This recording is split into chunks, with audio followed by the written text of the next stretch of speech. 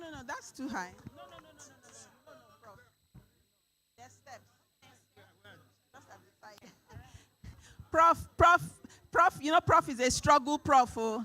He's not just an academic prof. Oh.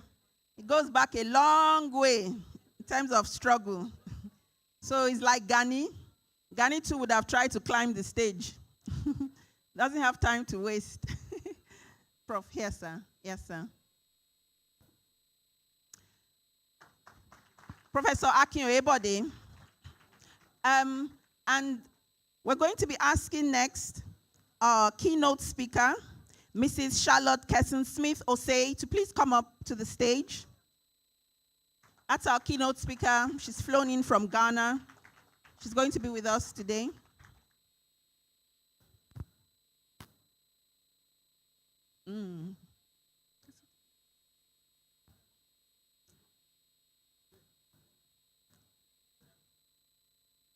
Next, we're going to be asking our discussant, and that's in the person of Commodore Kunle Olawunmi, retired, to please come up to the stage. Commodore Kunle Olawunmi.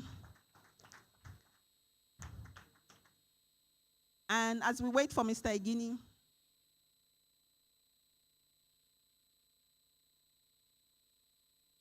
yes, if you could sit there. Commodore Olawunmi.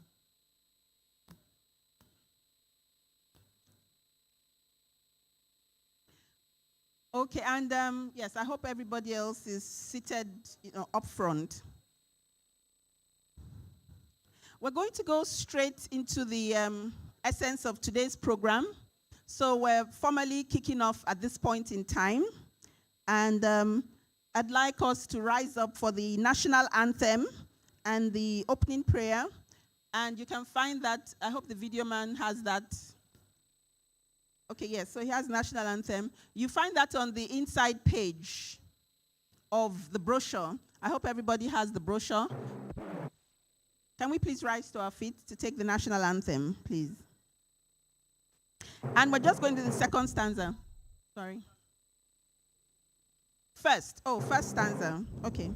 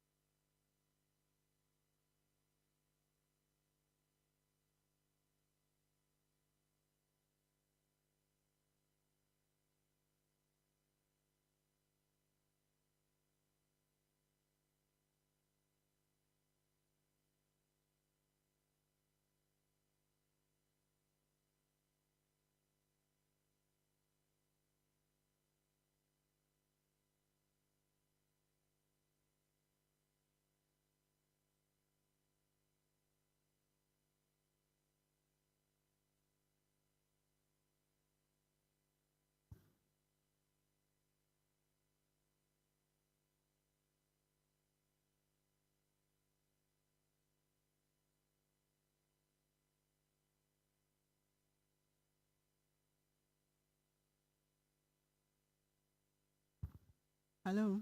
Okay, so the mic is back. Okay, thank you very much. Apologies for that, ladies and gentlemen, as we continue with the program. So I had recognized the presence of our chairman for today, Professor Akin Oyebode. I'd also spoken about our chief host today, Mr. Babajide Sanwo-Olu, Governor of Lagos State, and that he's been represented here by the Attorney General and Commissioner of Justice for Lagos State, Mr. Moyo Shore Onigbanjo, SAN. Mr. Onigbanjo, please. Okay. Of course, we also have our guest of honor, and I think the Chief Judge is coming in later. I think, yes. I don't know if there's a representative here. Oh, okay. A representative of the Chief Judge.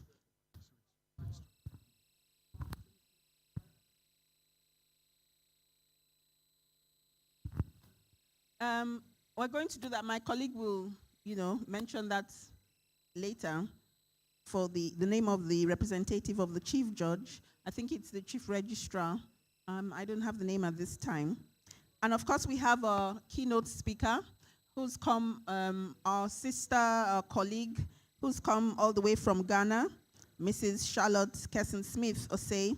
She's a former chairperson of the Electoral Commissioner of Ghana, former chairperson, the Electoral Commissioner of Ghana. Please give her a warm welcome again. That's our keynote speaker. And of course, you see that Ghana, sadly is one step ahead of us, that they actually have had a woman electoral commissioner, whilst we're still dragging behind with men.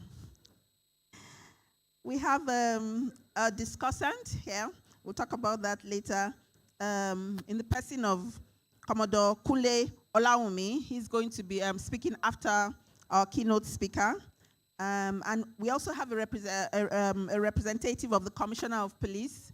We're going to be mentioning that later when my colleague Diko Ajayi comes up to give us the names of some of the other people that are here whom we need to formally recognize.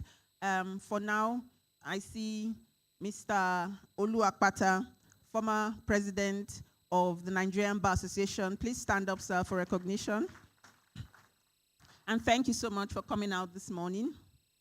So, Dipo, if you are ready, we'll move to introduce some of the guests, that are also here with us before we continue with the substance of the program itself. Dipo Ajayi.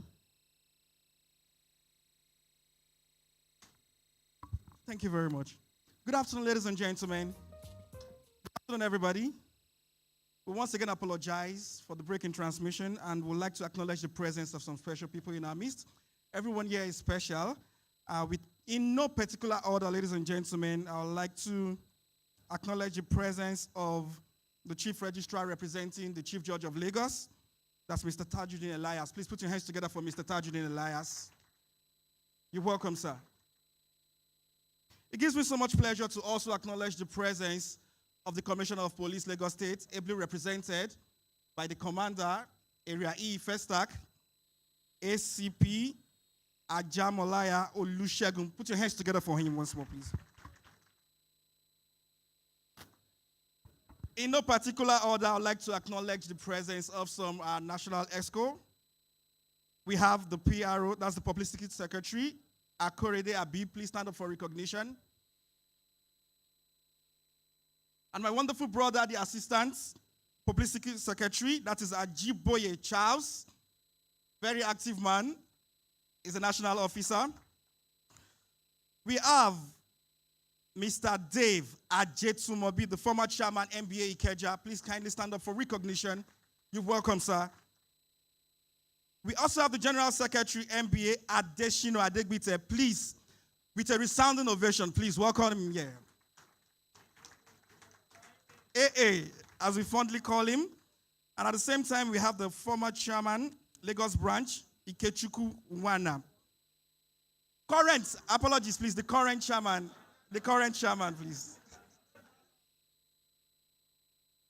The current chairman, apologies, please. We also have Dr. Adekunle Ojo, SAN. Please let the learned six stand up for recognition. We are happy to have you here. He's the former chairman, MBA Ikeja. We also have Dr. Roland Otairu. He's a detailed man. He does not like the Roland being called before the Otairo being called before Roland. Please stand up for recognition, please. Senior Advocate of Nigeria. At the same time, I also like to call a learned seeker I admire so much, Afam Osigwe. Put your hands together for Afam, Mazi himself. Thank you for coming, sir. We also have Victor Okpara, Senior Advocate of Nigeria. Put your hands together for him. We also have our wonderful person, Bartholomew Agwegbodo. Please kindly permit me the pronunciation. You're welcome, sir. We're happy to have you here. So without wasting much time, I would like to call on Mrs. Afyong so we can move on to the next thing on the agenda. White Charles comes to please help acknowledge those persons we have not acknowledged today as an MBA person. Put your hands together for Charles. In case you don't know him, he's the Assistant Publicity Secretary, MBA. He's a very powerful man. Put your hands together once more for him. He said you should clap for me. Clap for me now. Why? Is it because he's taller than me or he's more handsome? Thank you very much. I think he has sufficiently recognized quite a number of people. But whilst he was talking, I noticed that a former General Secretary of the Nigerian Bar Association also walked in, Deacon Dele Adeshino, Senior Advocate of Nigeria, Mr. Tobena Erojekwe, another past General Secretary of the Nigerian Bar Association and Chairman of many committees. We have Mazi Afam, Senior Advocate of Nigeria.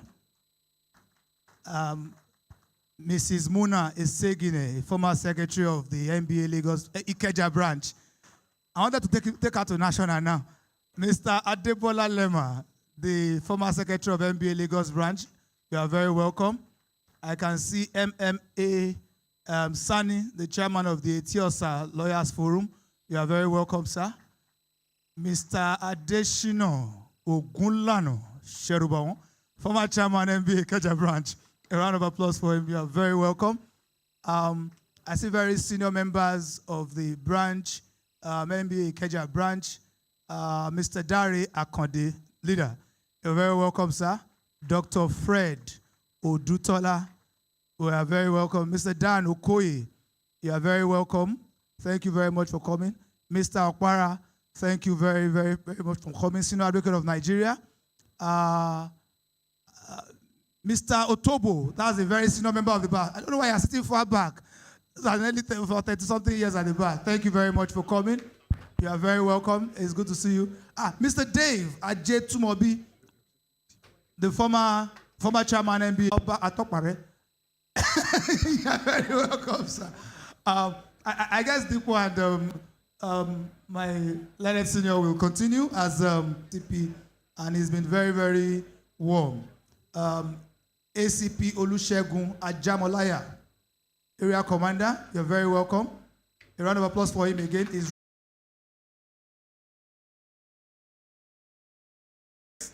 by the chairman, MBA Ikeja. In case you don't know him, he's a gentleman, a man of integrity, a man of intelligence, an innovative man, very handsome. Ladies and gentlemen, put your hands together for Mr. Oluwaseyi Olawumi as he comes for the welcome address.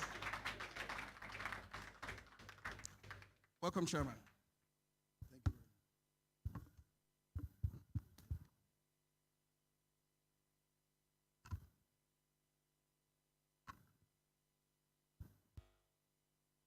The chairman of this occasion, our father in the law, Professor Akinyoye Bode, the chief host, Mr. Babajide Sanwo-Olu, the executive governor of Lagos State, ably represented by the Honorable Attorney General and Commissioner for Justice, Mr. Moyosore Onigbanjo, Senior Advocate of Nigeria.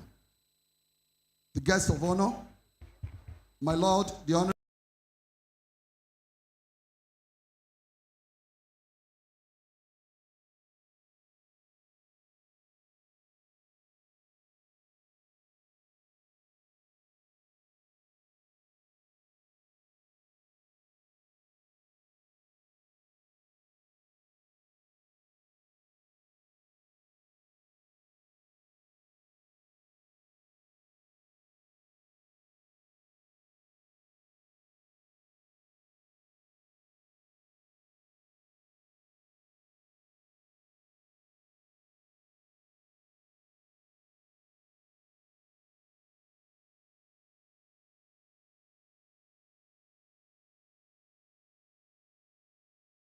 Wike, the Executive Governor of Rivers State, who is on his way.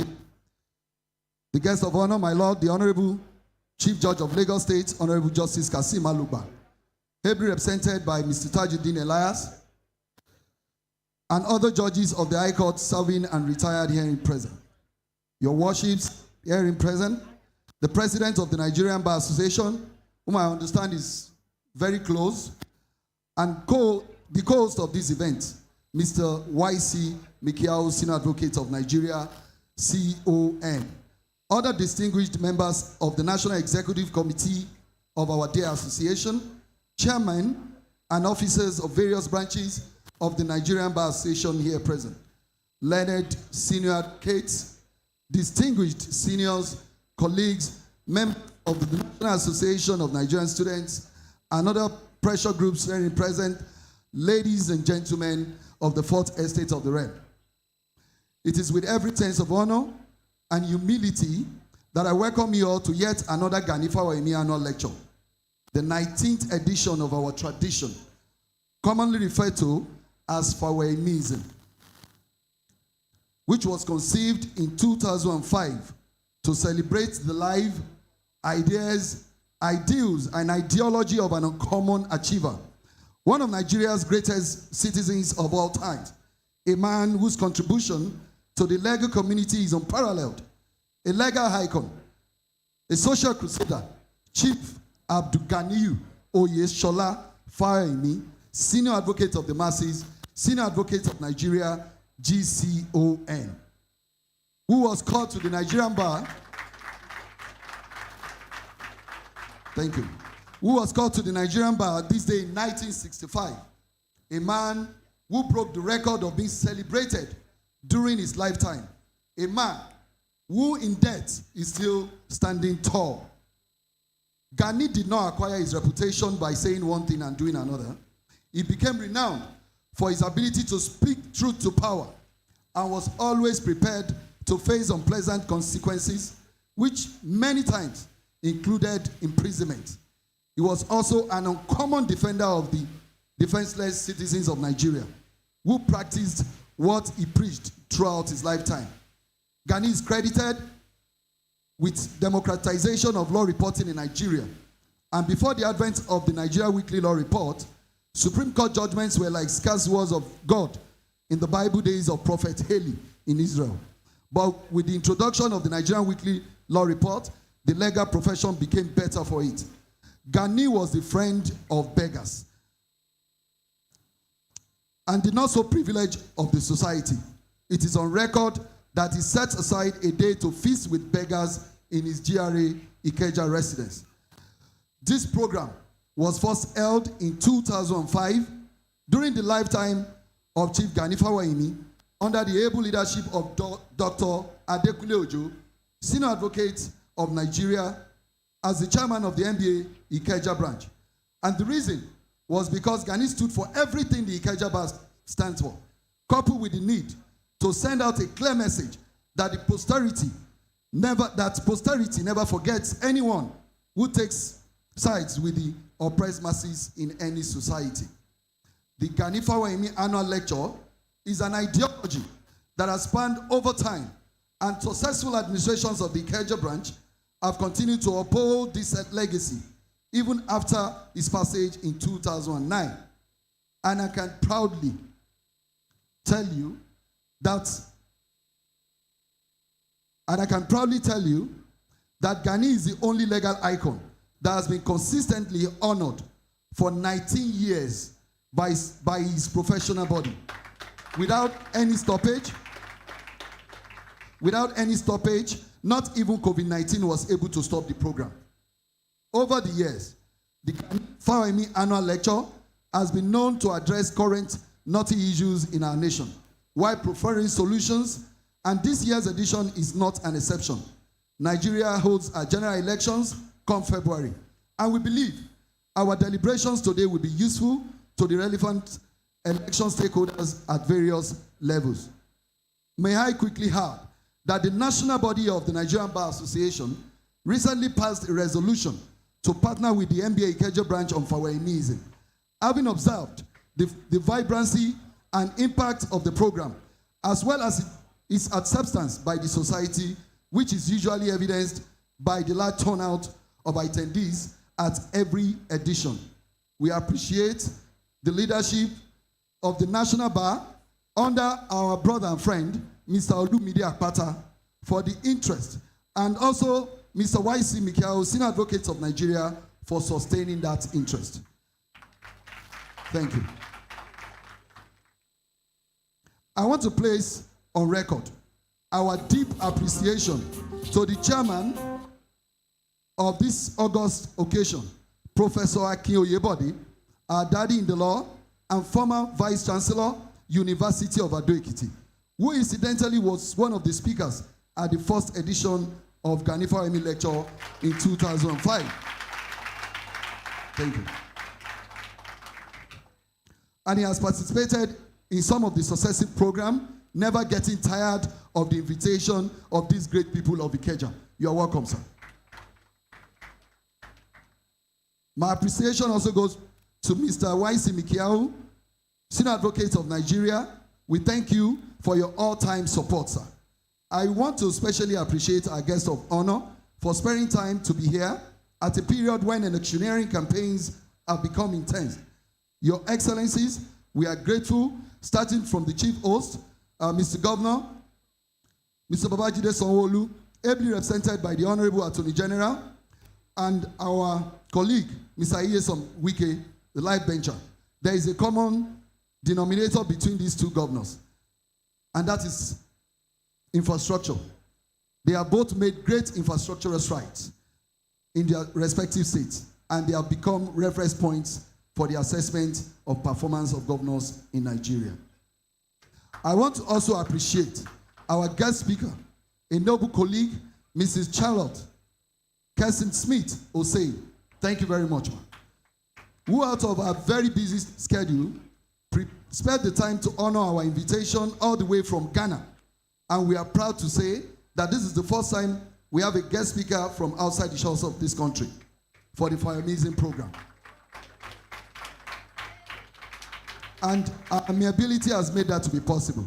Ms. Oseid is at home in Nigeria. She's half Nigerian and she has a secondary school. So Commodore Olawumi, retired, we thank you for coming, sir. A public affairs analyst and a commentator. Thank you, God bless you, sir. Ladies and gentlemen, I welcome you all once again, and I charge us not only to listen, but to ensure and adopt crucial, essential fruits of today's deliberation, even as our general election is fast approaching. Thank you all. I wish you a happy stay. Thank you, ladies and gentlemen.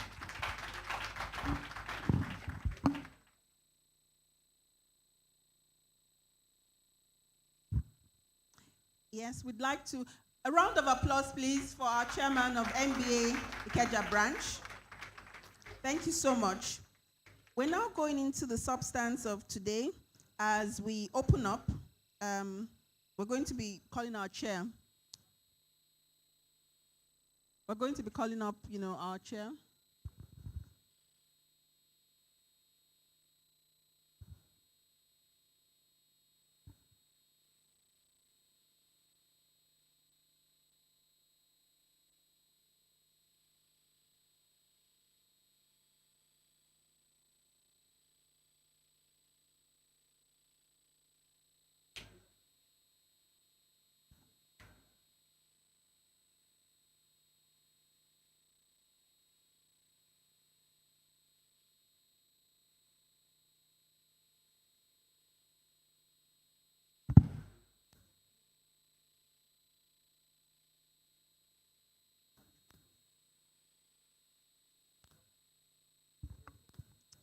Okay.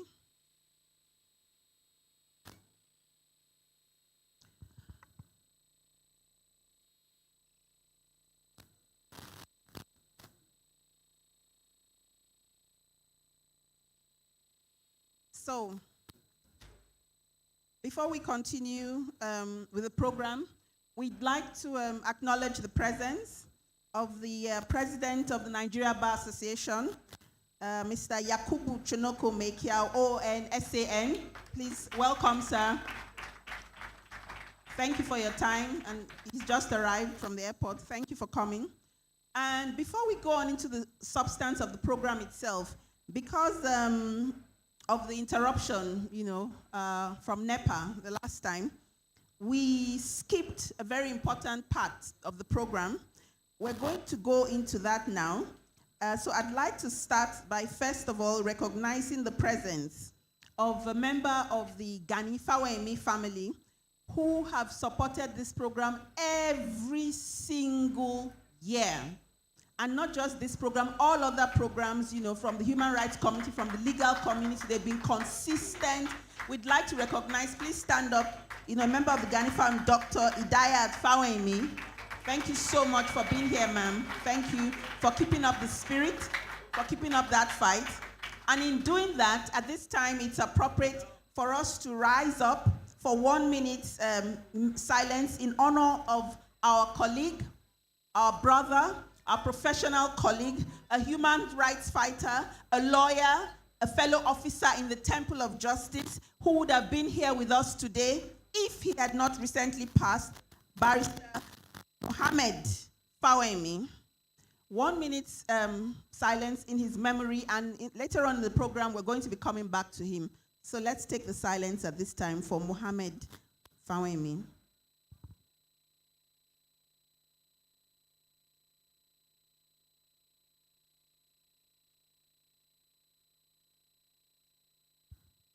May his freedom-loving soul rest in peace and rise in power. Thank you. Please take your seats. So now we go into the program proper by we've had the welcome address, from our host, the chair of NBA Ikeja, Sheyola. Now we're going to hear from the chairman of this occasion, our own Professor Akin Oyebode. Actually, Prof, if you want.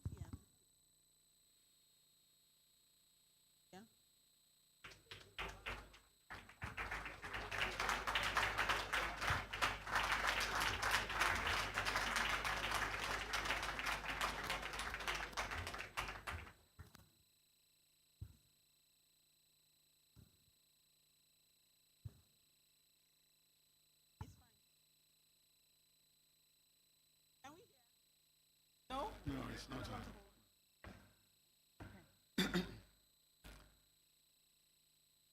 The members of what we call the Tiger Branch,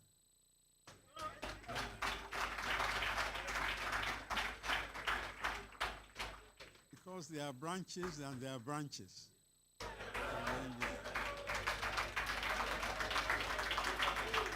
Luckily, I've participated in events anchored by other branches. Since my retirement from the University of Lagos, after 44 years of teaching,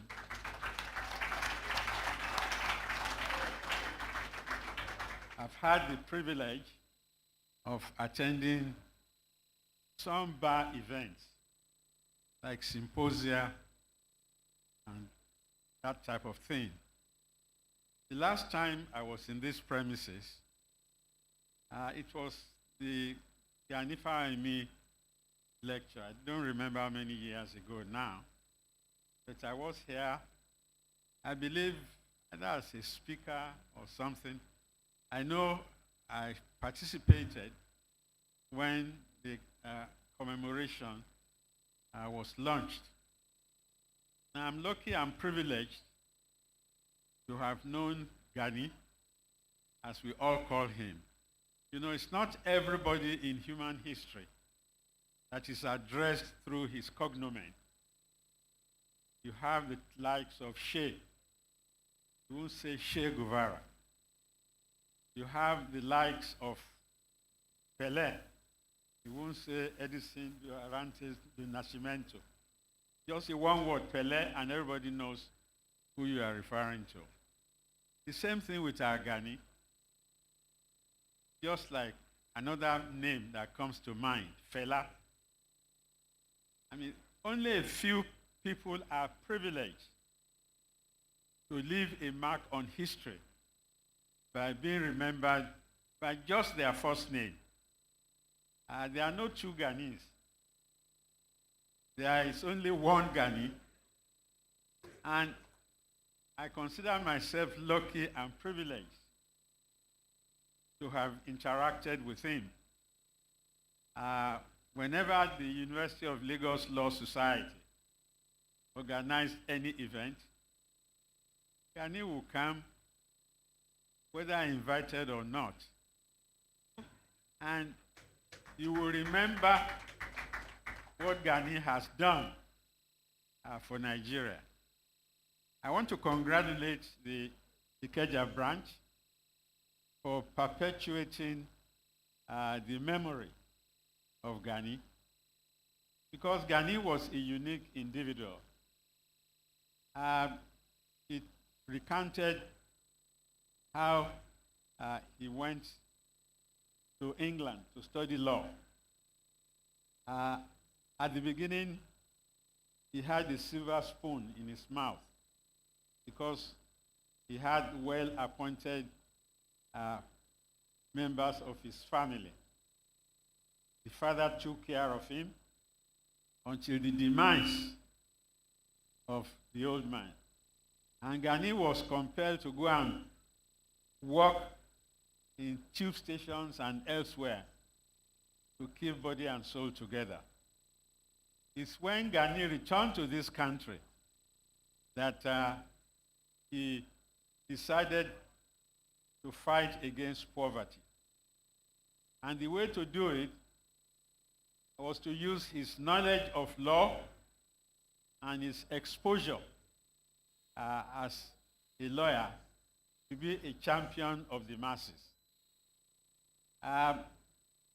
Although he was denied the silk for many years, the ordinary people of Nigeria rewarded him with the title of Senior Advocate of the Masses. And the Nigerian state felt so guilty, they had to make recompense for their malevolence. I remember we had an event in Gani's chambers. It wasn't a birthday. I remember I was to deliver his 60th birthday lecture. But I told Gani that it would be better to have a brain's trust, that he was more than somebody to be celebrated by one lecture. So that event passed. But we had a unique occasion. I'm aging, so I don't remember things well enough. But in his chambers in Anthony Village, you had people like Michael Imodu who came. Then the Nigerian left was there, well represented. And in the middle of the proceedings, a contingent of security persons came to disrupt the celebration because they came to arrest Gani. I don't know what he did because I questioned the head of the contingent, who happened to have been one of my students at the university. I said, look, is that what I taught you in the university? He said, apologies, my Oga. I have a job to do. I'm just carrying out my duties. Because I was outraged by the fact that some undercover policemen will come and arrest the beloved Gani Fawehinmi. They took him away from our company and took him all the way to Gashua. And when he came back, Gani narrated how it appeared that the flies in the Gashua prison were specially bred to torture recalcitrant Nigerians. I don't know how many times Gani was incarcerated. I think he mentioned, I was at an event where he said he had been detained up to 60 times. But Gani, he had an indomitable spirit. You could not overhaul him. And the chairman of this branch reminded us about the Nigerian National Weekly Law Report. Before Ghani's law reports were the prerogative or the preserve of a few lawyers who brought their copies to court and sometimes lent those copies to judges who might not have seen the judgment. Gani succeeded in democratizing the legal profession. And not only that, Gani made sure that 2 free copies every week of the Nigerian Weekly Law Reports were delivered to the University of Lagos Law Library. And when I became Dean of Law in the then University of Ado-Ekiti, Gani made sure that 2 copies of the law reports every week were delivered to the library of that university. I can't extol the virtues of Gani too much, but I want to recall the scholarships that he awarded to children of the poor, because he believed, like Marx pointed out, that the liberation of the masses is the only measure of all intellectual activity. Gani did not hoard his knowledge. And like I said, he made a mark, an indelible mark on the history of the legal profession. Those of us who are lucky to have witnessed Gani address court proceedings, you would think that the roof was going to fall on us, because Gani could use 4 different words to describe just one phenomenon. And he had the gift of oratory. And a lawyer that can't speak in court, that can't arrest the audience, I think is in the wrong profession. Some of my siblings are lawyers. In fact, we have 11 lawyers in my family, because we also tend to marry lawyers. When you add our wives to our number, about 11. But most of them are not advocates. They are solicitors. If there was something called Senior Solicitor of Nigeria, some of them should have qualified. My own son, who is a partner in one of the top law firms in Lagos, is a solicitor. Although he's a member of the New York Bar, you could say that he wears 2 hats. But I recall that when he was in the university, he belonged to the Gani Fawehinmi chambers. I was so proud of him. My daughter, who is also a lawyer, he belonged to Kayode chambers. So there are 2 different legal personalities. Kayode, the inimitable jurist, properly dressed and with a gift of the gab. You know, he read his law in Trinity College, Dublin. And TCD left a mark on Kayode. Gani went to London, didn't go to Trinity College. Although they are distinguished alumni of Trinity College, including Chukwudifo Oputa, and also one-time Minister of Foreign Affairs, Jaja Nwachukwu. Jaja Nwachukwu, in fact, won a gold medal for oratory at Trinity College. So if you are looking for areas where we need help from abroad, definitely not law. Because as early as 1886, we had Sapara Williams, who was the first Nigerian to be called to bar. From the eastern part of the country, you also had a distinguished lawyer who was admitted in 1937, There are so many distinguished lawyers, even in this small assembly. It's not every branch that we invite the president of the NBA, and the president of the NBA will fly down out of regard for not only Gani, but also for the image of the Ikeja branch. You have here the Attorney General and Commissioner of Justice in Lagos State. You have I see different sons. I will tell you something that you might not know.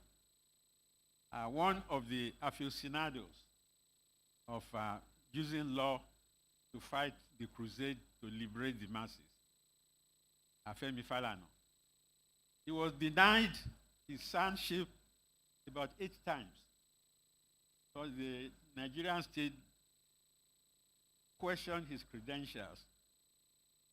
He was too leftist to be accorded that particular title.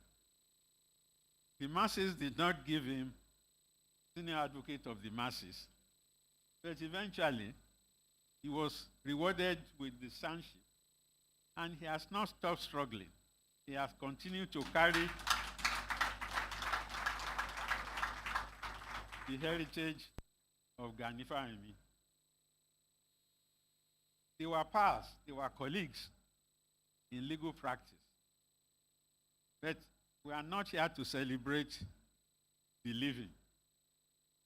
We are here to celebrate and acknowledge the irrepressible Gani, who was a lawyer of lawyers. Because, as I said, it's not every lawyer that can do what Gani did. Even if you are a senior advocate, which is the highest accolade in practice, you might fear to work where even angels are worried to transgress. I want to welcome you to this august occasion. It's something that the Ikeja branch does every year. 15th of January is not only the day for the remembrance of the Nigerian military, those who sacrificed their lives, but anybody who is part of the cognoscenti of the progressive bar will know that January 15th is a day to recall the exploits of this irrepressible, indomitable legal pugilist.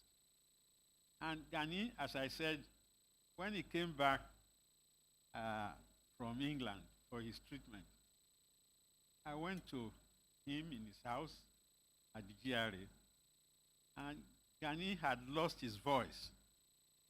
He was just managing to talk.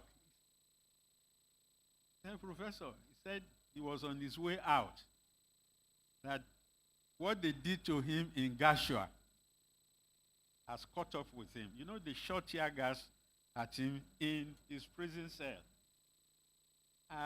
Anybody who has experienced the uncivility and wickedness of the Nigerian security apparatus, Femi is here, he can attest to when Beko and himself were taken away by the security people.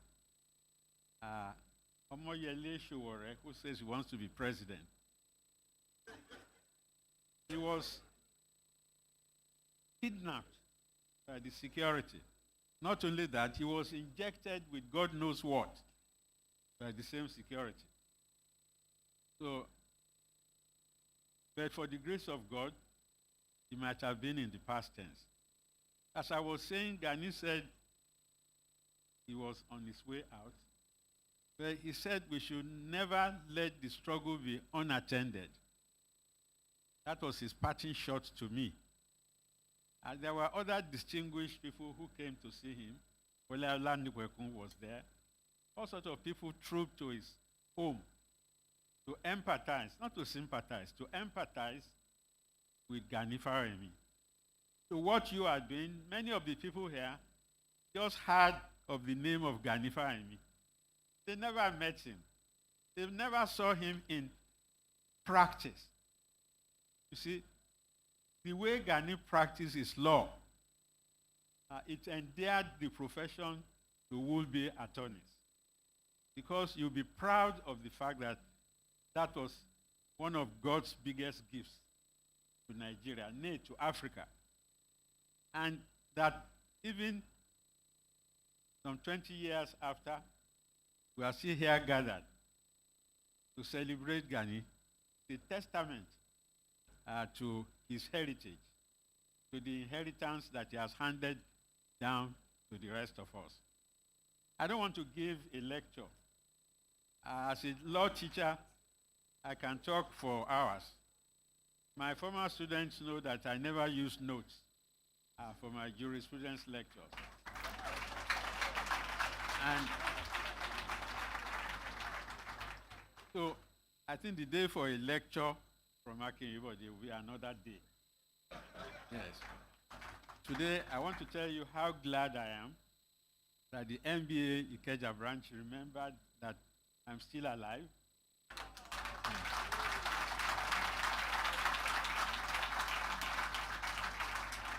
I mean, they got my number and just called me and said, Prof, so. They went through intermediaries. The newly minted professor in Unilag, Benga, who was the intermediary, said the Ikeja branch had been looking for me, that they have news for me. I said, what's the news? He said he will not break the news, that they will break the news to me themselves. Once they said it was Gani Fawehinmi annual lecture. Well, everything had to pass.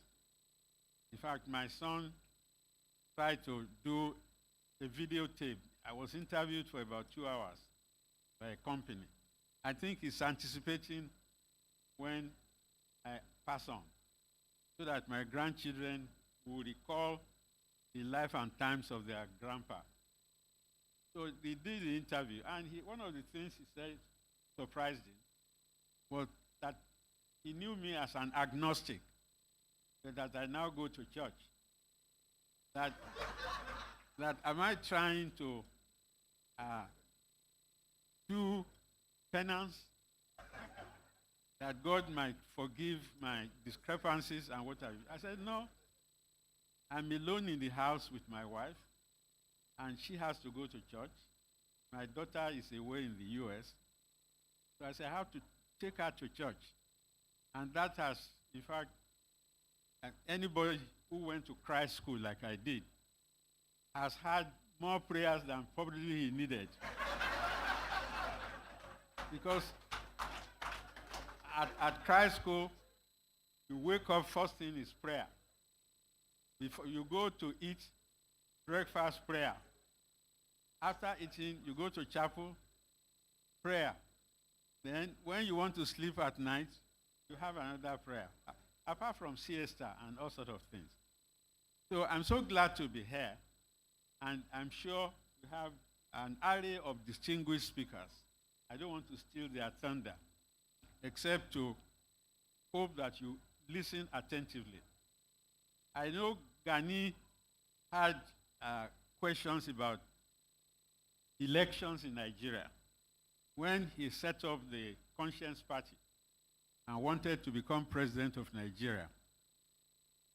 His votes were few and scanty. Not that Nigerians didn't like Gani, but they thought, no, he can't play that game. The game that politicians play, that's part of what we are to explain here. I'm surprised that the politicians who are seeking office in another 4 weeks or thereabout, that they are not here to listen to what will come out of these proceedings. We have my former student, Igini, who is to discuss the lead paper. We have to learn from the experience of Ghana. Ghana is a country where the opposition had defeated the ruling party long before it happened in Nigeria. And when it happened here, I was on national TV saying that we are playing catch-up because what we are relishing and congratulating ourselves, Ghana had done it 3 times. And right now, they are even asking for new elections. And they are very circumspect in Ghana about electing their leaders. Some of the leaders went to Oxford. Lawyers who have studied their craft in Oxford, you know, you don't treat them lightly. It's not like here where we continue to debate whether our president in fact had the school certificate. You know, but I must say the president has matured considerably. It's only at the exit, towards the exit of his tenure, that we are seeing that he had grown up a lot. Because when he speaks now, whether written or spoken, you could see that he has a touch of panache with his submissions. But today we are privileged to have the lead speaker from Ghana, who was in the Ghana Electoral Commission. I remember my colleague must have worked under her, who went to join the Ghana Election Commission when she left Nigeria. But we are lucky to compare notes, because I always say the Ghanaians, a smaller country, but when you go to Ghana, you see that the Ghanaians, they carry themselves with a lot of class and style. Even at the airport, see how they organize themselves. Things are pretty well organized in Ghana. So I would personally want to listen to what our lead speaker is going to say. But we have discussants too who have paid their dues. Some of us have been election observers. My last effort was in Madagascar. I went to Madagascar as an election observer. And the chairman of their committee told me that he has been in Nigeria and he had discussed with the chairman of INEC. I said, did we pass any lessons to him? He said he would not want to disclose security matters. What I'm saying is, whatever happens in Nigeria is of utmost interest to the rest of the world. It does not require the British High Commissioner to tell us how important our country is or how the world is watching how our elections will go. But Nigerians are incurable optimists. We believe that everything will work out. I think we have to wash all this optimism with some cynical acid. Because from what we are seeing on TV and what we are reading in the newspapers, I think our roads this year will be rough. And if we are lucky to get away with it, we should thank the Almighty. Once again, I welcome you to this proceeding.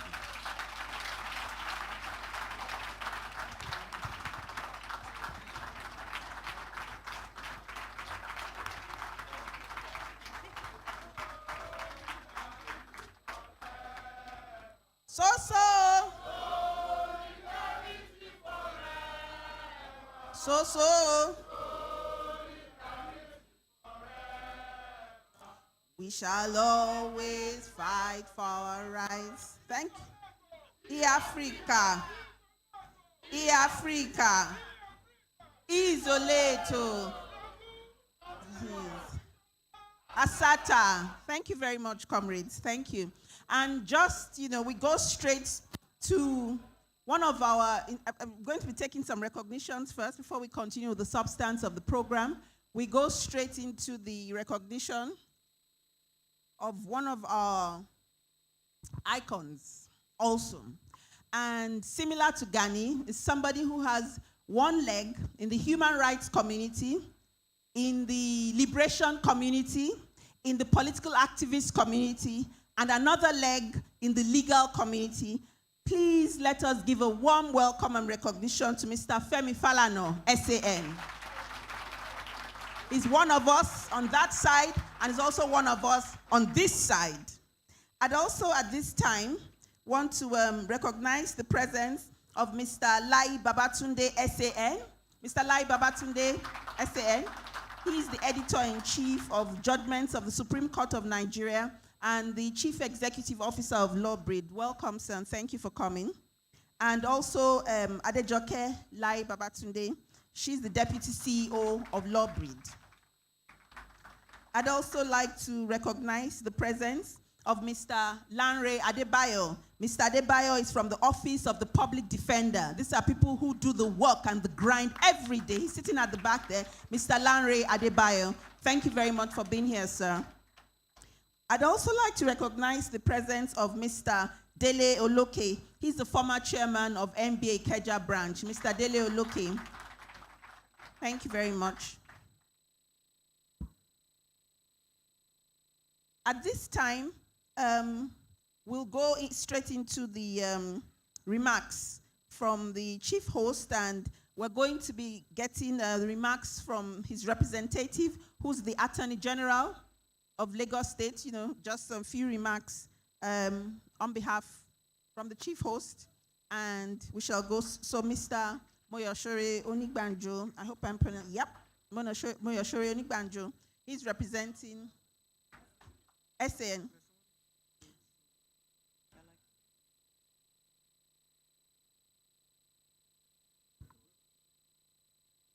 Yes, and just before Mr. Onigbanjo comes to speak to us, just some short remarks, seems we caught him off guard. I'd also like to recognize the presence of Mr. Mojid Ajao. He's the Managing Director of the Nigeria Law Publications Limited, Mr. Mojid Ajao, and they're publishers of Nigeria Weekly Law Reports, you know, which most of us use, you know, in our work, and they've also made the donations. They also make the donations to this event. So thank you very much, sir, for being here. So at this time, we'll hear a few remarks from the Attorney General. Welcome.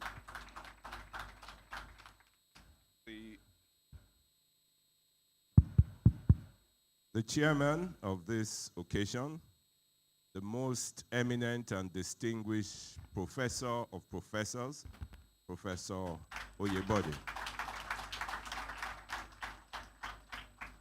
The guest speaker, all the way from the country that likes to teach us one or two things, even in the field of soccer. You are very much welcome. The representative of the Chief Judge of Lagos State, ably represented by the Chief Registrar, Mr. Elias. The president of the largest bar, the most vibrant bar in Africa. I recognize you, sir. The former president of the Nigerian Bar Association, my brother and friend, Mr. Olumide Akpata. The general, I see the general secretary, Mr. Femi Falana, Deacon Adeshino, so many past chairmen, and so many members of the bar. I see my own chairman there of the Lagos branch, and members of the, perhaps one of the most formidable branches of the Nigerian bar, the Tiger branch. I greet you all. Mr. Babajide Shola Sanwo-Olu, the governor, sends his apologies for not being able to grace this occasion this morning to pay deserved respect to our beloved icon, Mr. Gani Fawehinmi, SAN. This event clashes with Chief Gani Fawehinmi, SAN. This event unfortunately clashes with some other functions, but he has sent me instead to represent him. Anybody who has practiced law in Nigeria or even lived through the era of military regime in Nigeria cannot but know the name Gani Fawehinmi, cannot but know what it stands for in the struggle for democracy. He stood in the line and he led the battle against the military dictators then until we had democracy. Even when we had democracy, he didn't relent. He stood firm and resolute against anything that represents bad governance. He was a foremost critic. He was resolute. He never compromised for 1 minute. And even though if he was your friend, but the minute that you stepped out of line, then it will really speak to you. So he spoke truth to power without having any fear. So today, it is only fitting that we are all gathered again for the 19th occasion to recognize this icon. I look forward to listening to the speaker, and I'm sure the discussants would also make worthy contributions to the topic under consideration. Very topical, particularly seeing that our election, our general election, and several other state elections comes up in a couple of weeks' time. And so I commend the chairman of the Tiger branch and all their members for this topical paper that will be discussed this morning. And I wish you all fruitful deliberations. Thank you very much.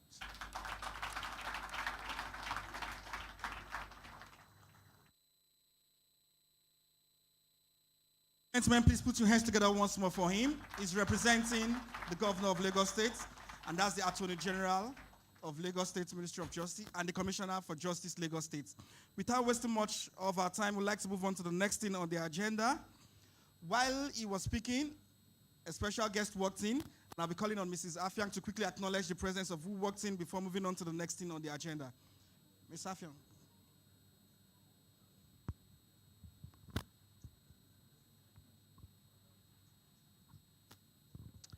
Thank you very much.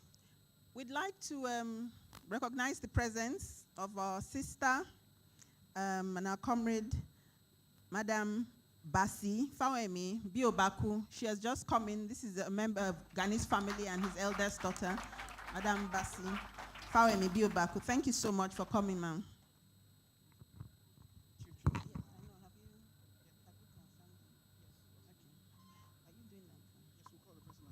Right about now on the agenda, ladies and gentlemen, we'll be calling on the representative of the Chief Judge of Lagos.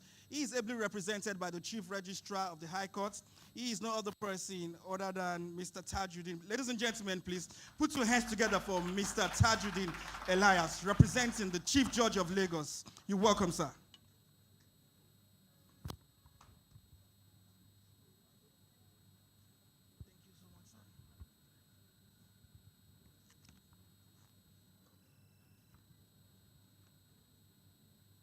Mr. Governor, Mr. Babajide Sanwo-Olu, ably represented by the Honorable Attorney General and Commissioner for Justice, Mr. Moyosoroni Banjo, Senior Advocate of Nigeria, the chairman of today's event, our distinguished professor,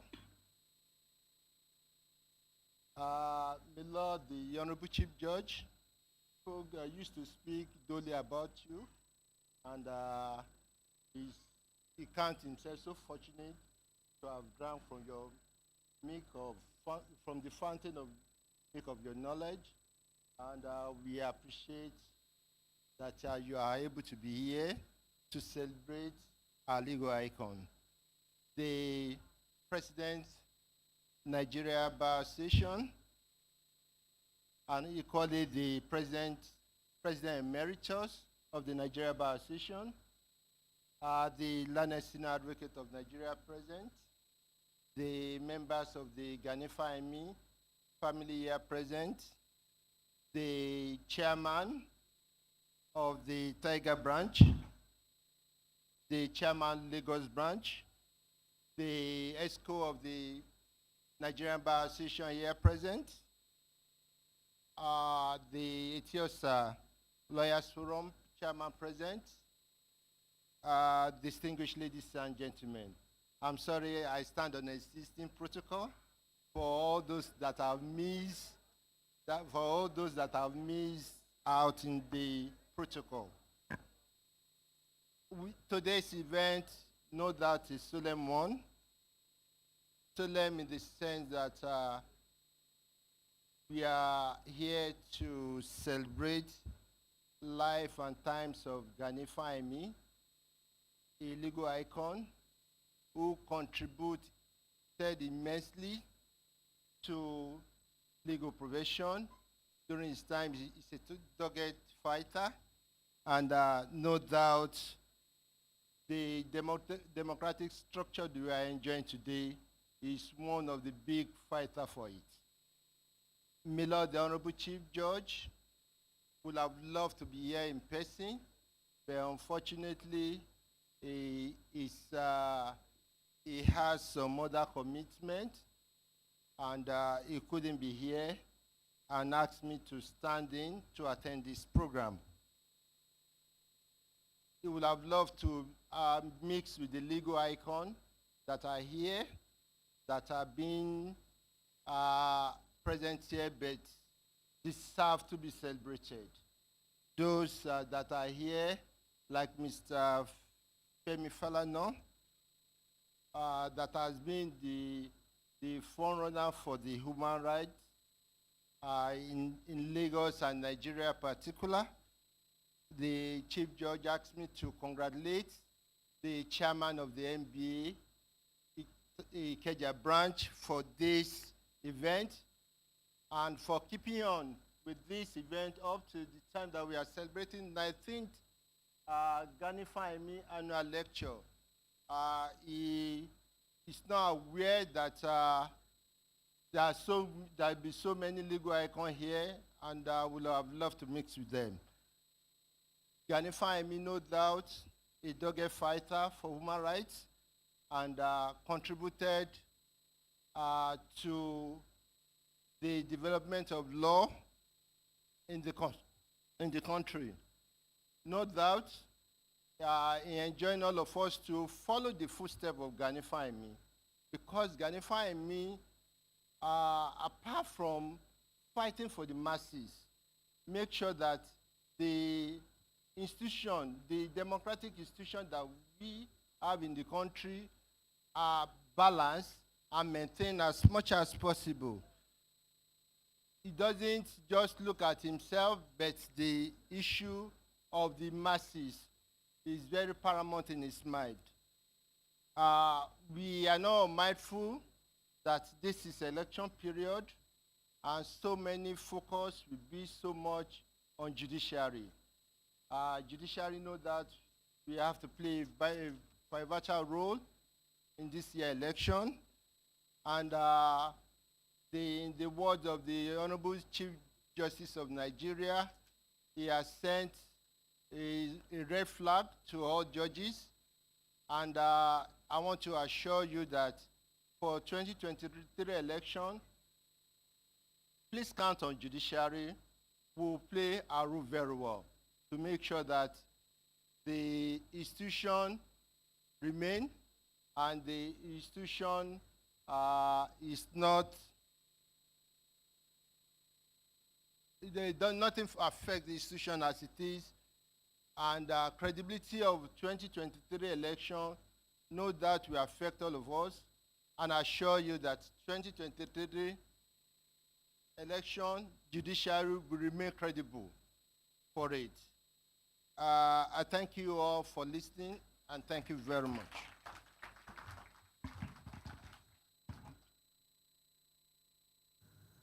Thank you so much, sir. That's the Chief Registrar representing the Chief Judge of Lagos. Ladies and gentlemen, please put your hands together once more for that remark. In case you don't know, this program is also streamed live. Please, you can kindly showcase the link and the password for persons to join online. And while online, we'd like to acknowledge somebody who joined virtually. That's Dr. Muiz Banires, Senior Advocate, is the Chairman Planning Committee. Please, let's put our hands together for the Chairman. And at the same time, we also like to acknowledge the President of the Law Students Society, UNILAG. Can you please stand up for recognition? Law Students Society, UNILAG, you're welcome. Students will always be students. This time around, we'll be calling on a wonderful person for his own remark. He is no other person other than YC Mikhail, OON, Senior Advocate of Nigeria, and that's the president of the bar. Put your hands together. In fact, the largest bar in Africa. Put your hands together for Mr. President, please. Just keep clapping until Mr. President is through. Just keep clapping. Keep clapping. You know, when you see a very handsome and intelligent man, he's a lover of the people, and to have him in Lagos on a Sunday. Thank you very much, sir.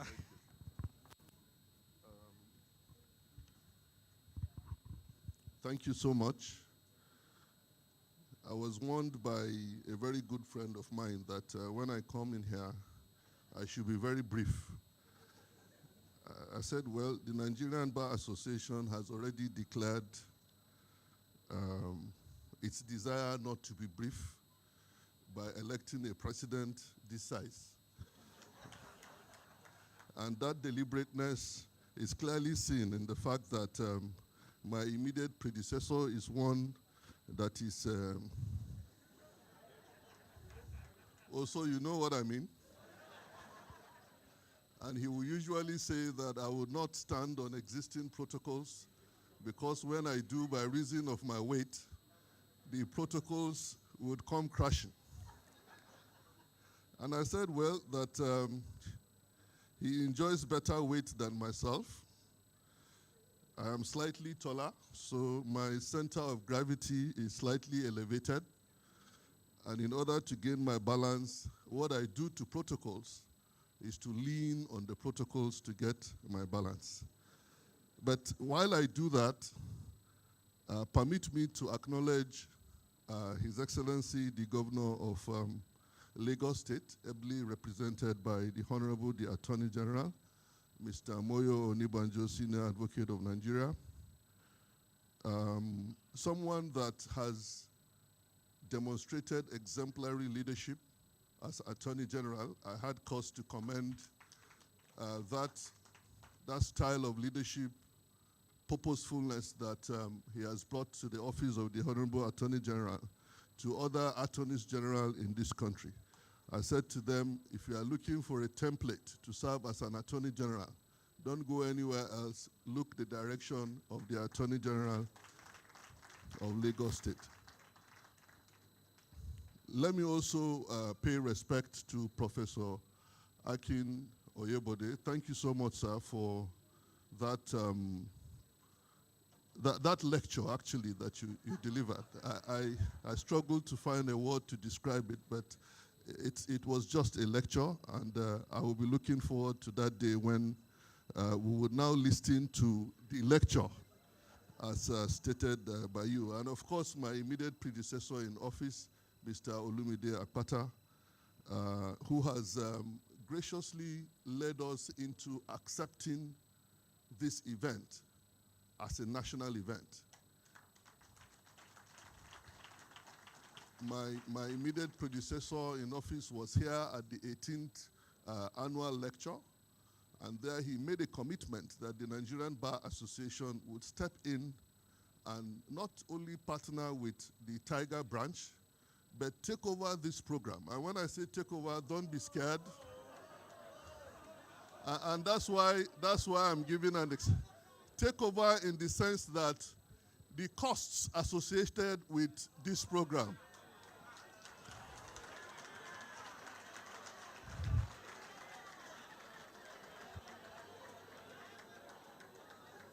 would be borne by the Nigerian Bar Association at the national level.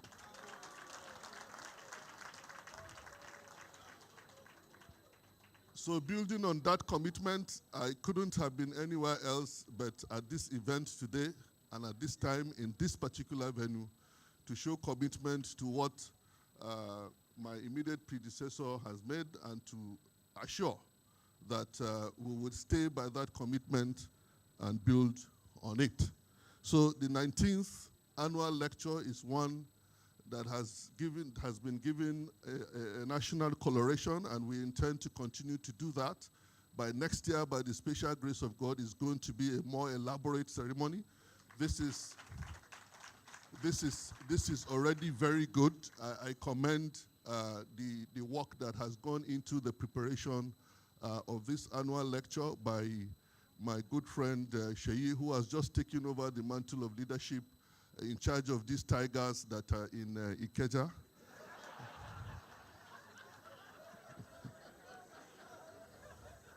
We are very proud of you. And so I apologize that I walked into this meeting late after the meeting had started. That is not a way to honor Chief Gani Fawehinmi. I was in Maiduguri yesterday, had to come back to Abuja late in the evening, and body no be iron. I had to rest a bit before coming. So I apologize that I walked in here late. We had a slight delay with our flight. Now I welcome you all to the 19th edition of the Chief Gani Fawehinmi Annual Lecture. I thank the Ikeja branch of the Nigerian Bar Association for according me the honor of being the host of today's program, actually the co-host, being held in honor of a phenomenal lawyer, one of the great legal minds that ever emerged from the Commonwealth. Before I proceed, permit me to commend the Ikeja branch for sustaining this series of very important annual lectures over the years. The branch has rightly earned its much-deserved appellation as the Tiger branch, and you all deserve a pat on the back for this laudable achievement. While Gani was privileged to have been alive to witness the first 5 editions of the lectures, the last 14 have been held in his memory and in his honor. This itself is telling for a program of this nature, not only to have outlived the person in honor of whom it is being held, but to continue to wax stronger year in, year out is a testimonial to the exemplary life Gani lived. If Gani were to be alive today, the legendary senior advocate would have been 85 years old.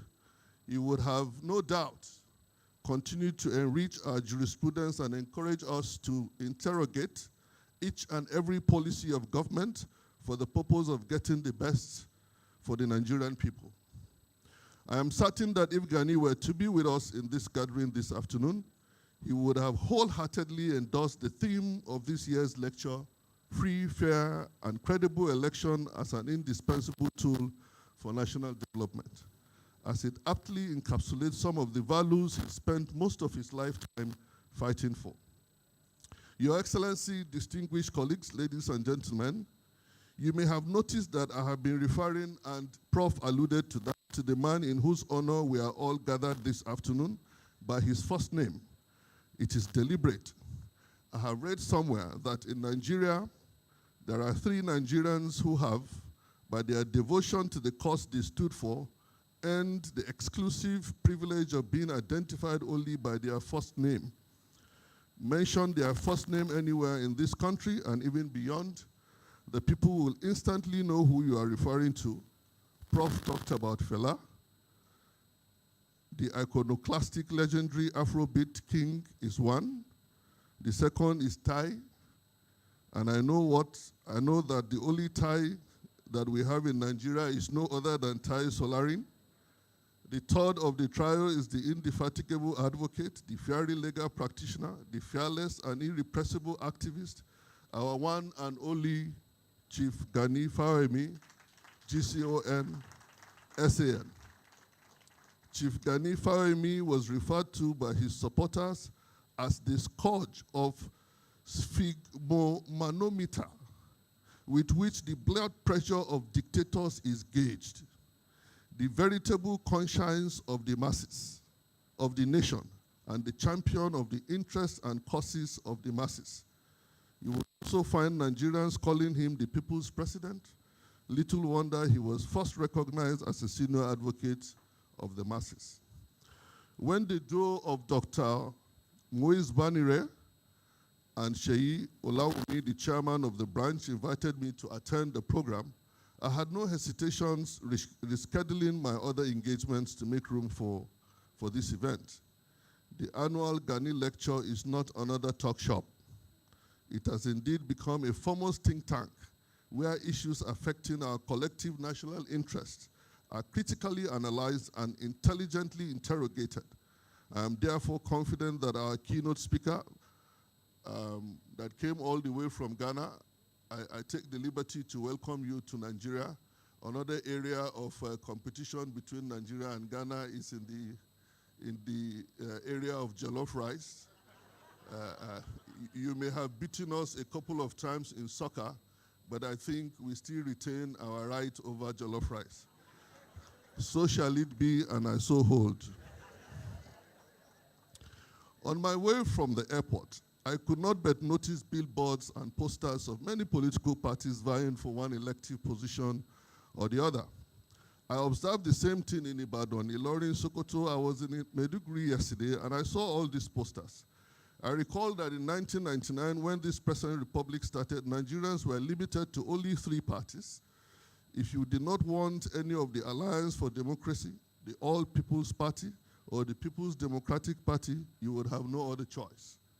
Distinguished ladies and gentlemen, today when Nigerians celebrate the freedom to join any political party of their choice, what many of us, particularly the younger generations, who are likely to be having the first shot at the election in a couple of weeks might not know, is that freedom is one of Ghani's legacy gifts for generations yet unborn. Today, Nigerians are spoiled for choice when it comes to political party, with no less than 18 candidates vying for the exalted office of the President of the Federal Republic of Nigeria. You may recall that in 2002, the Independent National Electoral Commission issued certain guidelines to regulate registration of political parties in the country. The guidelines imposed certain conditions on associations that wanted to apply for registration as political parties. Ghani's National Conscience Party was one of the associations that applied, but was on the basis of the guidelines denied registration by INEC. Balarabe Musa's People Democratic Party was as well as Movement for Democracy and Justice also denied registration. As usual, the irrepressible Gani went to court, and this led to the case of INEC and Balarabe Musa and 4 others. You all remember what the Supreme Court said in that case. So political parties are essential organs. Ayola JSC said so in the lead judgment. Organs of democratic parties, they are organs of political discussion and of formulation of ideas, policies, and programs. Plurality of parties widens the channel of political discourse, engenders plurality of political issues, promotes the formulation of competing ideas, policies, and programs, and generally provides the citizen with a choice of forum for participation in governance, whether as a member of the party in government or of a party in opposition, thereby ensuring the reality of government by discussion, which democracy is all about in the final analysis. Unduly to restrict the formation of political parties or stifle their growth ultimately weakens the democratic culture. This is one of the many legacies of Gani. He lived and worked for democracy. The least we can all therefore do to immortalize such a legend is to ensure that those democratic ideals and egalitarian principles which he fought are not compromised. As members of the Nigerian Bar Association and as patriotic Nigerians who cherish the memory of Gani, it is our duty to ensure that the forthcoming elections are free, fair, and credible. That is the least we can do to honor Gani, our unforgettable hero of democracy. In my inaugural speech as the 31st President of the Nigerian Bar Association on the 26th of August 2022, I did say that the ultimate outcome of the election will largely depend on the interface between the bench, the bar, and the political gladiators. As members of the legal profession, serving either on the bench or at the bar, we owe Nigerians sincere and honest participation in the process. We must do all that is legitimately within our abilities, motivated by the desire to serve the cause of justice, to ensure that the relevant laws and rules properly interpreted and applied remain the guiding principles for our involvement in the process. Beyond ensuring free, fair, and credible elections in the forthcoming elections, we should work towards improving the democratic process in Nigeria. Gani worked to ensure that we have more political parties to choose from. We can take it a notch higher by seeking to provide for independent candidacy. Most of us are aware of what happened in the last primaries that we saw across the political parties. And it is from this flawed process that candidates have emerged from whom we must select our next leaders. Apparently, you do not have any choice. And what I describe Section 221 of the Constitution, and with due respect to the framers of that Constitution, is that there is a fraud being committed on the people of this country. Fraud in the sense that we don't pay any attention to how we produce our candidates. And you cannot contest election unless on a platform of a political party. We all know what goes on in these political parties, so that way we don't get the best of us to emerge as candidates for us to choose at the general election. We pay attention to what happens at the general election, but in the process of producing the candidates, we look away, and so whatever they produce, that is what we are limited to in terms of our choice. I think that is a fraud that is committed on us. The only way we can break away from that is to pursue constitutional amendment to say, okay, the best of us is the person we want to contest for this office.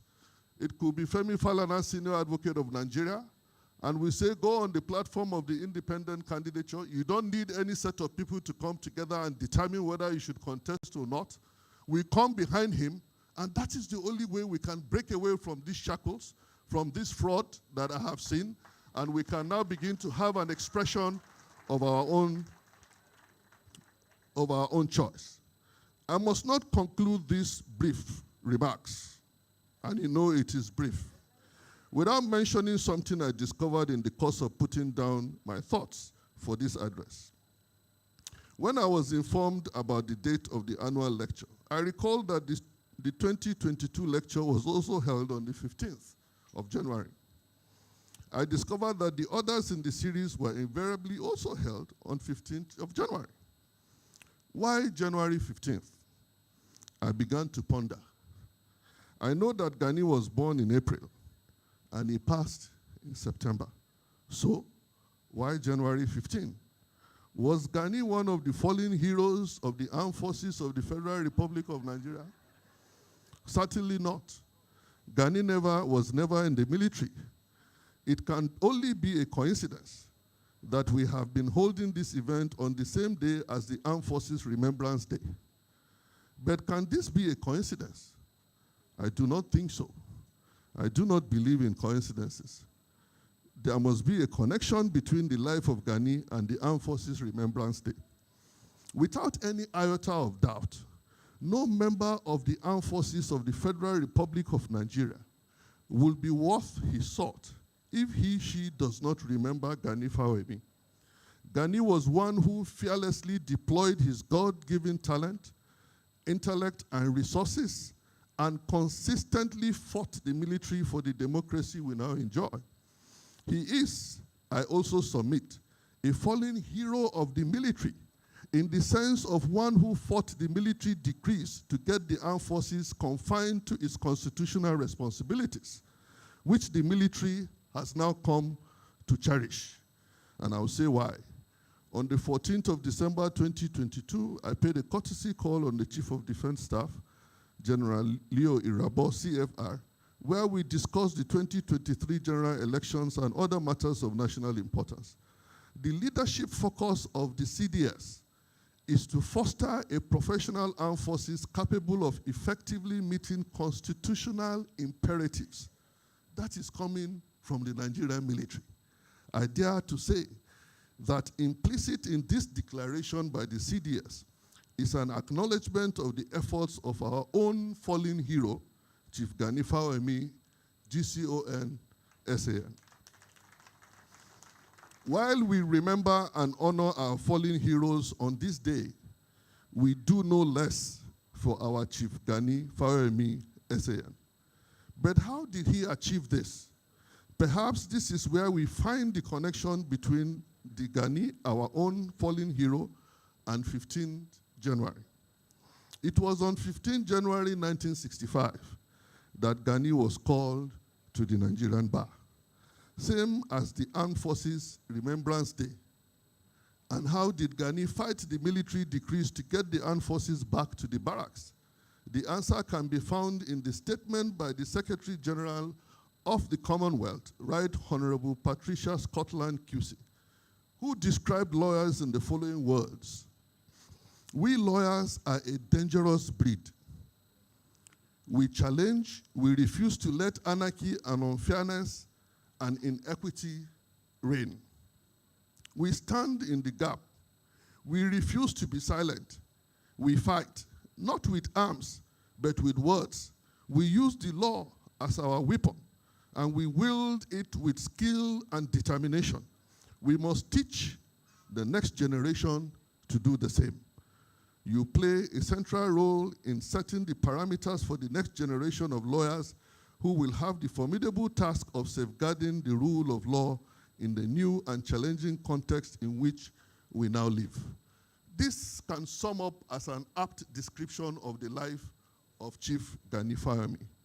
What a way to celebrate the man who, from the day he became a lawyer, did nothing else but to concentrate on the pursuit of justice, using the instrumentality of the legal profession and observance of the highest ethical and professional standards.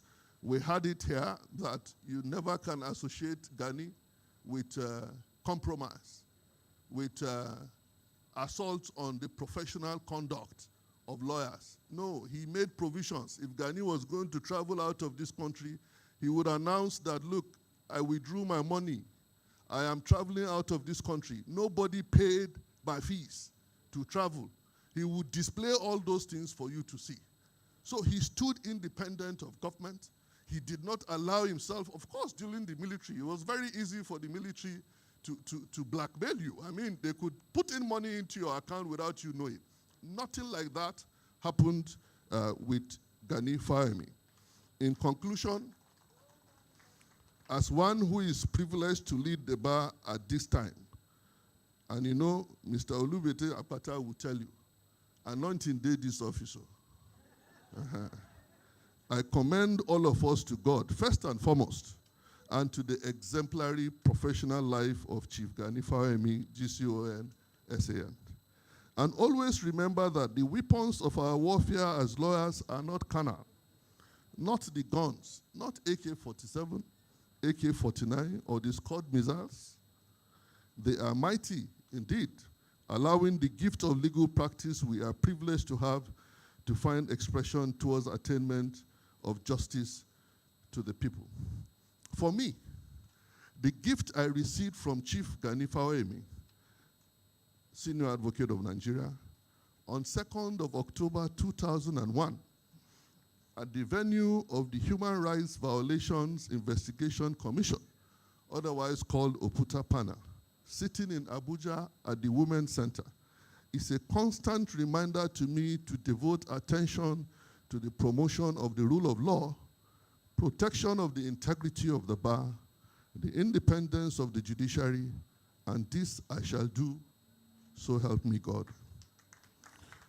On that day, Chief Gani gave me an autographed copy of Part 665 of the NWLR, where the case of Fawehinmi and IGP was reported. Those who were with me yesterday until past midnight looking for this law report in my office in Abuja, we couldn't find it. I almost was going to say, without this gift that I so much cherish, I won't come.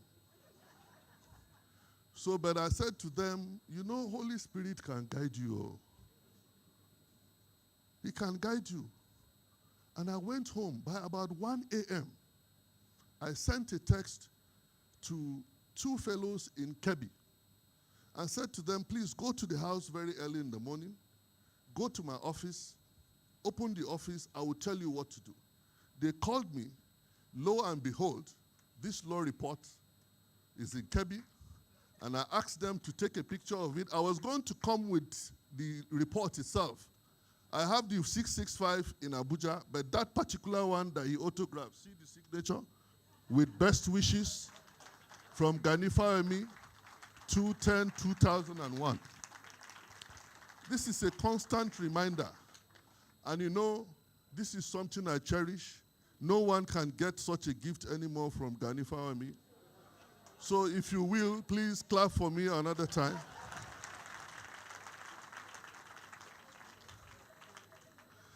May I therefore congratulate Chief Gani Fawehinmi, GCON, SAN, on the posthumous 58th anniversary of his call to the bar. I thank you all for listening. I wish us all productive deliberations in today's lectures. Thank you very much.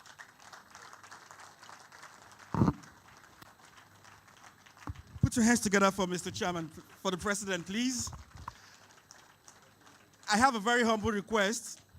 Will Mr. President give me a copy received from Gani Fawehinmi?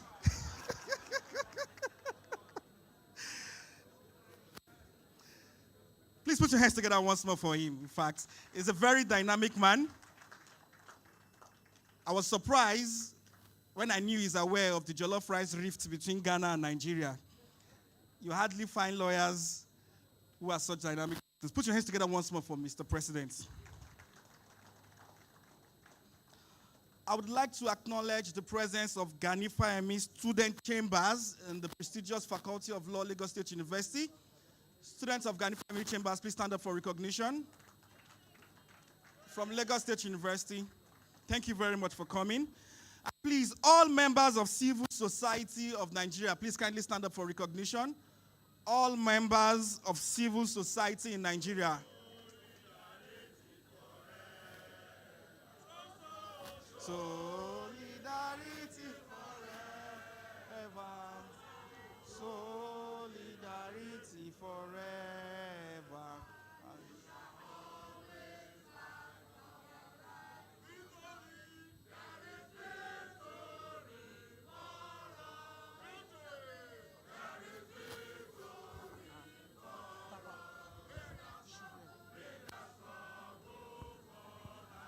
Very soon. Thank you very much. Thank you, thank you, thank you. Thank you very much, ladies and gentlemen.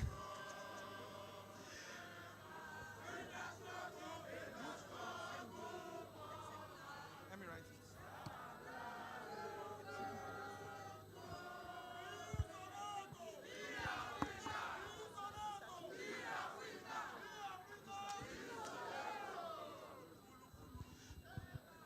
I would like to also acknowledge the presence of Mr. Chukwuka Obiason, that is ex-MBA Lagos. Obikwazom. Please pardon me for the pronunciation. Ikwazom. Put your hands together for him. Yeah, without wasting much time, we'd like to move on to the lectures, and I'll be calling on my learned colleague, a senior learned colleague, to come call those who are going to be taking the citations of the speaker.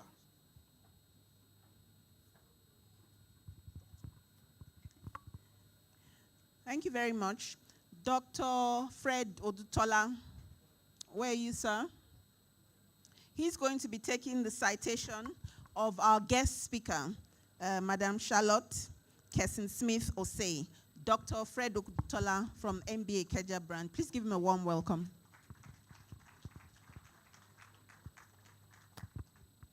Yeah, thank you very much. I stand on the existing protocol since I'm not as big as my president or past president. What you have in your program just changed the fact that our guest speaker was born in Ghana, changed Nigeria to Ghana, but she had her early education in Nigeria. So we trained her at the beginning, so she continued from the foundation. So we laid the foundation for the guest speaker's education. So the guest speaker cannot deny that. So apart from that, what we had in the program, according to the guest speaker, has become ancient. So I'm privileged to have the modern with me, and that's what I'm reading in the next few minutes. There's a short bio of Ms. Charlotte Kesson-Smith Osei. Ms. Charlotte Osei is a highly accomplished Ghanaian business lawyer, legal and international elections consultant with over 28 years combined experience in the public, private, and not-for-profit sectors within and outside Ghana. As a woman, Charlotte had shattered many glass ceilings in her professional life. She was the first female chair of Ghana's National Commission for Civic Education, NCCE, an independent constitutional commission in Ghana charged to promote active citizenship, civic education, and sustain Ghana's democracy. Under her leadership, the NCCE witnessed its most significant transformations in its history. Again, she was the first female chair of Ghana's Electoral Commission,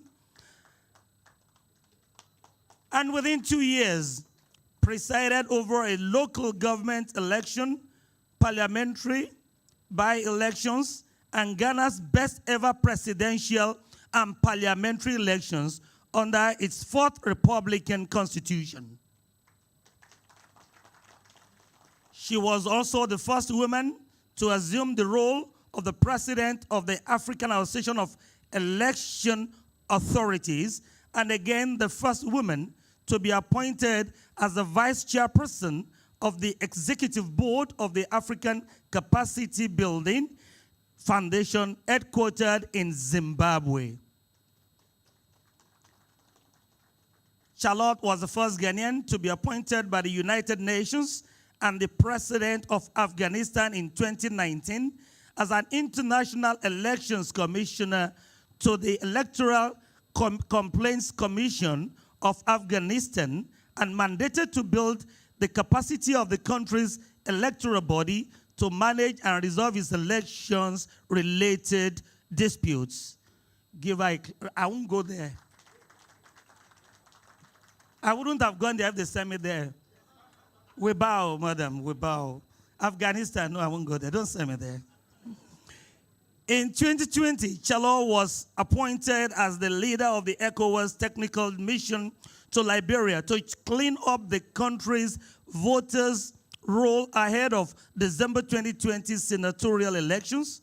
She was also the deputy head of the ECOWAS fact-finding mission to Nigeria ahead of the 2019 general elections, and later as a technical expert, legal, to the ECOWAS long-term observer mission to the 2019 Nigeria general elections.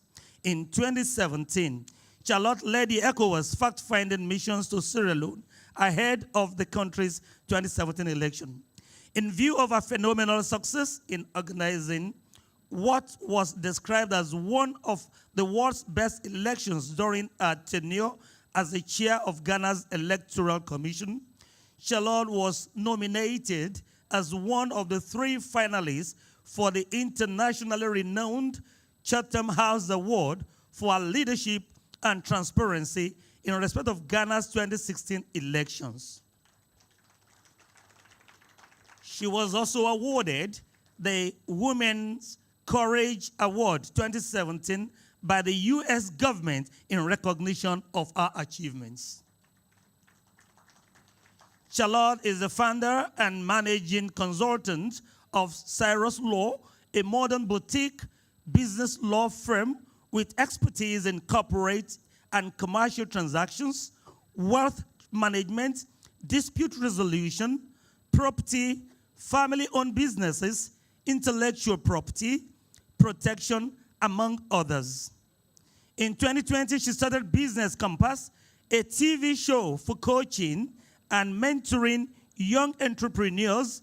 She is also the convener of the Thirsty Women Tribe, which supports, encourages, and mentors Ghanaian women.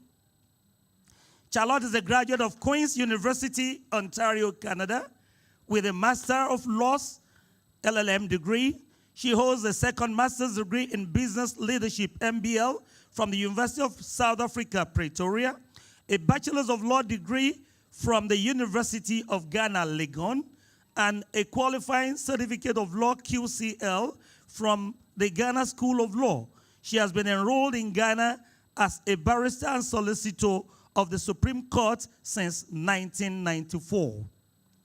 Charlotte holds many academic awards and distinctions, as well as professional awards, and has served and continue to serve on the boards of several international organizations. Ladies and gentlemen, jam your hands together for the guest speaker for today.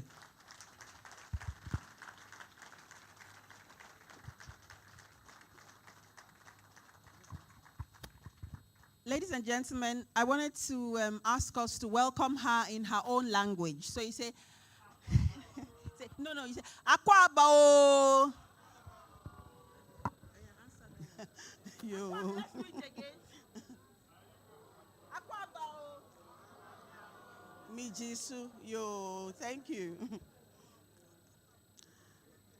Good afternoon, ladies and gentlemen, and thank you for the extremely warm reception. I take note of all the shades that have been directed at Ghana, and I will respond. I stand on existing protocol because I cannot even attempt to get protocol rights in Nigeria. But I would want to express, first of all, my sincere thanks and thanks to Mr. Oluwaseyi Olawumi, the chair of the NBA Ikeja branch, and his distinguished executives. I thank them very sincerely for honoring me with this invitation, and I'm extremely humbled and honored to be here. I will speak later about my fear and trepidation after the chairman spoke and when I saw Mr. Femi Falana enter the room.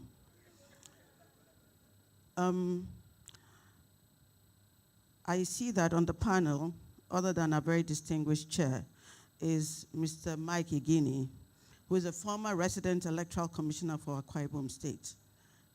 The first time I met with Mike, he was a commissioner and I was a commissioner. Now we're both formers. Commodore, it's also a very absolute pleasure to be with you on this panel. It would be remiss if I didn't acknowledge the family of Chief Abdul Gani Fawehinmi, who are present here today. Indeed, your patriarch was an icon, and we thank you for sharing that gift with Nigeria and with Africa. I also see my sister, Chigozie Ajetomobi, and her husband, who is also a past chair of the NBA Ikeja branch, and whose instrumentality has led me to be here. And Chigozie is my sister because we spent our most formative years at Federal Government Girls College, Abloma in Port Harcourt. And if you're wondering where I got the courage to go to Afghanistan, I would blame Abloma for that. Since I arrived in Nigeria, in the brochure, it is said I was born in Nigeria. The chairman said I'm half Nigerian. I don't know why Nigerians are trying to claim me. And this started at the airport. So my young sister, who I came with, and I get to the airport, and we join the queue that very clearly says non-Nigerians. In very typical Nigerian style, the man at the desk starts shouting, no, no, go to the other side, go to the other side. And we're like, but we're not Nigerians. Who told you you're not a Nigerian? So I think I'll just accept. Whether it's half, quarter, whatever, I'm here. It's really an honor to stand on the same hallowed platform previously shared by a list of greats in this country. And words are inadequate to convey my appreciation for this honor. I also want to commend the president of the NBA Ikeja branch and his executives for the hard work they put in every year. Sustaining this initiative cannot be easy. And by doing that, they are keeping the flame of the legacy of Gani alive. Gani, as we've said over and over on this platform even today, was an epitome of courageous and selfless citizenship and leadership. And they need to be commended for keeping this going year after year. So I bring you warm fraternal greetings from Ghana, the country that invented politics and is in a permanent electoral cycle. I also brought you hot jollof rice from Ghana. Someone had told me that it is craved here, but the guys at the airport took all of it. So next time I'll bring some. For the past 18 years, the successive leadership of the NBA here in Ikeja, specifically, and Nigeria in general, have worked tirelessly each year to assemble highly accomplished men and women for thought-provoking conversations about topics which are of high importance for Nigeria's development and the promotion of the ideals Gani lived and died for. Today, as someone who had her early childhood and education in Nigeria and has maintained lifelong relationships in Nigeria, I will speak as one who loves Nigeria passionately. I will also speak as an outsider with some experience in electoral management and working to sustain democracy. So I'll speak as one looking in on Nigeria from the outside. So please pardon me if you find some of my conclusions hasty or incorrect. I speak truly from a good place. Nigeria is just a few weeks away from its 7th successive democratic elections under its current constitution. It is going to choose a new president, 28 state governors, 109 senators, 360 House of Representative members, and about 993 state houses of assembly members. This election will be conducted at 179,846 polling units with a register containing 94 million registered voters. This is a huge election by any standards. And Nigeria and Nigerians deserve to be congratulated on this feat of successive elections as the mode of selecting their leaders. Yes, it has not been without significant hurdles, as evidenced by the many legal challenges to election results over the years, and lives lost in electoral cycles and outbreaks of violence. Yet, Nigeria and Nigerians have persisted on the path of democracy. Despite this significant level of sustained electoral success, important concerns remain.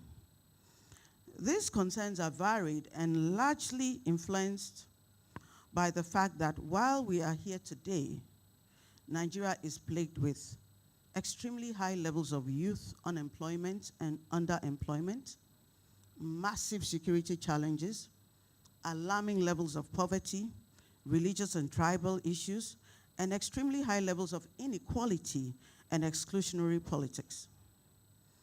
While we are here today, there are still millions of households in Nigeria that do not know where their next meal is coming from. While we are here today, the economic situation is so bleak that your central bank has decided to limit the amount of your own money in your own bank account that you can withdraw to no more than, is it 500,000 naira a week or so? And while we are here, Nigerians are being charged rent and goods and services in dollars. Meanwhile, as Mr. Femi Falana, who is sitting here, recently remarked in a news article, the legal tender still remains the naira and the kobo. This one is familiar. We have the same problem in Ghana.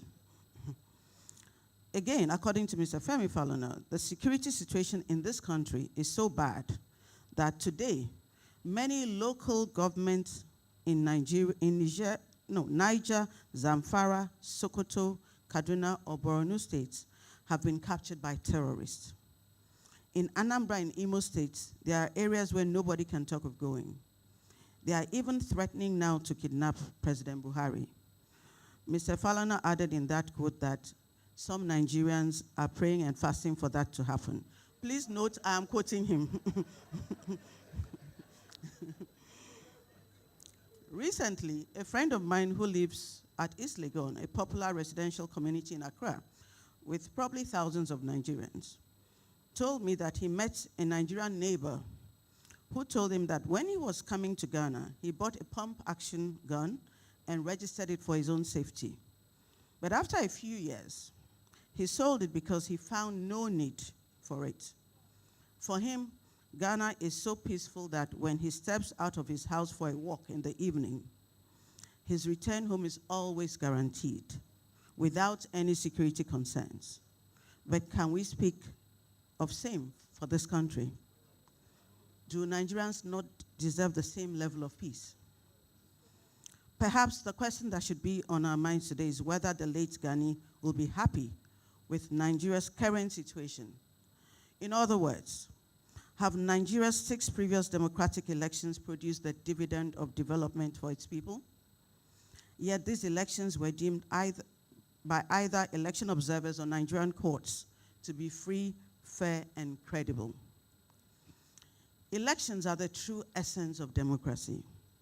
They allow people to choose their leaders and to hold them accountable for their stewardship. But for elections to fulfill their critical function, they must be free and fair. The need for free and fair elections has been elevated to a right under Article 3 of Protocol Number 1 of the European Convention on Human Rights, which provides that everyone has the right to elect the government of his or her country by secret vote.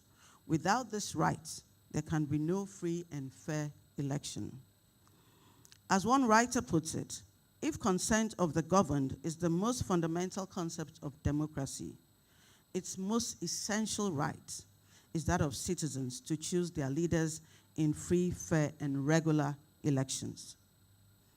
But it is not a free election when all those entitled to register to vote are prevented or suppressed from doing so. It is not a free election when the voters are not guaranteed the secrecy of their voting choice. It is also not a free election when people are denied the right to participate freely in the government directly or indirectly and have the opportunity to become candidates for elections. Again, it is not a fair election if all registered political parties do not have an equal right to contest the elections on a level playing field. It is not a fair election if all registered political parties or candidates are not free to campaign for voter support, hold meetings and rallies, or even put up billboards. It is not a fair election if all voters do not have the opportunity to have their votes counted, or where some votes count more than others. And it is certainly not a free election where the results announced do not reflect the actual votes cast at the elections. According to a European human rights watchdog, the Civil Liberties for Europe, known as Liberties for short, an election is free and fair if all qualified citizens are able to freely register to vote, have access to accurate and reliable information about the candidates and the political platforms they are choosing between.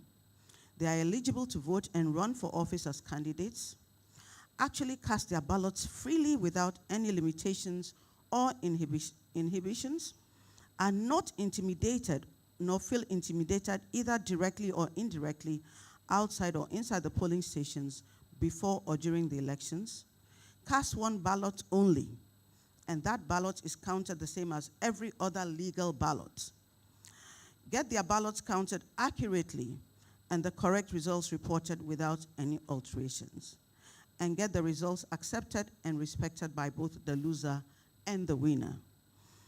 Following this definition, one needs to ask, has Nigeria ever had free, fair, and credible elections? Okay. So clearly, elections must comply with the principles of electoral integrity. And the election becomes credible where the public has confidence in the election management body and trusts it to discharge its duties transparently, independently, and impartially. It is not in doubt that over the past almost 24 years, Nigeria has had some relative measure of success with organizing regular elections leading to democratic transfer of political power from one party to the other, despite some challenges. Whether the quality of those elections satisfy the above standards for free, fair, and credible elections is a topic for another day. But nearly 9 out of 10 Nigerians describe the last election as free and fair, but with some problems. While nearly 8 out of 10 Nigerians prefer to use the ballot box to select their leaders rather than through the barrel of the gun. This is from the Afrobarometer report of 2022. These statistics are good, they are positive, they are encouraging, and they must be celebrated. Whether it is Musa, an 18-year-old student at the University of Ibadan, or 40-year-old Toyin, who is a farmer in Owerri, or 55-year-old Ayo, who is a trader in a market at Uyo, or even an 89-year-old Ngozi, who is a retired civil servant in Abuja, when they queue for several hours on election day every 4 years to vote. They do so with the hope that their economic circumstances and quality of life will change for the better. Sadly, or let me say rather disappointingly, that hope gets dimmer year on year. Indeed, so bad is the situation that Nigeria's ranking on almost all the global development indices shows a rather grim and despondent picture. For example, the 2020 edition of the United Nations Human Development Index ranked Nigeria at 161st country in the world on human development. Similarly, Hanke's annual misery index, which analyzed 156 countries by comparing their unemployment rates, inflation, lending rates, and GDP growth rates, shows that Nigeria dropped 4 places from the 15th most miserable country in the world in 2020 to 11th in 2021. Again, the World Bank's Ease of Doing Business report of 2019 ranked Nigeria 131st out of 190 countries. In 2021, Nigeria dropped 5 places from 149th in 2020 to 154th out of 180 countries on Transparency International's Global Corruption Perception Index. The 2022 Nigeria Multidimensional Poverty Index, compiled by the National Bureau of Statistics, also revealed that as many as 133 million Nigerians are multidimensionally poor. The survey is an aggregation of data from different indices on 4 dimensions of work and shocks, health, living standards, and education. Perhaps the only index where Nigeria experienced some marginal improvement is its ranking on the Global Terrorism Index, where it jumped 2 places from 4th in 2021 to 6th in 2022. Even that, the reality is that the citizens of Nigeria are confronted with daily abductions by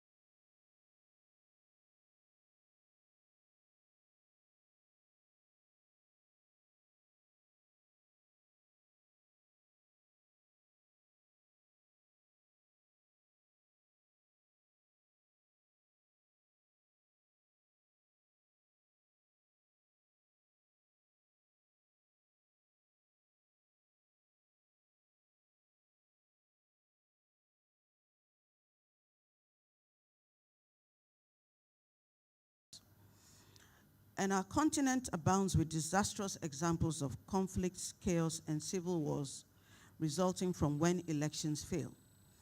So it is clear that when elections are not free, fair, or credible, they can result in stagnation of national development because nations do not develop where there are civil wars or uprisings.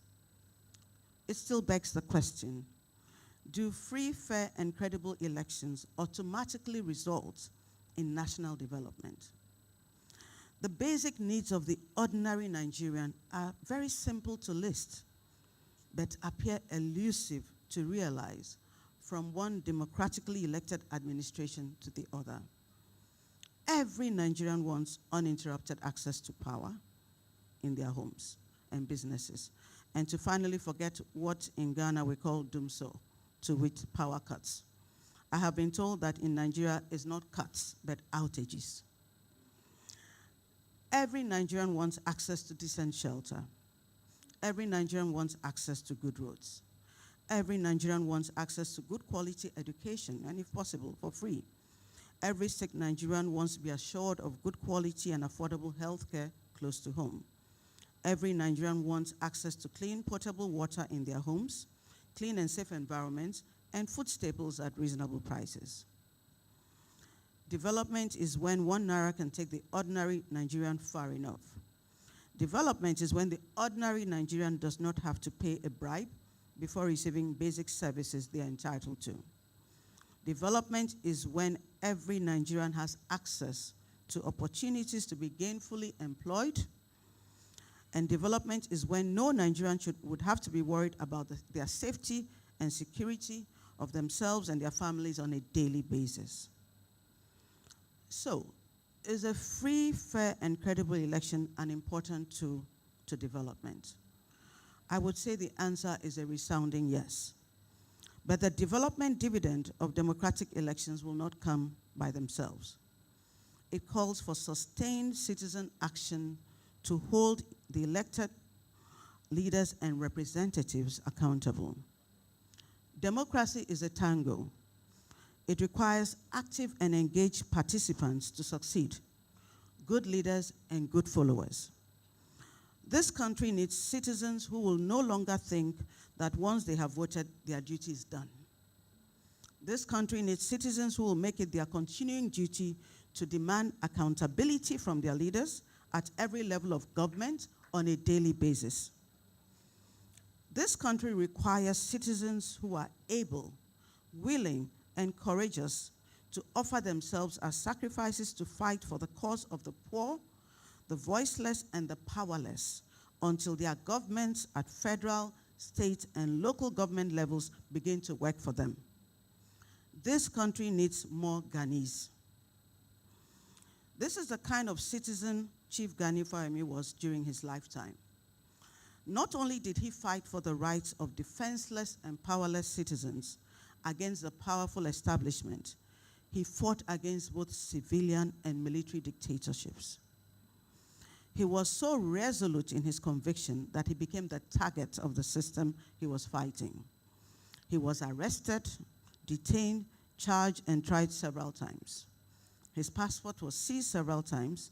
His residence and law chambers were searched several times over, and on one occasion it was reported that 2 security guards were murdered and 2 others seriously injured. He was beaten up time after time and deported from one part of the country to another to prevent him from being able to effectively reach out to the poor masses whose cause he was fighting. His books were confiscated and his library was burned. Gani fought so many battles and spent countless nights in many police cells and prisons between 1969 and 1997. Despite all these efforts to break him down, Gani was never daunted and he never quit. It was this dogged conviction that earned him many accolades. The people's president, the people's advocate, senior advocate of the masses. This room is full of so many lawyers and senior advocates of Nigeria. I'm a lawyer, and I know they agree with me that lawyers are rarely loved. We're not even liked. So when you see a lawyer who is loved and who is liked by the masses, it means that he has done something significant, something extraordinary. So Gani is gone from this realm, but his legacy stands tall for all of us to see.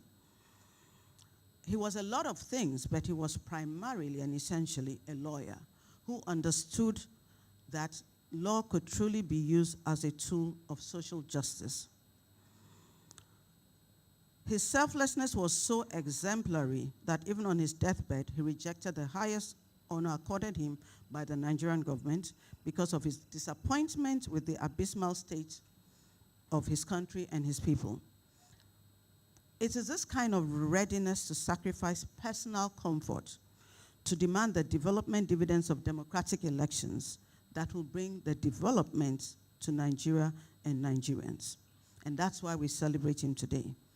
And this kind of selflessness is still so much needed. And so I ask all of you today, who is ready to take up this call to serve? Who is ready to accept the call to continue the legacy of Gani? How many of you, members of the bar, members of the NBA Ikeja branch, are registered to vote? How many have their PVCs? How many have gone through the very troublesome process of even transferring their votes to ensure that they are able to vote, stand in queues and vote come February 25? How many have made arrangements not for personal or political gain, but to support other citizens to get out and to vote? How many are willing to watch the count and ensure that it is truly reflective of the votes of the people? It is said that democracy dies in darkness. It also dies in silence. A democracy is as strong as the involvement of the citizens. Free, fair, and credible elections based on an abysmal turnout of 30 to 35%, as recorded in Nigeria's last 2 electoral cycles. And note, this is of registered voters and not of total eligible voting population, would not create a strong democracy or produce free, fair, and credible elections. Such a low participation rate in the elections does not indicate an active and engaged citizenry willing to take on the responsibilities of democracy.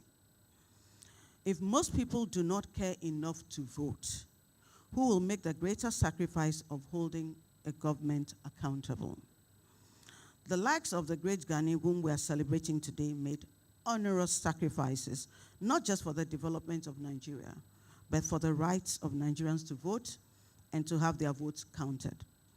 And there are still many countries around the globe where citizens are still fighting for the right to choose their own leaders. Today, the Nigerian Bar Association has over 105,000 lawyers, and I'm very gratified that we have the current president of the bar and the immediate past president of the bar. How many of these lawyers are willing, able, and capable of making the sacrifice Gani made? How many of these lawyers even care? What is the position of the bar on the differing rulings on similar electoral complaints placed before judges around the states in this country? Does the NBA agree with the judicial rulings that have created a chaotic electoral system? Does the NBA have a position on the recent electoral laws that have just come into effect? You see, when the chairman was shading me on jollof and football, I knew I'd get him. Has the Nigeria Bar Association engaged INEC and all the other institutions, especially the security services, on their level of preparedness for the elections? In 2015, when I was chair of Ghana's Electoral Commission, we were dragged to court by a concerned citizen on the grounds that the voters' register contained names of Ghanaians who had registered using their national health insurance cards as evidence of their citizenship.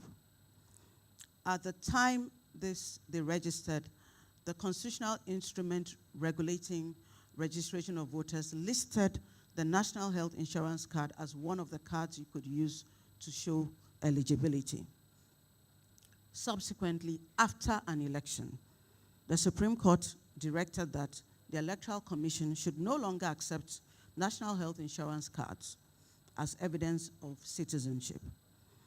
Now, this applicant goes to court after the Supreme Court ruling to demand that all those who had registered and who were on the voters' roll, who had registered using the national health insurance cards, should be removed from the electoral register. So in essence, we were to retroactively apply the law, the Supreme Court directive, to deprive people of rights enjoyed under the law at the time they registered and had even voted. The Ghana Bar Association was quiet. We, from the Electoral Commission, insisted that it was unfair and unjust to apply the law retroactively. We also pointed out that under the law, the Electoral Commission could not just remove names of registered voters from the register without a court order. And the process required that you put the person whose eligibility to be on the register was being contested before a magistrate. They had a right to a fair hearing, and then the magistrate would direct whether they could be removed or they could remain on the register. And so we said from the Electoral Commission, we didn't have the power to go onto the register and just remove names by ourselves. There was a whole process. The Supreme Court insisted that we had to remove those names. Eventually, the Supreme Court directed, and we wanted this directive in writing, that the Electoral Commission take the necessary steps to remove the affected names from the register, and that that directive superseded the provisions of the constitutional instrument. In my position as chair of the Electoral Management Body, I expected, and a member of the bar, I expected an outcry from the Ghana Bar Association on the breach of the principles of separation of powers, retroactive application of law, breach of the principles of natural justice, etc. There was nothing. The bar was no longer the mother of the bench. Let me remind you that development will not come unless you demand it, and unless you are willing to work at it and to fight for it. Again, elections are not an event. They are a process. And the entire electoral process is regulated by law. This should be of interest to lawyers. And it would be a good thing to hear the voice of the lawyers throughout the entire electoral process. That is our first step towards ensuring that elections bring development. Aristotle, in his seminal work, Politics, said that democracy is the perverse form of polity. The former is the rule by the many for the benefit of the few, whereas the latter is the rule of the many for the benefit of the many. What we are seeing in many parts of Africa defies Aristotle's definition. Our democracies increasingly are a rule by the few members of the political elite for the benefit of the few members of the political elite. We cannot allow the political elite to capture the democracy. Democracy belongs to the people, and we must rise up and fight for it. Change can only happen when the many get involved in voting and in standing for elected offices. We cannot keep doing the same thing and expecting a different result. What I call the abdication of the middle class in Africa to the supposed safety of their high walls and large gates, with children being educated outside the country, must come to an end for the development we all want to see to happen. Before I conclude, let us take a quick look at some numbers from Nigeria's last general elections of 2019. The total number of registered voters was 82.34 million, from a total population estimated in 2019 of 203.3 million. The total number of PVCs collected was 72.8 million. Total number of votes recorded was 28.6 million votes. The turnout, based on the register, was 34.75%. This is abysmal. And the implications is that less than 15% of Nigeria's population elected the president. Now in 2023, you have a total number of registered voters of 94 million. I read that there's 1.6 million uncollected PVCs in Lagos State. In Ekiti State, 25% of registered voters have not collected their PVCs. Business Day last week reported that 79% of registered voters have collected PVCs. That's encouraging. But Nigerians need to understand that if you want free, fair, and credible elections, the easiest way to stop electoral rigging is by a huge turnout. You go out, you vote, you stand, you watch the vote, you watch the count, you record the count, and you take over the process. In Ghana, 2008, presidential elections were decided on 400,000 votes. So we know the importance of votes. Nigeria and Nigerians need to do better. The high level of apathy in Nigerian elections must be of concern to the Nigerian Bar Association. One cannot be interested in development and yet disinterested in who leads the development and the capacity and the character of such leaders. The question is, what would Gani have done? Would he have taken an interest in the level of apathy towards the elections, towards a matter as important as elections? Would he be interested? If we are apathetic towards elections, can we then seriously be interested in national development and the quality of governance we get? The Nigerian Bar Association must be commended for its interest in ensuring that Nigeria's elections are free, fair, and credible, and the nexus to national development. However, the NBA and its members must go beyond representing disputing parties in court in electoral matters, collecting their fees, and going home. They must rise up to be the true protectors of Nigeria's democracy. The bar and its members must endeavor to hold all actors, INEC, the judiciary, security agencies, candidates, incumbents who want to control who takes over from them, political parties, and the media to the standards required by the law. And they must do this without fear or favor. That is when we can truly have free, fair, and credible elections. How can we hold duty bearers to account and ensure that the letter and spirit of the Nigerian Constitution are upheld? That is the first step towards ensuring that credible elections birth national development. A democracy that is left in the hands of civil society organizations and foreign donor agencies does not thrive and does not survive. That is one of my key takeaways from the time I spent in Afghanistan. Nigerians, led by the NBA, must begin to stand up for Nigeria's democracy. The Nigerian Bar Association cannot be a disinterested party. The bar must stand up and speak loudly when the letter and even the spirit of the law are being abused, whether by governments or by political parties. The bar must be the light. If we say democracy is in darkness, the bar must be the light. The bar must be at the forefront of engaging the judiciary on electoral justice and protecting judicial and electoral officers from executive overreach. Not too long ago in Malawi, a lawyer set an inspiring example by heading to court to challenge the results of an election that had been declared free and fair by election observers. His petition sought to overturn the results of a presidential election and for an order for the rerun of the election. His petition was successful. And of course, after the elections were rerun, the winner of the election now offered him an appointment, which is very normal in Africa. This lawyer declined the appointment from the candidate, demonstrating that his petition was for God and country and not self.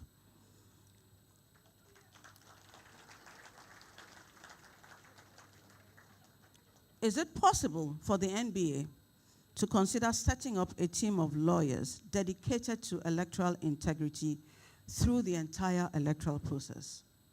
Such a team would be non-partisan, educated in the principles of electoral law, and I volunteer my services for free, and guide the nation and raise critical questions that would contribute to entrenching democracy and improving the quality of Nigeria's elections. That is what Gani would have done. That is what Gani would have expected of all of us.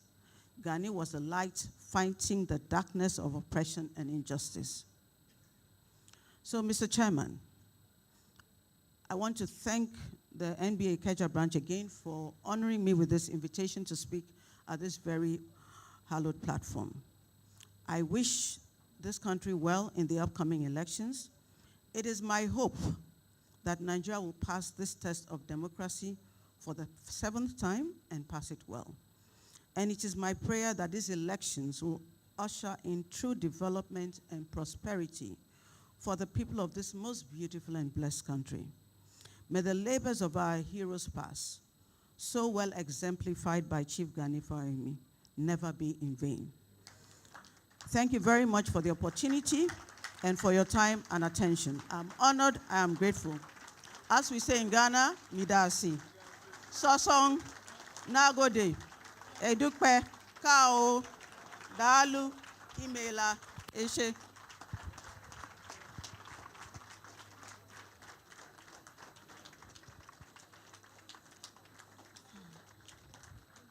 Thank you very much, Mrs. Charlotte.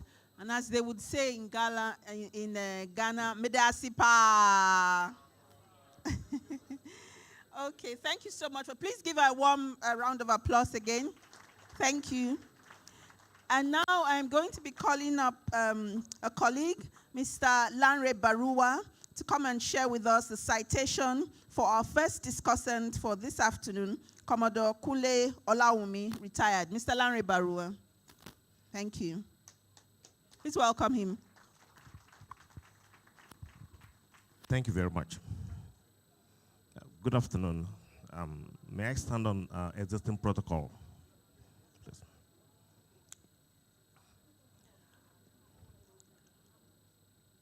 Retired Commodore Kunle Olawumi, naval officer, lecturer, security and intelligence expert, activist and author.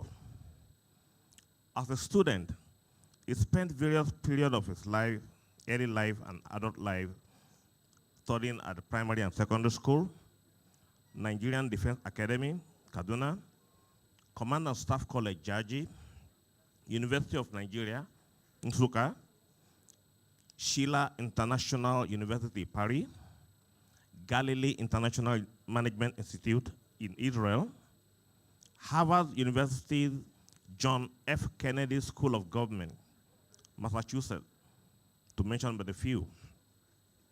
He began his military career when he enrolled as a cadet of the Nigeria Defense Academy, Kaduna. At the successful completion of that, he was commissioned as an officer of the Nigerian Navy. Whilst in active military service, his quest for knowledge was quite legendary among his colleagues, as he was reported to have combined the arduous military duties with academic pursuit by burning the midnight candles while his fellow officers and subordinates were sleeping or asleep. It is therefore unsurprising when he amassed various academic degrees and certifications while still in service. He obtained a bachelor's degree in economics from University of Nigeria, Nsukka, in 2003.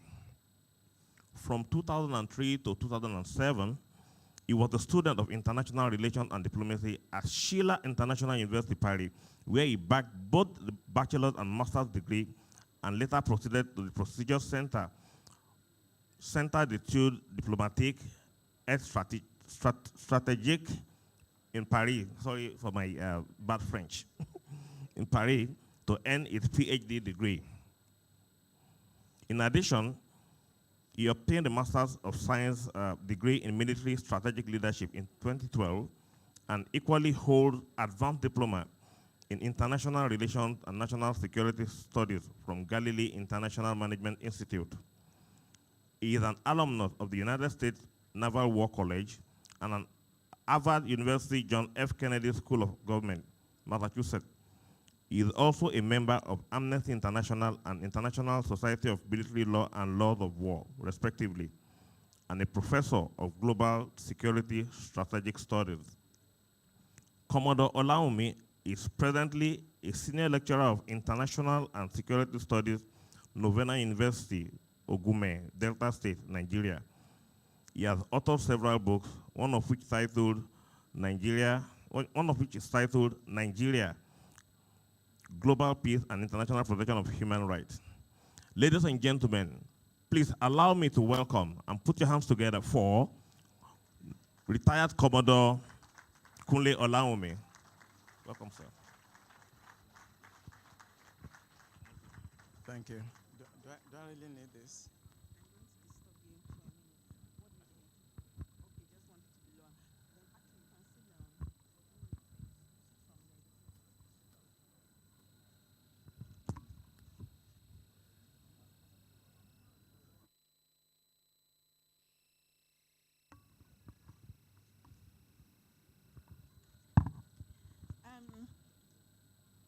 Commodore Olaomi will be going into the discussion later. There are just a few things I need to do before we go there.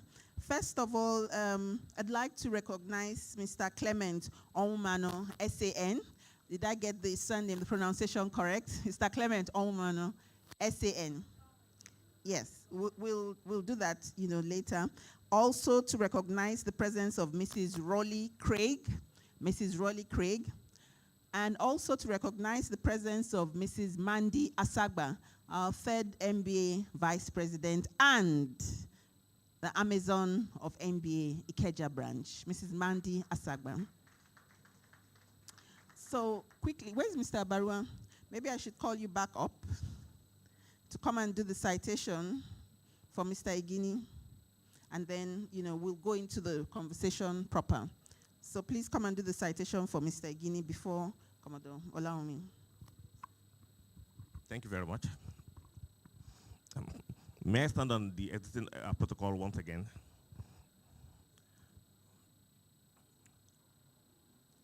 Honorable Mike Igini hailed from Delta State in Nigeria. After his primary and secondary school education, he proceeded to the University of Benin, from where he obtained a BSc in Sociology and Anthropology. He later enrolled in the Faculty of Law, University of Lagos, Akoka, where he obtained his bachelor's degree in law and a master's degree in international law and diplomacy. Having attended and obtained BL, that is Barrister at Law, from the Nigerian Law School, he was called to the Nigerian bar.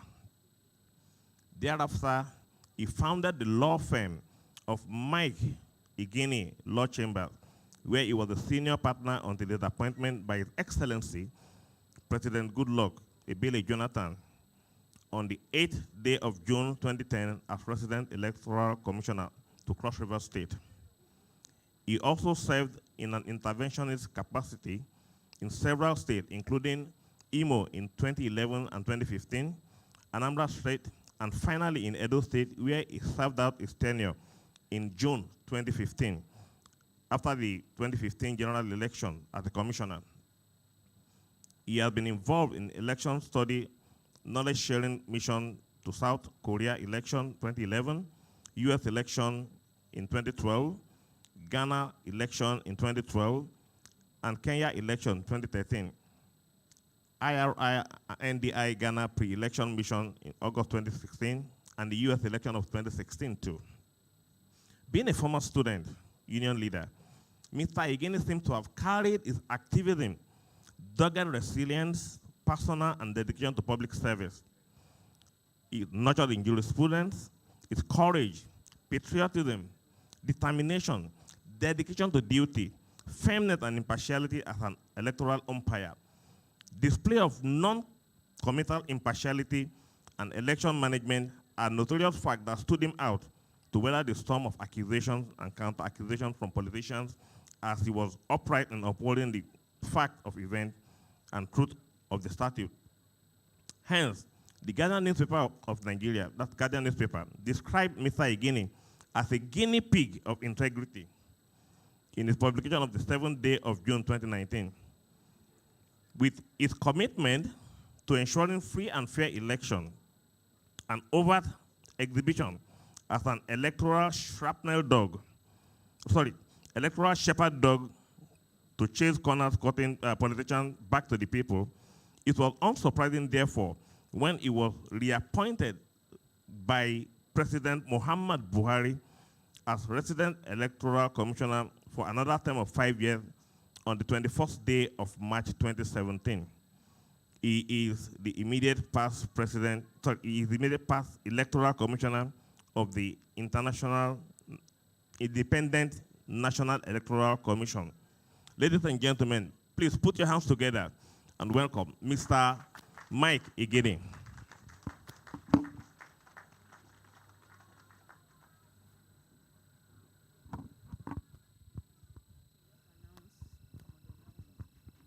Well, distinguished ladies and gentlemen,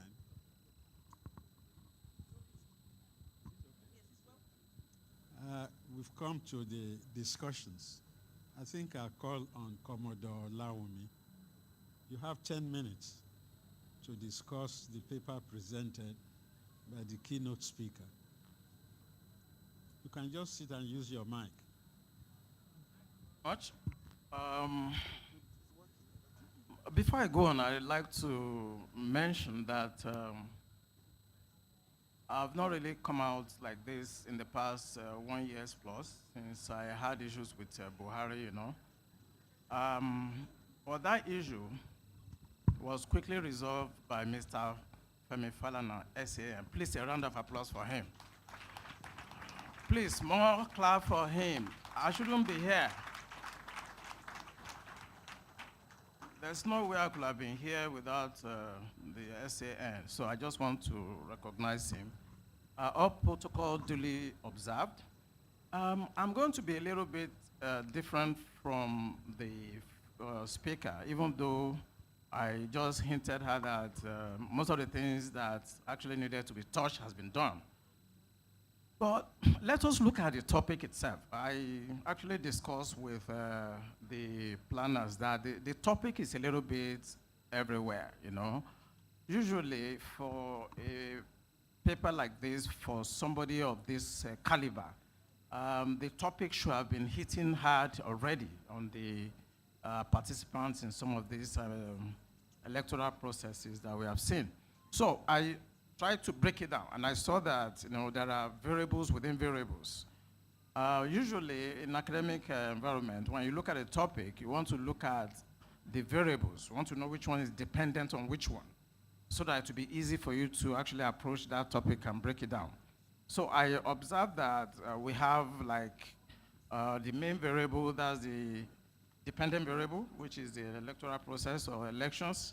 That depends on the independent variable, which we have free election and fair election. Within the context of fair election and free election, you also discover that we still have two variables there that are dependent on each other, because you can never have a fair election if it is not free, or you cannot have a free election if it is not fair. So which one comes first, chicken or the egg? So you look at within that context also, you have two concepts that are actually struggling for attention. So I want to, for the purpose of this lecture, says that a free election depends on fair election. In Nigeria, it is easy to contemplate on free election because you just need to put some indices here and there. Call Madam from Ghana to come and monitor, get the EU to come here, get some soldiers with arms, get some DSS and so on. You can actually achieve free election within a short period of time because it's a short-term concept. But conceptually, what is fair? What is fair election? It does not exist. There's no election that can be fair. Fair from whose perspective? If Obi wins election now, it may not be fair for the Bat group. If Bat wins, Obi may not be happy. So what is fair election? How do you define, how do you conceptualize what is fair? It does not exist, basically.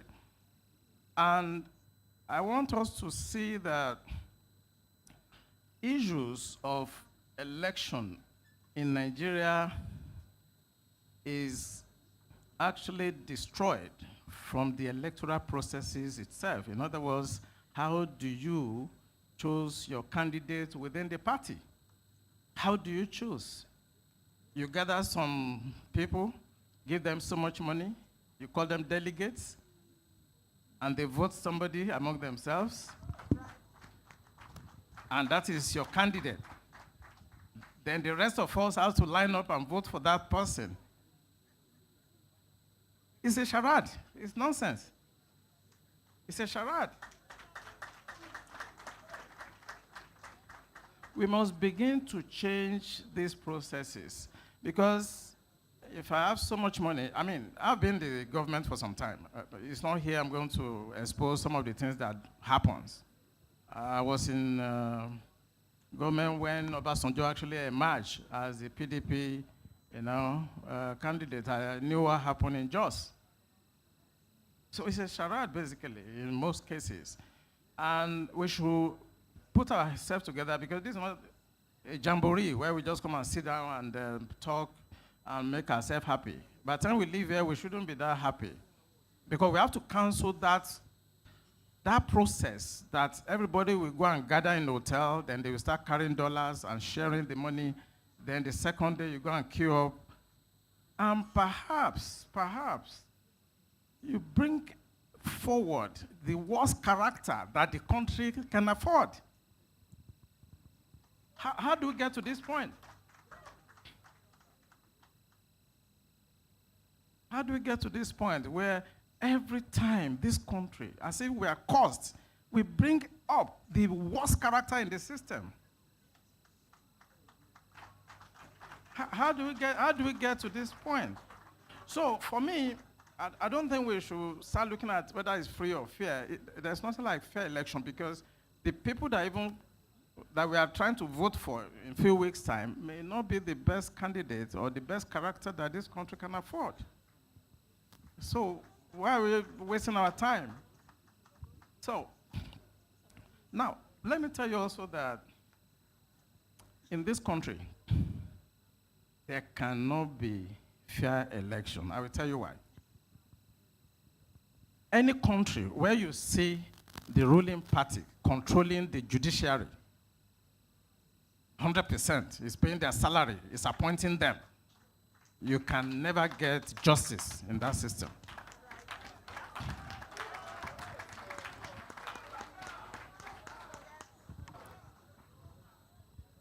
It is obvious that the APC government today is controlling the judiciary 100%. So how do you get justice in the electoral process? You are all lawyers, so I don't need to tell you the decadence that is in the system, So that's number one reason. If a ruling government is controlling the judicial process, then it is very hard for that ruling party to relinquish power to the opposition. It's going to be very difficult. So you cannot get a fair or free election when a government is controlling the judicial process. The second reason is the lawmakers. Look at Nigeria. Look at the number of people. Look at the demography.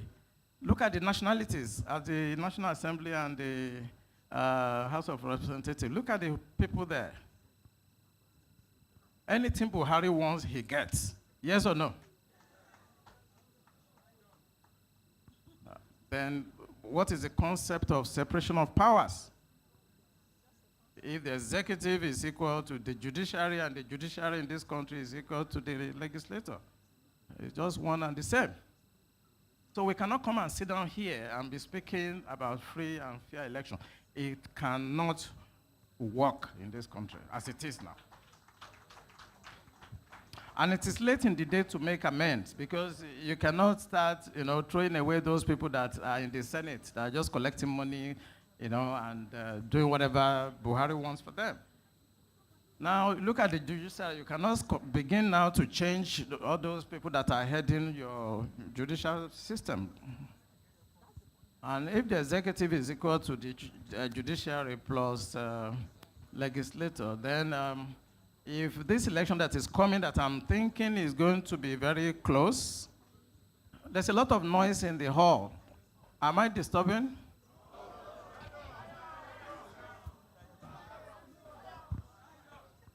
Now, this election that I'm saying now is going to be close. You know, let's be very realistic and be dispassionate. Obi is going to get a lot of votes. Bat is going to get, the other one is going to. So what's going to happen? So we are going to have a situation where there'll be no winner and no, you know, because you remember Ikeja Day, you know, 2/3 of 36, 2/3 of 19. Okay. So let's say we now get to that point. How do you get justice in that system? Who is going to make the law? Is it these people that I say in the House of Assembly that are going to do something that's going to be justiciable? So that's the second reason why you cannot have free and fair election. I think you got it, number one. The second one is the issue of control of the three arms of the government.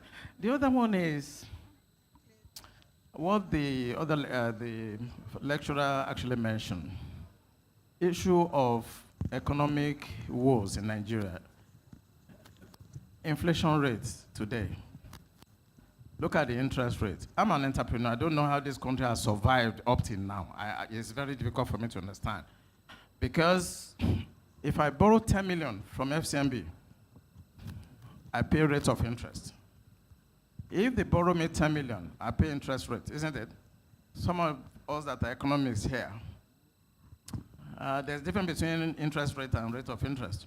So if I borrow money from FCMB, they charge me some money to, you know, to pay back every month. But if I go to borrow money from them, I'm going to pay about 50%. And if you doubt me, go and regress it, get a loan of 10 million from any bank, and see how much you pay every day, every month, multiply it by the number of years. You are going to pay close to 50% or more. Now, if I put the same 10 million in the bank, I'm going to be giving like 12% or 16 maximum. Now, if I put that money in shares, investment, what is the return on investment on shares? You cannot borrow money as an entrepreneur and survive. Look at the prices of goods and services. So the deduction is that Nigerians have been so pulverized in poverty that their extreme poverty has actually gotten to 60 to 70% of the population. So why won't stomach infrastructure work? Why won't it work? If I cannot afford 5,000 in a month and somebody call me and give me 30,000, will I really vote for my conscience? Will I really vote for my conscience? I think it's not going to be very possible. So when you have make the population so poor to the point that they can no longer vote their conscience, then how fair is that election? I'm not talking about being free. It's easy to achieve that. How fair it is. If on that day I queue up and they say, oh, if I'm going to take a bag of rice and beans, then I should move here. Then when you finish voting, then you come to the other side and get the balance. So I have to actually vote against my conscience and collect bag of rice, and after I will go and show evidence I've voted, then I get the balance, maybe 20,000. So how fair is that kind of election? Because we are looking at being fair in a different dimension. The people that are supposed to vote, can they vote according to their conscience? The answer is no. So at this point, I want to yield the ground for my colleague. We come back if there's time. Thank you very much.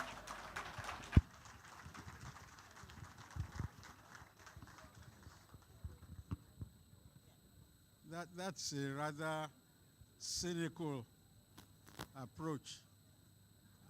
You know, Churchill once said that democracy offers the best form of government, is the worst form of government apart from the others. You are saying we can't get democracy because the electoral process cannot be fair or just. I will admit that the question of justice is the most problematic in jurisprudence. And going by Pilate's question, what is justice? From the Bible, for those who read the Bible. And for people who said, like you said, that we cannot get justice. But there are others who say that law uniformly applied, the procedure, if it's applicable to all sides equally, will approximate justice. I'm sure Mike Gani, who has been a practitioner, or at least a moderator of the electoral process for the past 10 years, might have something to offer in terms of using the due process to attain fairness or justice. You have 10 minutes to do that. Thank you. Mr. Chairman, the keynote speaker, please just permit me, of course, my very good friend and discussant, the Attorney General of Lagos State, senior advocate of the Federal Republic of Nigeria, seated, very senior lawyers I can see here, veterans in the struggle. Good afternoon to everybody. I am very delighted to be here, particularly listening to my sister, who is so rooted with Nigeria here, because she's basically from Calabar, Cross River State. She's our sister from Cross River State. When I met her in Ghana, I was so happy that one of our own that has roots connected to Nigeria, she's actually there in Ghana doing so well. Just as you hear about Nigerians doing so well all over the world, you could hear what Nigerians are doing. So I am not surprised. In fact, the secret of the recipe of jollof rice, she was the one that gave it to Ghana. So you should know that today. Now, on that note, I want to say that I'm delighted to be here. The subject today is so important. The 19th annual lecture of our great icon, taking place today on a Sunday. On a Sunday. What a unique day. And so as we are here, I know that our icon, who is in heaven, seated there, that the angels, they are around here with us here today. And Chief is looking at us, at what we are doing today. So in fact, I even wrote a letter to Chief, which I'm going to give to the organizer later. All right? And in the letter, it speaks exactly to the subject matter of today, which is so important. Free, fair, credible election as a tool for national development. I want to thank the former chairperson of Ghana Electoral Commission for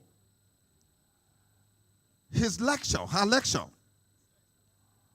for her clarity of thoughts and logic of argument, particularly with respect to the subject matter and the challenge he has put to all of us Nigerians, some of which I will quickly speak to.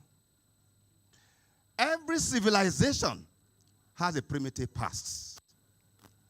Time there was when in America they had problem with the issue of elections.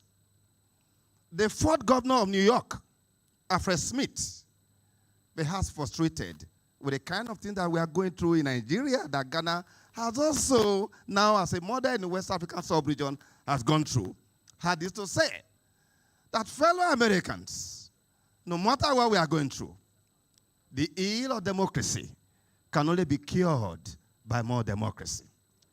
That was the fourth governor of New York. Today, Nigeria is going through its own situation and challenge. But I want to declare here, as I point out to some of the issues she has raised, is that never before have I been as optimistic about the possible outcome of election than this year. on account of what I know that we have in place. And so in my first paragraph of my letter, which dwell on the subject matter of our keynote speaker, was to Chief to update him about what is going on. Because what we are doing today is celebrating. We want to update Chief about what is going on in Nigeria, where we are. And I said, Chief, why we continue to celebrate you for all that you have done for our country?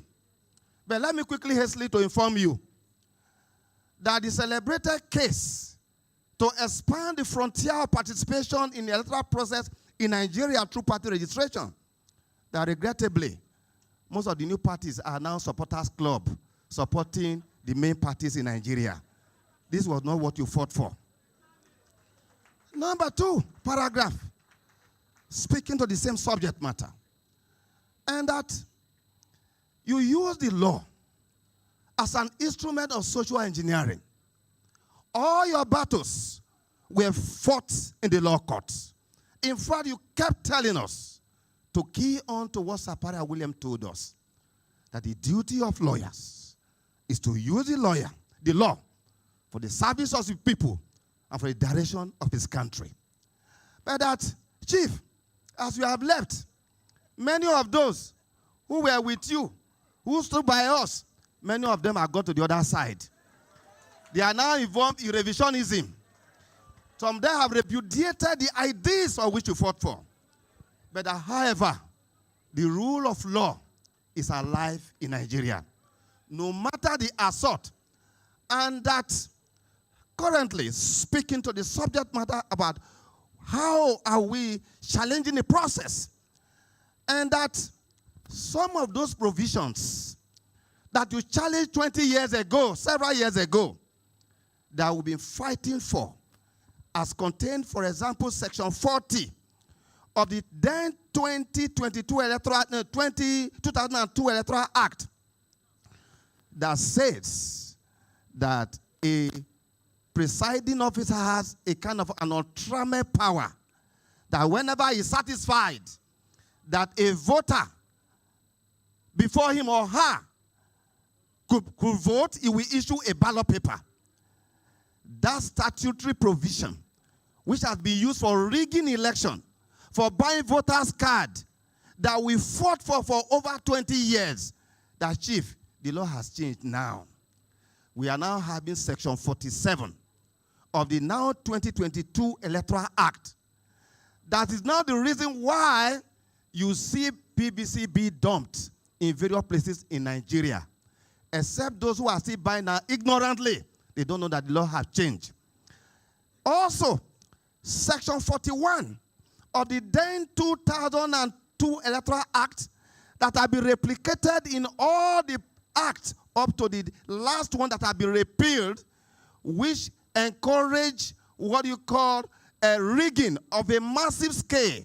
What is that provision? Section 53, which Gani identified then, that look, how can you, on election day, after election, you have a law that says that the computation of the outcome of election should be based on total number of registered voters instead of those who actually came or accredited. It took us 20 years. That, Chief, there's a good news here, that in the current 2022 Electoral Act, we now have a new law. And furthermore, that sections 50, 52 of the then 2002 Electoral Act that you fought for, that you criticized, that you challenged, that prohibited the use of electronic system of any kind, it has now been repealed. You now have Section 50 that has now granted operational independence to the Independent National Electoral Commission to use some level of technology in realization of the fact that any society that failed to key into changing development in the ICT will be overtaken by the chaos of decay and decline. But here in our country, which is risen more than ever before, I'm so hopeful that hope is reborn in Nigeria, that the things you fought for, that by this year, we are going to realize that because under the current Section 51, that they refused to listen to for 20 years, right now, irrespective of what you have on the register of voters, if you like, have millions, have thousands, on election day, under the current Section 51, it is only those who actually came and accredited compulsorily that will now be used to compute the outcome of election.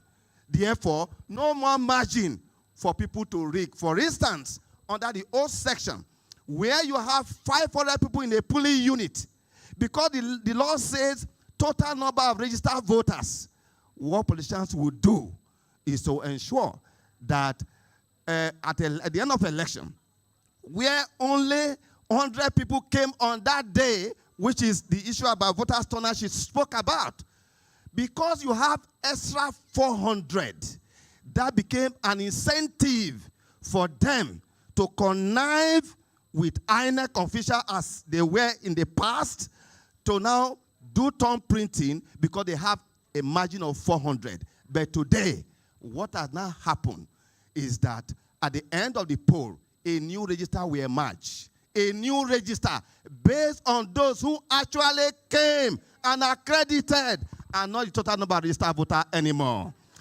Chief, this is a good news for this country.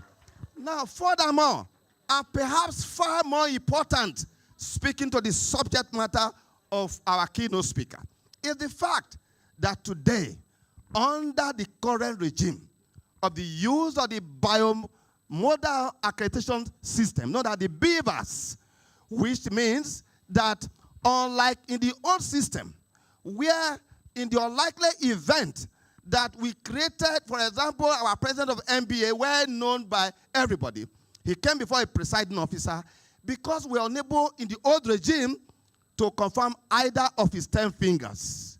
We could not deny him, but issue him what we call incident form. That incident form became, a form for rigging election.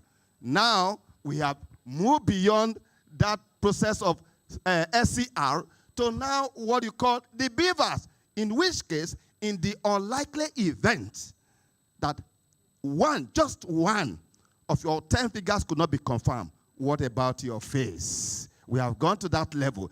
Therefore, no more incident form. Now, that is the reason where I stated in my letter to Chief in heaven that right now there's panic in the land. Politicians are running helter-skelter because all the loopholes have been blocked. So they don't know what to do. But I also informed Chief that the only fear we have now is our constituency, the judiciary. That's where they are heading to right now. Because you all recall, as students of history, that every problem that have led to the truncation of election in Nigeria, we end up with judiciary. You all recall, right now as we speak, many politicians are hanging around court registry with processes on how to stop the use of BVAS. That's what they are doing at the moment. So one of the challenges here to the NBA is that somewhere in Imo State, we have been told, we have seen the process filed by one of our members. One of our members, the Supreme Court stamp is there.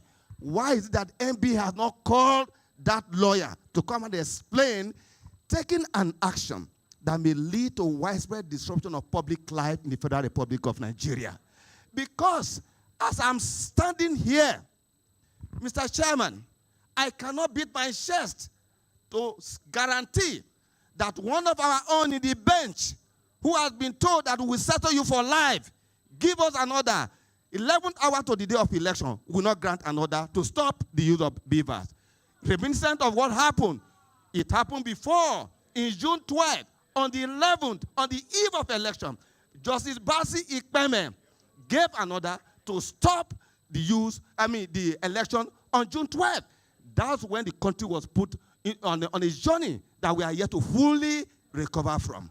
But today, I cannot guarantee that. But we will be waiting to see that judge, the family he come from, in this country, that we do that. But while we are saying this, a stone seed coming should not blind the eye. A stone seed coming should not blind the eye. No matter how bad we feel, if the ceremonial, if the burial of a man is over, and we still see the drummer man hanging around loosely, despite our grief, we should be able to ask if you want to marry the widow. Most of them, they have done so bad, and we think that we must challenge them. So, in concluding, Mr. Chairman, my fellow discussant, free and fair election is the bedrock of any democracy. The whole embrace of democracy is essentially because it brings about participation and accountability to the process of human development. Election provides vertical accountability. But because of the failure of arms of government to deal with horizontal accountability, we now have emerging what we call diagonal accountability. Citizens taking responsibility. Never before have we seen the kind of awareness that we are seeing today in this country. This election, make no mistake, this election is one that the people of this country want to make a statement. And that statement will be made. There is nothing anybody can do. Power has been returned back to the polling unit, where election will be won and lost, and not in the courtroom anymore. We must end the business of election tribunal in Nigeria. That is the path we are following. I think if I have an opportunity again, a few other things I need to say. Thank you very much.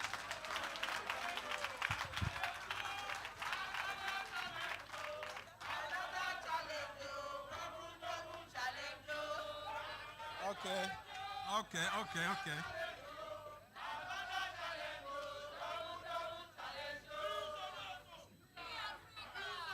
This is very serious business. Mr. Gini has said the people now have the power. Now let us revert to the people here seated.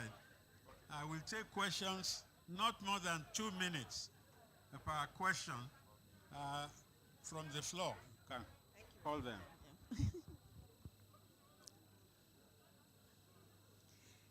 Great Nigerians. This is our turn now. Let me start. First of all, thank the speaker and the two discussants for stimulating us with their ideas and their thoughts and their perspectives on this question of free elections. So now we go into question time. I hope there's a microphone on the floor. I hope we have that. If we don't, can the media people please facilitate that? So those who want to ask questions from the floor have a microphone available and to indicate. Before we do that, so can somebody please facilitate that process? Before we do that, I wanted to quickly acknowledge some of the human rights organizations that are here this afternoon. I'll start, with the Ideal Society. We also have the People Against Rights Abuses. We have the Human Rights Advocacy and Monitoring Group. Relax, oh. We have the Human Rights Advocacy and Monitoring Group. We have the Committee for the Defense of Human Rights, CDHR. We have Libation for People's Vanguard. We have a Progressive Volunteers. We have the Community Initiative Against Rights Abuse. We have Get Your Rights and Justice Group.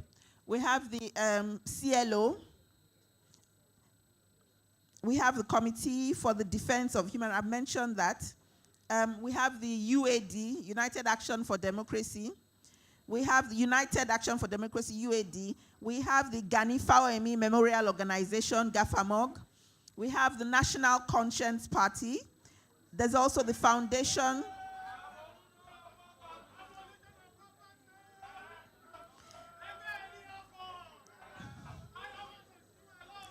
Atigbo. We have the Foundation for Justice and Orientation of People's Rights. And lastly, we have the Congress of Progressive Youth, COPI.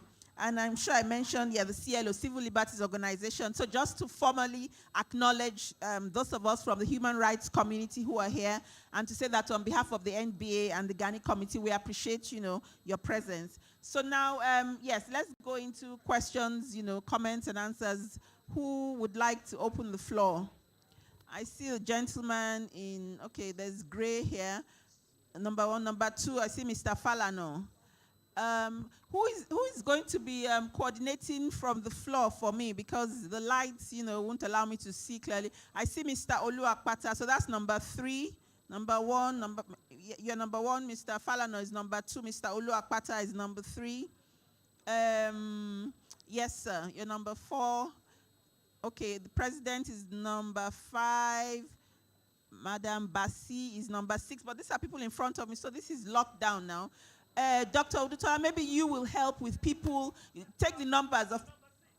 Yes, wait. So we have number 6 here. So if you deal with the rest, because I can't see into the audience. So we'll start with number 1, sir. If you come forward. Can we have a mic on the floor? Do we have a mic on the floor? Please, maybe you just... Yes, sir. Yes. Okay, so go on then.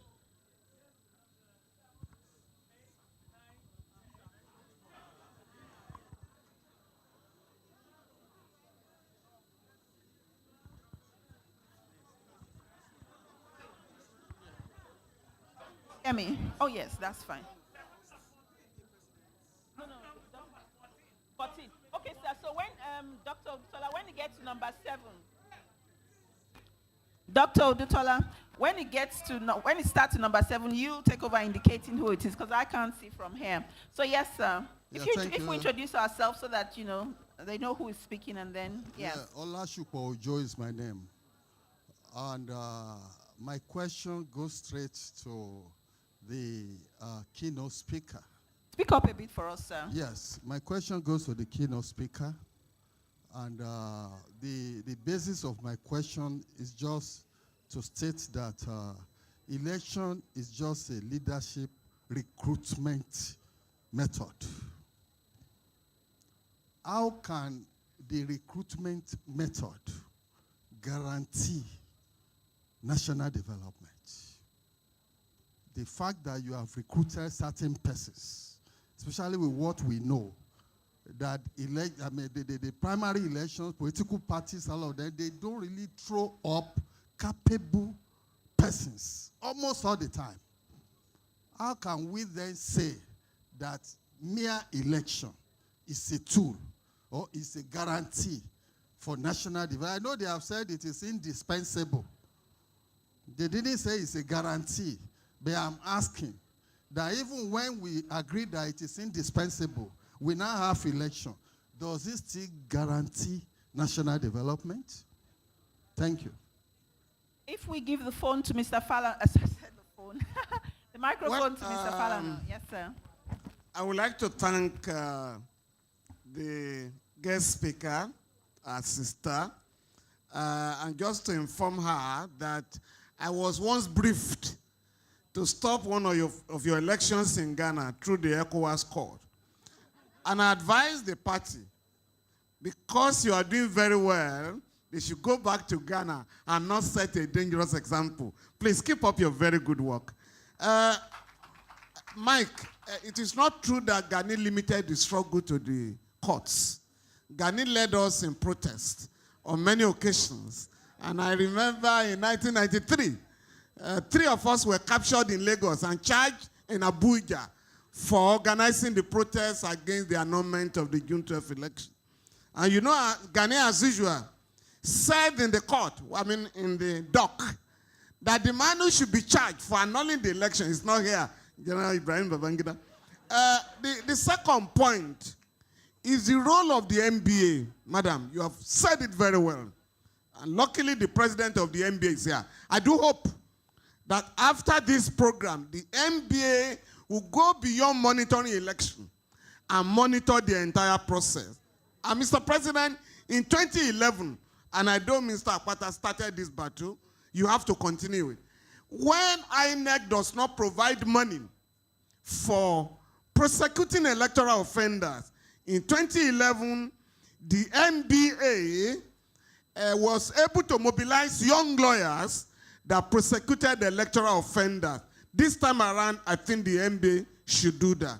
Mike, the celebration of the limit of money that people can have now is meaningless because the economy has been dollarized. $100 is 75,000. So distributing $10, that's 7,500. So unless you ban the use of dollars or ask everybody to go and put their dollars in domiciliary accounts, that objective will not be achieved. Madam, my question, that's what we will now call unconstitutional change of government. We no longer call it coups. In Burkina Faso, Mali, Guinea, we have military regimes. They have come back because of bad elections. In the Gambia, there was an attempted coup 3 weeks ago. In Guinea-Bissau, where the president is the current chair, we also have had an attempted coup. Our neighbors, Sao Tome, there was an attempted coup. Chad is under a military dictatorship. So is Sudan. How do we guarantee that these elections will prevent unconstitutional change of government in West Africa? Thank you very much. Thank you very much. If you hand it over to Mr. Oluwakpata, he's just in front of you. Mr. Oluwakpata. Yeah. Wolokon, that's right. Since a Milokon, then I must say that this is a different type of town hall meeting.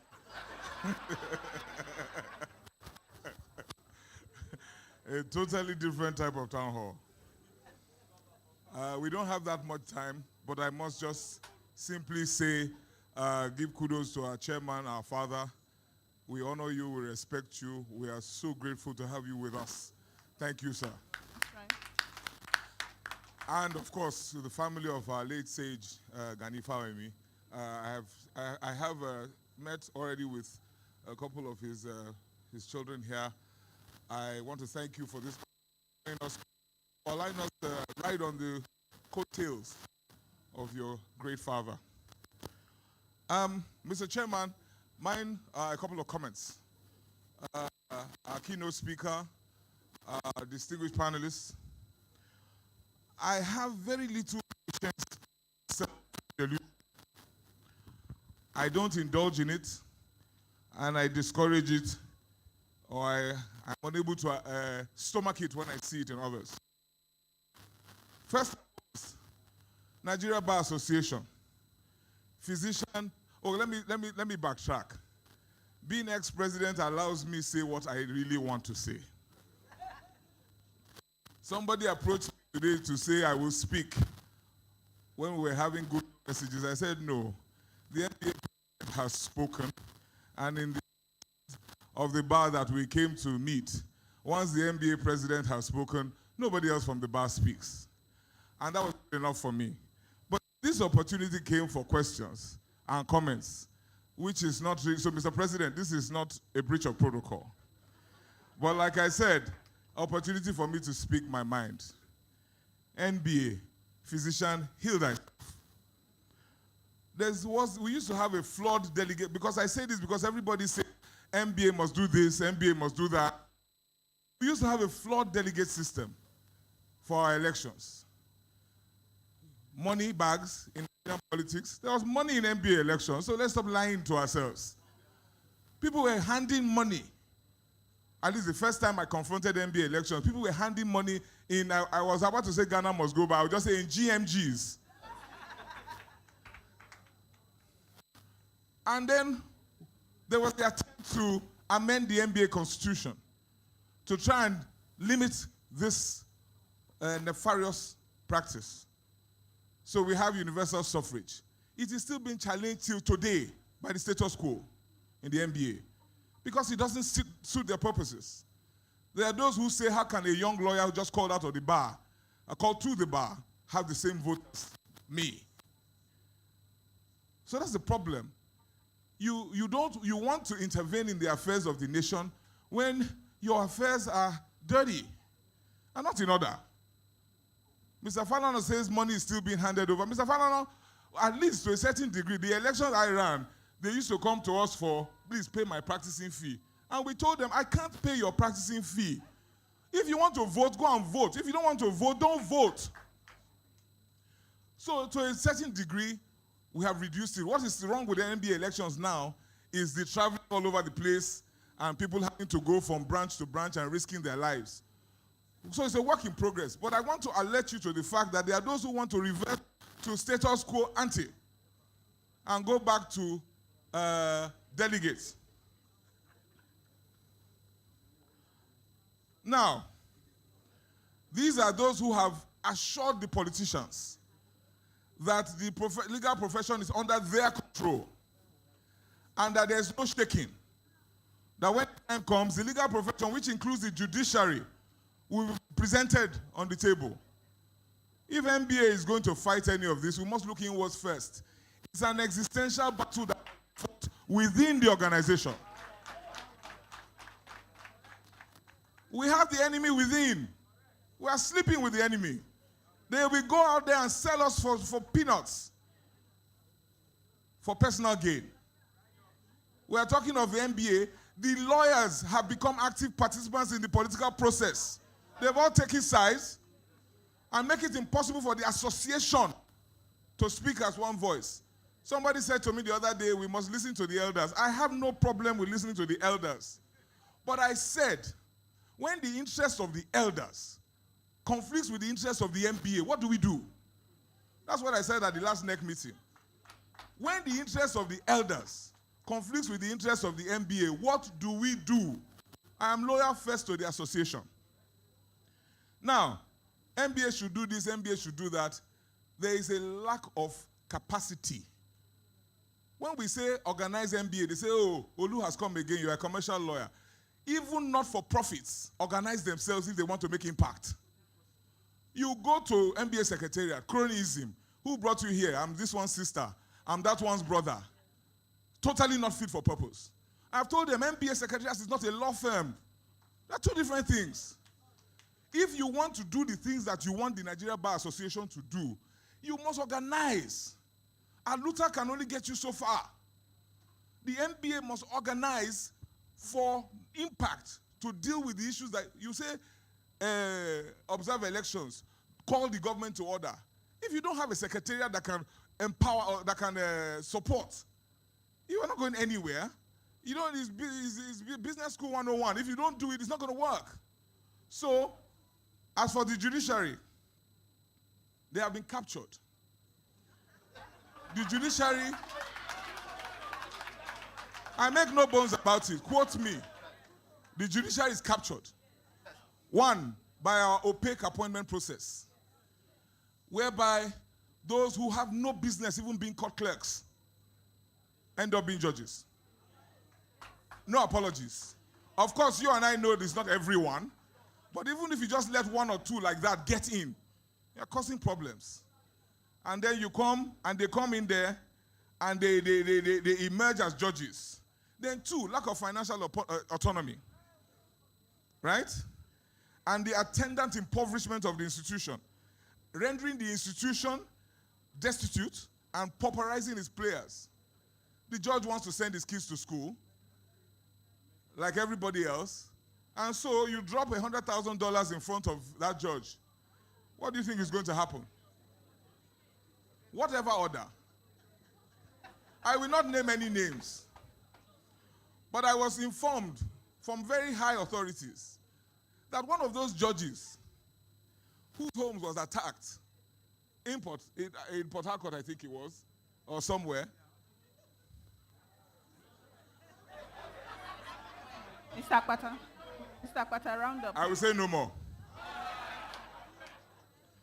Finally, and I'm sorry for taking so much time, but there's ex-presidential privilege. So,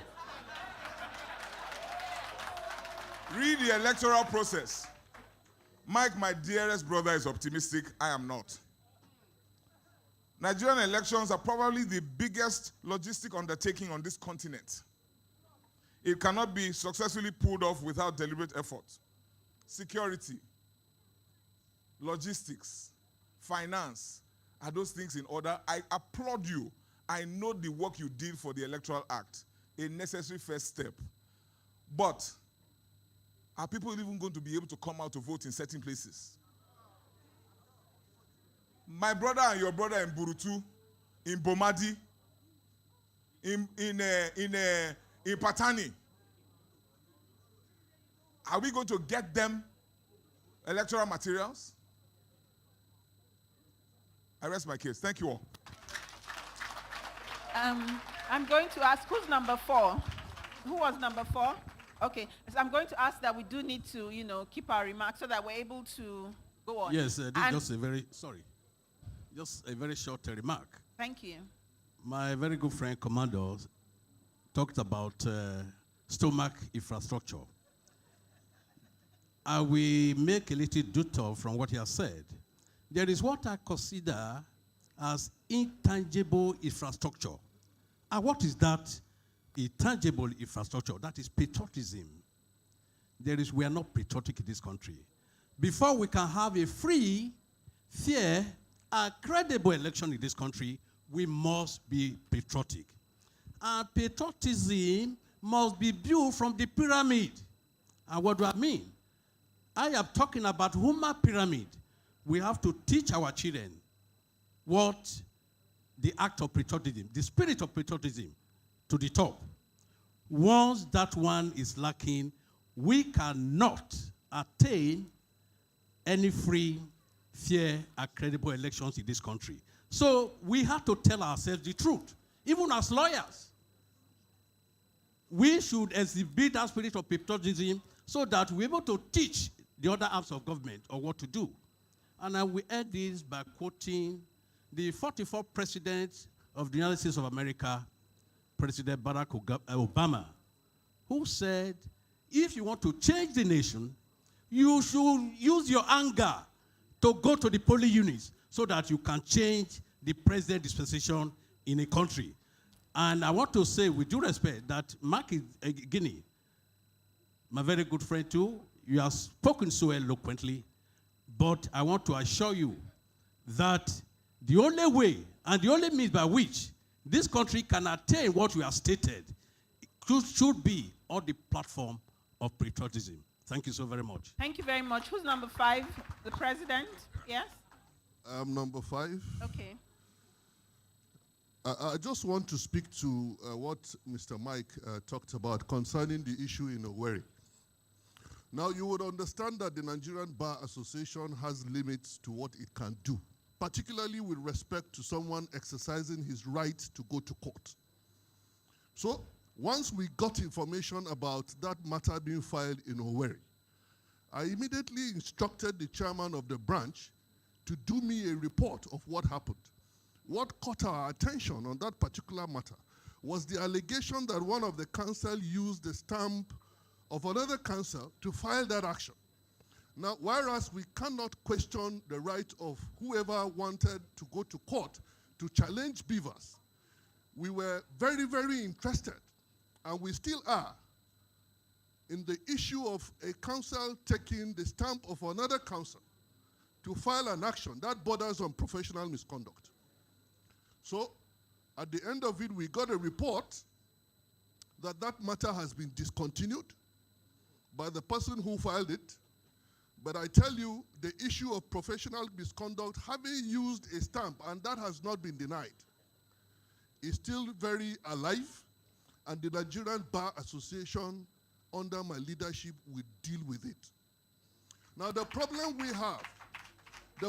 we'll have with respect to dealing with issues of professional misconduct, and I'm happy my predecessor in office is here, is the fact that there was a development that led to the introduction of the 2020 LPDC rules. What did those rules do?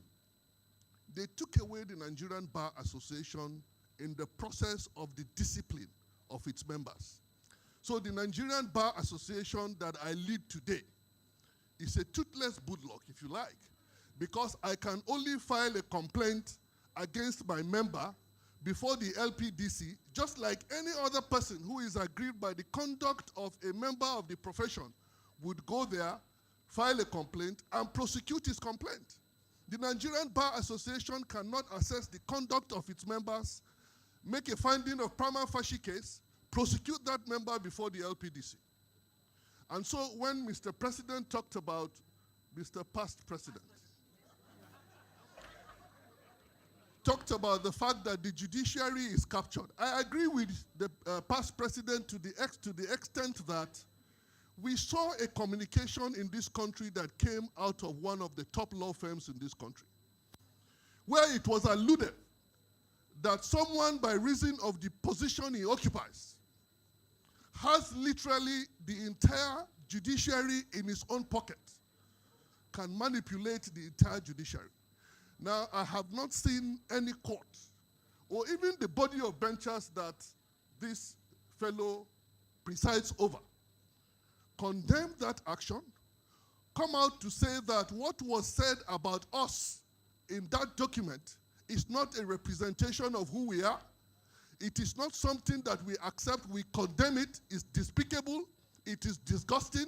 That is not what we represent, and it is not a description of what the legal profession is in this country. I have never seen that. To that extent, yes, not only the judiciary, even the entire legal profession is captured. We have accepted that in this country, that is the way we practice.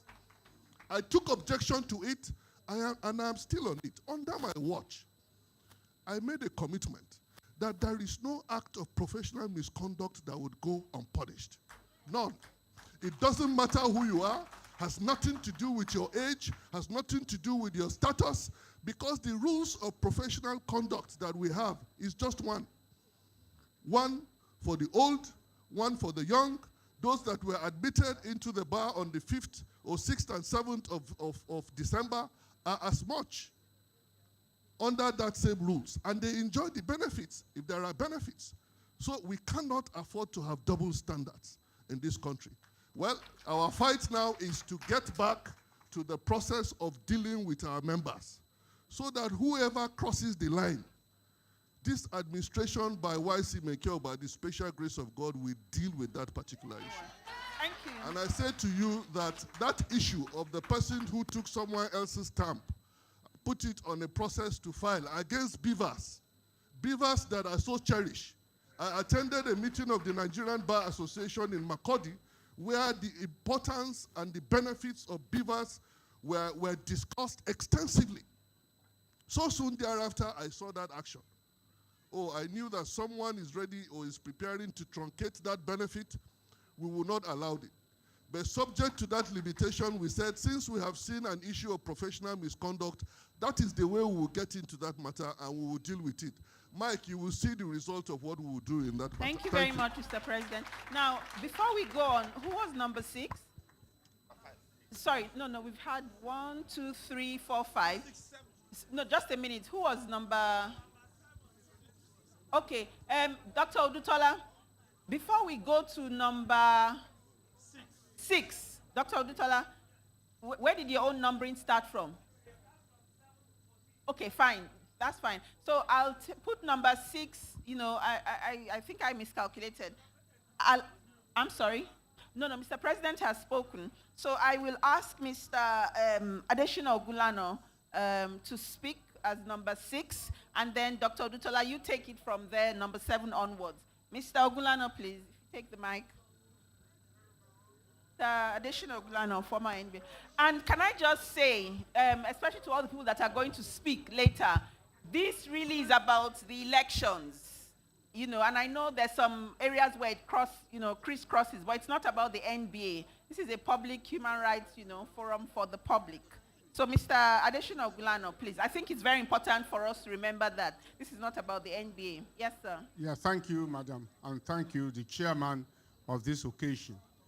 I've listened very patiently to the speaker, madam. Can we have one house, please? Somebody's on the floor. Thank you. I'm quite impressed with a simple but quite, to me, comprehensive spread of our focus. I've also listened to both the two discussants, and I'm impressed by the dynamics of the divergence, the highly cynical perspective and the highly optimistic perspective. I should like to disagree with both of them. but come to agreement with the lead speaker. To me, what is so important, it's not the issue whether the election can ever be perfectly free or fair, but whether the energy of the citizens are there to ensure that something tangible comes out. Well, Mr. Akwata, our former president, had slightly given a shade to Aluta. We will continue to champion Aluta. The people must ensure that, however imperfect, however it is, the will of the people must substantially be complied with. The patriotism that our senior was referring to, that is Roland Otaro SAN, must be displayed on the street. And I'm happy, and that's why I share Igini's optimism that this time around, there's an increase, and the lead speaker noted, there's an increase on people collecting their PVC. Now, there's an increment, and there's a new thing. There's a mystic in the air. I'm not going to disdain the fact that someone like me, people have not been mentioning him, I'm supporting Peter Obi. Yes. Yes, and the fact is this. That particular character that emerged is not a saint, but has given a fillip to people's desire to come out and reject the regular politicians. So I'm not saying it's going to be perfect. It's going to be dealt with too, but there's progress. And we are saying people should come out. If you are for Showore, come out. You are for Kolabiola, come out. In fact, I'm for Showore in Lagos State. And I'm saying that the only way, and this is what I'm taking away, and in the spirit of Gani, which our senior Falana has said, that is not only by going through the law courts, but by leading protests and agitation. And that's what I'm asking our people to do, Nigerian people to do. Come 28th February, be out there, stay put. I thank you. Thank you.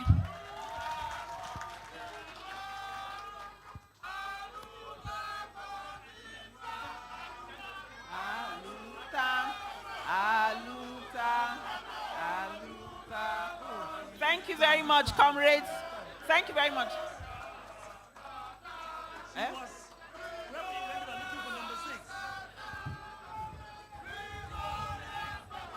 Oh, okay.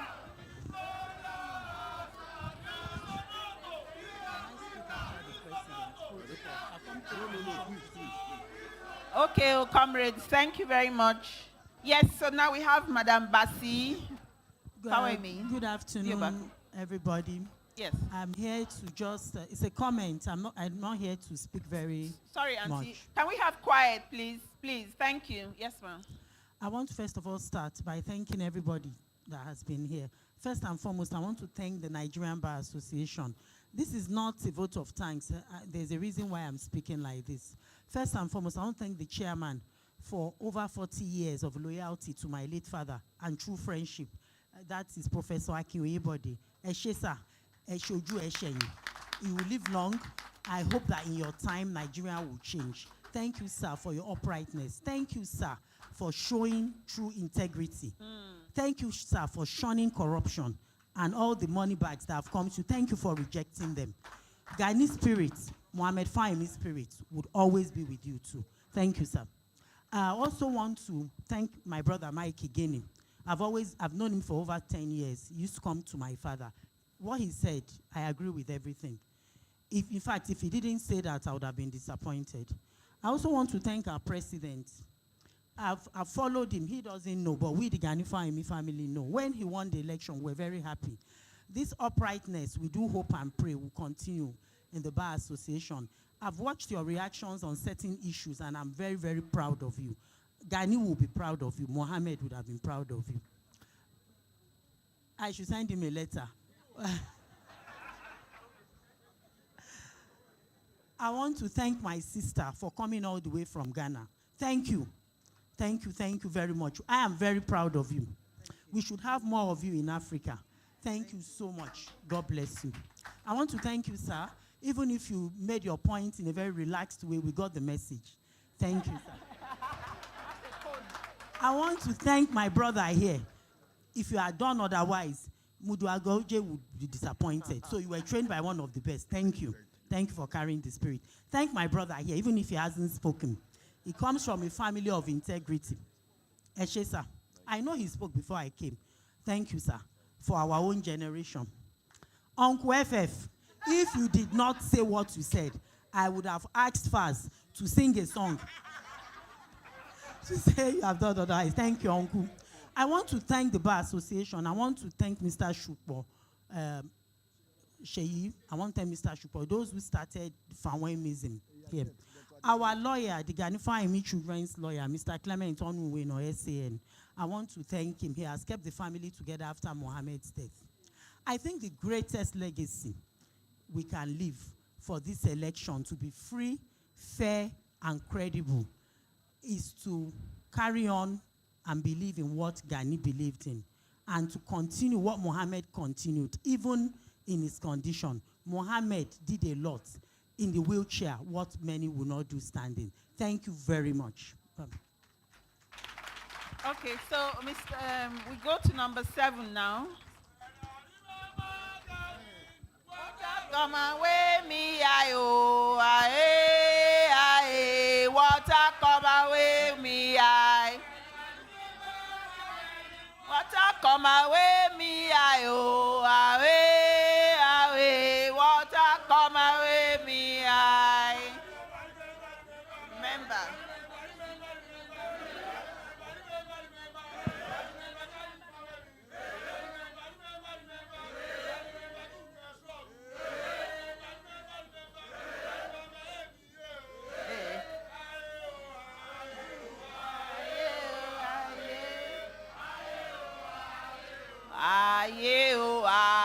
Thank you. Thank you, thank you, thank you. We still have all the time. We still have all the time. Thank you very much. Comrades. Thank you, comrades. We have our time at the end. Kulu temper, comrades. Kulu temper. We have all the time in this world. Thank you very much. No, this is our deal. Number 7, please. I am Lanre Adebayo. Can we have some quiet, please? Number 7, please. Yes, I'm Lanre Adebayo, and I stand on existing protocols. In asking my question, first of all, to the Commodore, who said that there can't be fairness. And he hinged his submission on the fact that the loser will never accept defeat. I was going to ask how he would assess the 2015 election, despite whatever obvious negativities that came with it. The loser accepted and the winner moved on. In the issue of definition of fairness, or whether we could have fairness or not.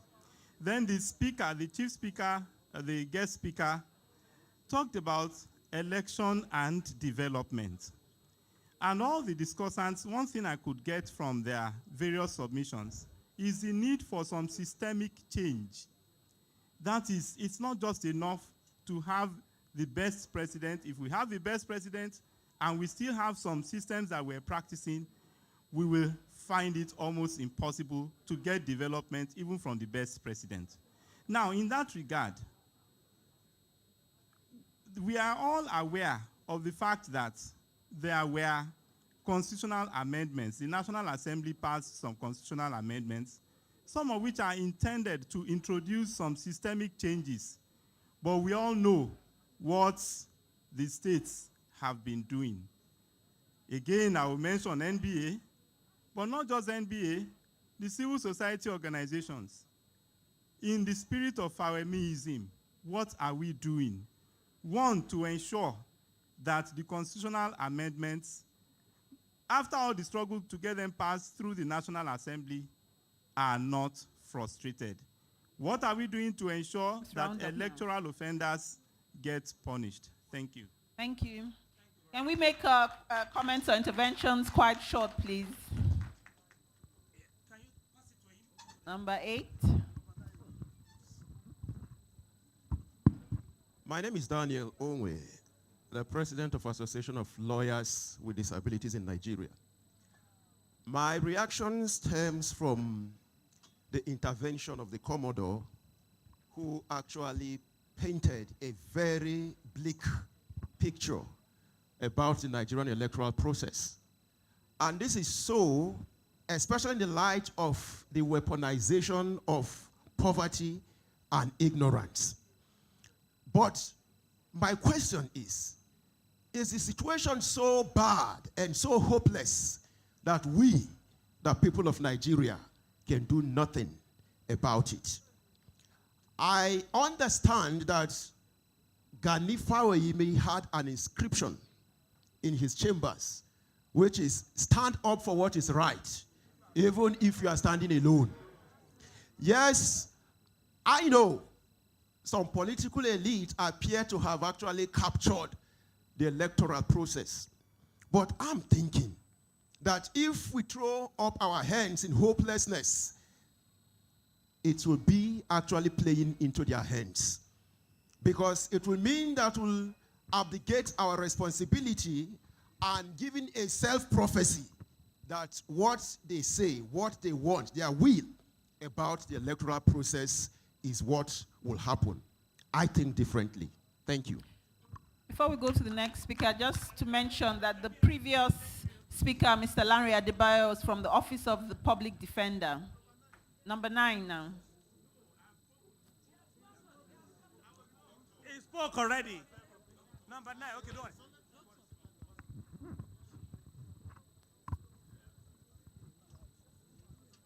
My name is Samuel Olale, and I am an advocate of a new Nigerian nation, the promoter of the premier system of government, whereby we have the premier, we have premier and vice premier in Nigeria.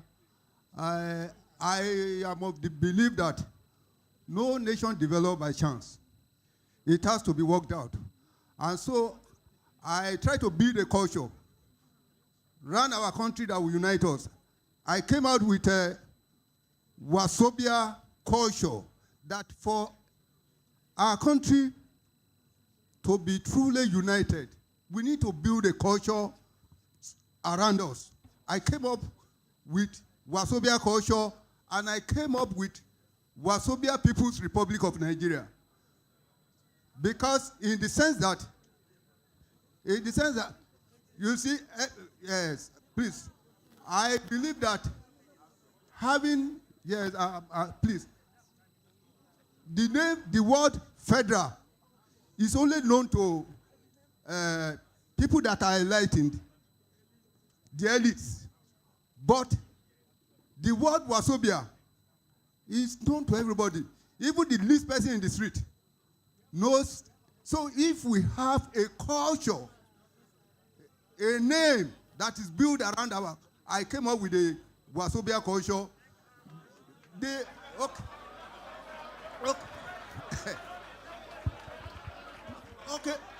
Okay. My question now is,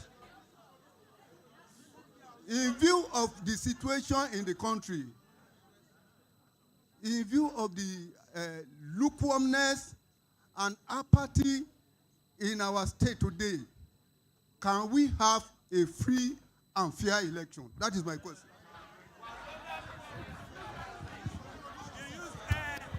Next, please. Gentlemen, maximum time is 2 minutes. And me, I'm timing. I'm not leaving it to a chance. Thank you. Somebody was carried from the back there. Number Kini, number 12, or 11. No.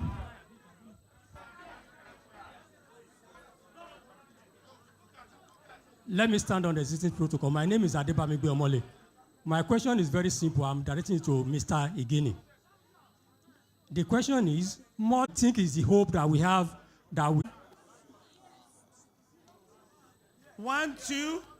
We have 4 more, please. 1, 2, 3, and the last one. That's the last man standing.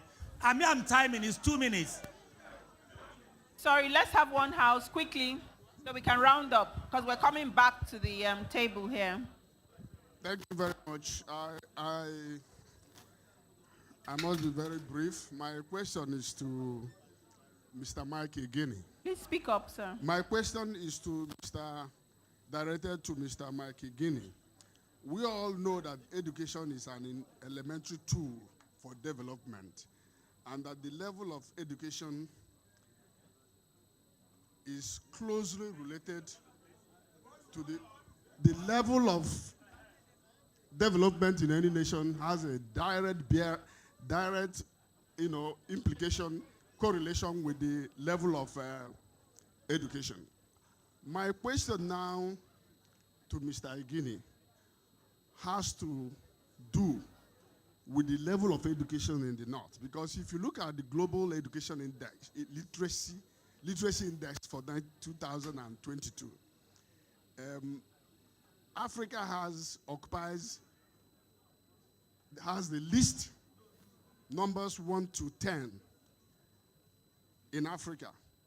And if you look at the literacy rate in Nigeria, in the northern part of the country, with this huge population, you find out that if that is isolated from the literacy rate in Nigeria, it will still fall within the first 10 as stated by the United Nations.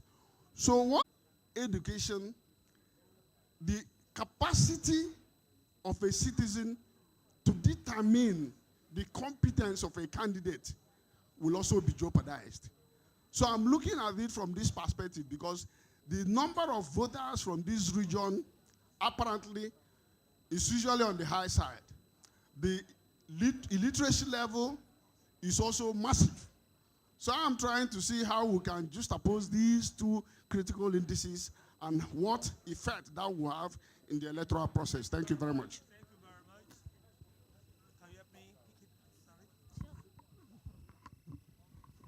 The last person on this row. I'm timing. My own is time.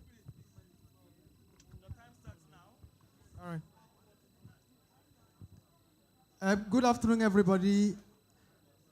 I'd just like to go straight to my question, which is more like a challenge to those on the other side, that is the panelists.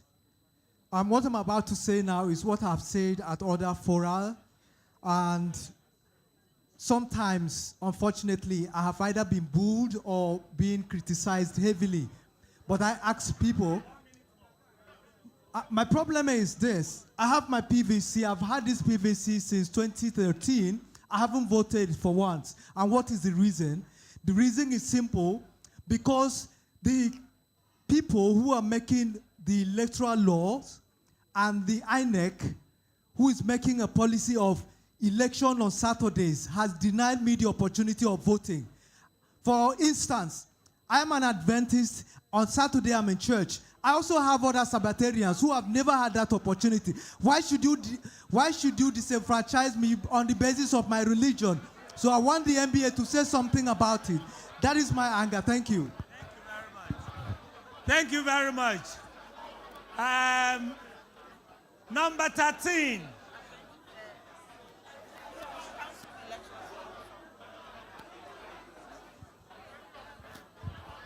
Okay, so we're rounding up now. Have we finished, Dr. Odutola? Are we done? Where is the lady who is speaking?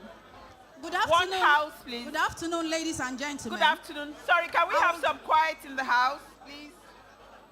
Please, I want to first of all appreciate Mrs. Charlotte. She has clearly shown that what a man can manage to do, a woman can do it perfectly well. In course of Chief Ikeja's comments, I picked two striking statements. One house. One, there is connivance between some political parties and INEC officials. Two, power has returned back to the polling units. I'm just thinking aloud, sir. In view of this comment, taking into consideration that an agent is the eye, the nose, and the mouth of a candidate, the sitting arrangement in a polling unit does not really speak well about clarity of elections. The reason being that I've been opportune to be a polling unit agent 5 different times. And I tell you what really happened. Indeed, there is connivance between some electoral parties, some parties and the electoral officials. A situation where you find out that some INEC officials, in course of accreditation, accreditate a passport that they know does not belong to the person that intends to vote. And when you accost them, they will say, oh, no, your boundary is not within here. You please go there. So in situation of that nature, taking into cognizance the fact that there is connivance, is there no need for there to be a change in seating arrangements in a polling unit during election? Taking into consideration again, the fact that 80% of complaints that spring to court emanates from the polling units. Thank you very much. 2 minutes, thank you. Yes, Comrade Kinde.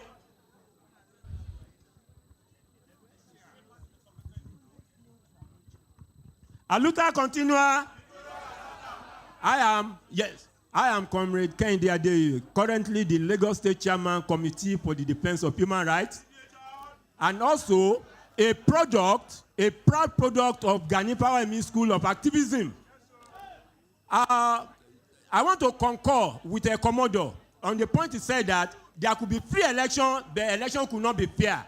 And looking at it this way, how can I, if I've made my money in the right way, pay 100 million to buy form? In other words, I was once the Lagos State Public Secretary of National Conscience Party. And Chief Gani Fawehinmi used to tell us that to have credible leaders, why must you pay as much as that amount? Credible people may not be able to come out. I contested election, I only pay my annual dues. So the point you are now making is this. What are those who claim they love Gani Fawehinmi done about the National Conscience Party, which is the party of the masses, from being annulled? So the question now is, if we really love Gani, we love NCP. Because when he was going, he said he would not leave any other legacy other than National Conscience Party.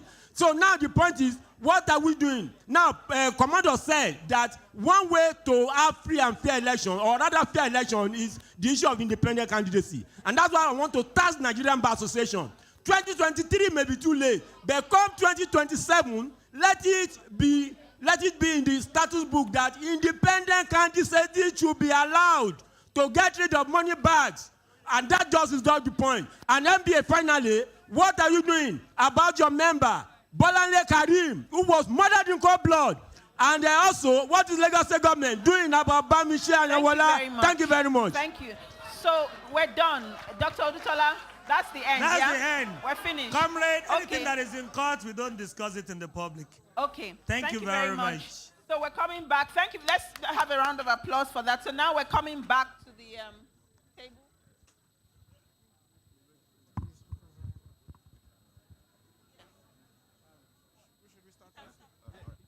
Okay, thank you very much. Please, Mr. Chairman, I will need very serious attention here because we are about going to elections and there are very serious issues that have been raised here. I do not want anybody to leave here with the critical impression of what the system is not about. Mr. Guinea, 1 minute. Can we have one house, please? All those who want to continue their discussions, maybe you could step outside for a minute to have that discussion whilst we continue this here. Thank you very much. Yes, sir. First, the last 2 questions, I need to clear that. The system that we have that will work for 10 years I spent in that place was to return power to the Nigerian people. And that is why today I have made the point very clear, and we shall see what will happen in this election. Shock and lamentation are waiting those who are relying on the old orders. Because the system we have now, it has delivered 105 elections. We have been doing the piloting before the president, before the National Assembly, reluctantly passed the bill and was signed by the president. If you have watched me on television, I kept thanking the National Assembly and the president. Because what they passed, what they signed, Many of them did not read those things. This is where we are. The connivance I was referring to, by way of updating Gani in heaven, is that these parties, rather than prepare for their own candidate, they will be waiting for when APC or PDP will be through with their primaries. They will now go and push for candidates from APC and PDP. That's what they've been doing. That is the connivance. Now, the issue you refer to as polling units was an account of the sections I mentioned to you under the Repeal Act 2010. Section 49 dealing with that omnibus power given to presiding officer, that if he is satisfied, that discretionary power given to him, that enables him to allow people who are not supposed to vote, have changed to Section 49, which means the use of the beavers is now compulsory. Section 53 of the Repeal Act that was used for 20 years to produce some of the politicians we are having around here, many of you will not see again as from 2023, has now been repealed. You now have Section 51. Overvoting, computation of election is now based on those who actually came, accredited numbers of persons and not registered number of persons. You will all recall the incident of what we call inconclusive elections. Have you been hearing that for a long time now? That is gone. Before the bill was signed by the president on the 25th of February last year, we had carried out a pilot of over 100 elections. In fact, the process of transmission started in 2012 when I was the commissioner in Calabar. That was the first place the current system was test run. I sat in my office and the results were coming in and I was seeing it on the board. Where we are now, power is back to the Nigerian people. Nothing they can do anymore. Look, optimism about what a collective group can achieve is natural to human being. My optimism is not reckless. It is based on concrete, realizable electoral templates that is making them running helter-skelter everywhere. Before now, he used to tell you whether you vote for us, you don't vote for us, it doesn't matter. Can they tell you that now?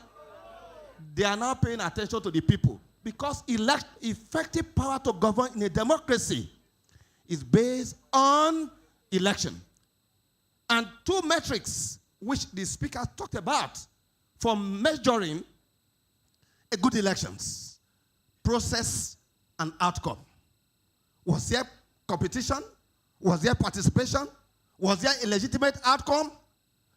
On the Osun, because it is in court, pending, I can't speak much on that. But if not for time, I will give you an example of what happened in Akwa Ibom, which is similar to what we are hearing about Osun. So I can talk quickly about Akwa Ibom. I warn politicians that if they rely on the old order, they were going to have a dinosaur experience. They were going to go into extinction. They didn't believe. You all know the outcome of what happened in Akwa Ibom State. That some has gone into extinction right now. Now, when election was out, somebody generated 60,800 votes. This system that we are talking about, I, as a commissioner, I have been using it. I'll be doing the pilot. And it was very clear. I went to the corridor. When you got to the corridor, the result that was on the from EC80 that they pressure people to write different from what you have on the corridor. The corridor was having 9,000 votes, but against 60,000 that were generated. Just from one local government to Torpedo, 9 other local governments for senatorial elections. But the corridor was very clear. We have now moved from the regime of corridor to beavers. Let me tell you here. Most of the political Egyptians you are seeing now, mark my words, you will see them no more. And I say this on account of the fact that you must collect your PVC. It was a philosopher who said that the conditions created by elite are sometimes necessary for their overthrow. The level of awareness today in the country, we have never seen that before. The level of interest, we have never seen that before. The level of anger in this country today, we have never witnessed that before. Everybody is fired up. We are ready. In time of despair, when we have what we require to liberate the people, hope is the only battle cry of any leader. So if all of you collect your PVC, nothing that anybody can do. Poverty, indeed, it has been the source. Poverty and illiteracy have been the sustaining factor for what they have been doing.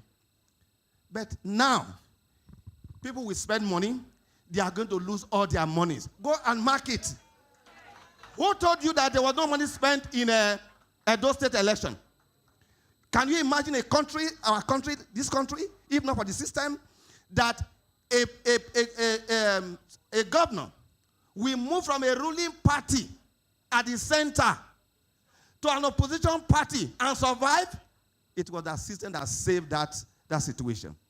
What happened in Anambra State? They tried, you know what they have done? They've gone to Asia, different places to try to hack our system. They all failed woefully. Anambra, they tried the same thing. Ondo State. And of course, the last Osun election. If we are to, look, it is not everything that the hunters sees during hunting that he comes to tell the public. If I am to tell you the level of resources deployed, billions that they have lost, they can't cry publicly. Bigger cry is coming in this election. Wash it out. Collect your PVC. They can't do anything anymore. That I can tell you. I have never before spoken like this, but because I know where we are. I know the system we have in place. Look, I said this here. Those who fail to drink from the well of knowledge will die of taste in the desert of ignorance. They should go and read the act. Go and read the act. It's very clear. I just want to clear some of these things so that get ready for this election. We are going to have, Nigeria must sing a new song. People like us, our interest is the process. The outcome will be determined by the Nigerian people. And that's why I decided I will never be a consultant to any of the contesting candidates, but I will be a consultant to the Nigerian people. And that is why I have been on television, educating Nigerians on sound knowledge of the entire process that we have now. That power is back to you. Power is back to, take it. Nothing anybody can do. They are running head-scatter. If I'm to tell you the kind of call we get every day, Gini, this thing you are talking about, you said you will not mention some electoral provision for us. Why are you not mentioning it? I said, no, I won't mention it. You want to rig election? I won't mention it to you and all that. So I'm saying this so that people can understand where we are, where we are going. The beavers has come. IRF will be used. The outcome will be a reflection of the people. Indeed, we are convicted professors for rigging elections. On whole, all I can tell you is that prepare 2023. Next month, we are going to celebrate Gani after the elections. That democracy is bad, or we cannot do election, it's not fair, it's not fair. Don't get me wrong. But the reality is different from the ideals. All the time, we see all these theories, all these good intentions, all the plans, logistics, we see them. When Yaradua was coming, we saw them. When Buhari was coming, we saw all these are always very well articulated and present. But like in the military, every plan you make does not survive the first shot. Once you get to the zone and there's a shot, all your plans always, dissolve. Let me tell you, for you to really win election in Nigeria, it's not very serious. What you just need is have the INEC chairman on your side, have the judiciary, maybe the legislators. You know, the masses, that is why I'm here now. The masses, 60 to 70% of Nigerian masses are, you know, experiencing extreme poverty. These are the reality. It's not about beavers. I voted in my village in Mashai, and there's no network there. So there are a lot of challenges, but I don't want you to see me as like maybe I'm trying to be antagonistic. No, the reality is that there are things you know that doesn't want me to, that doesn't allow me to come out to speak. I know what happened during Obasanjo's election. I know what happened during Yar'Adua's election.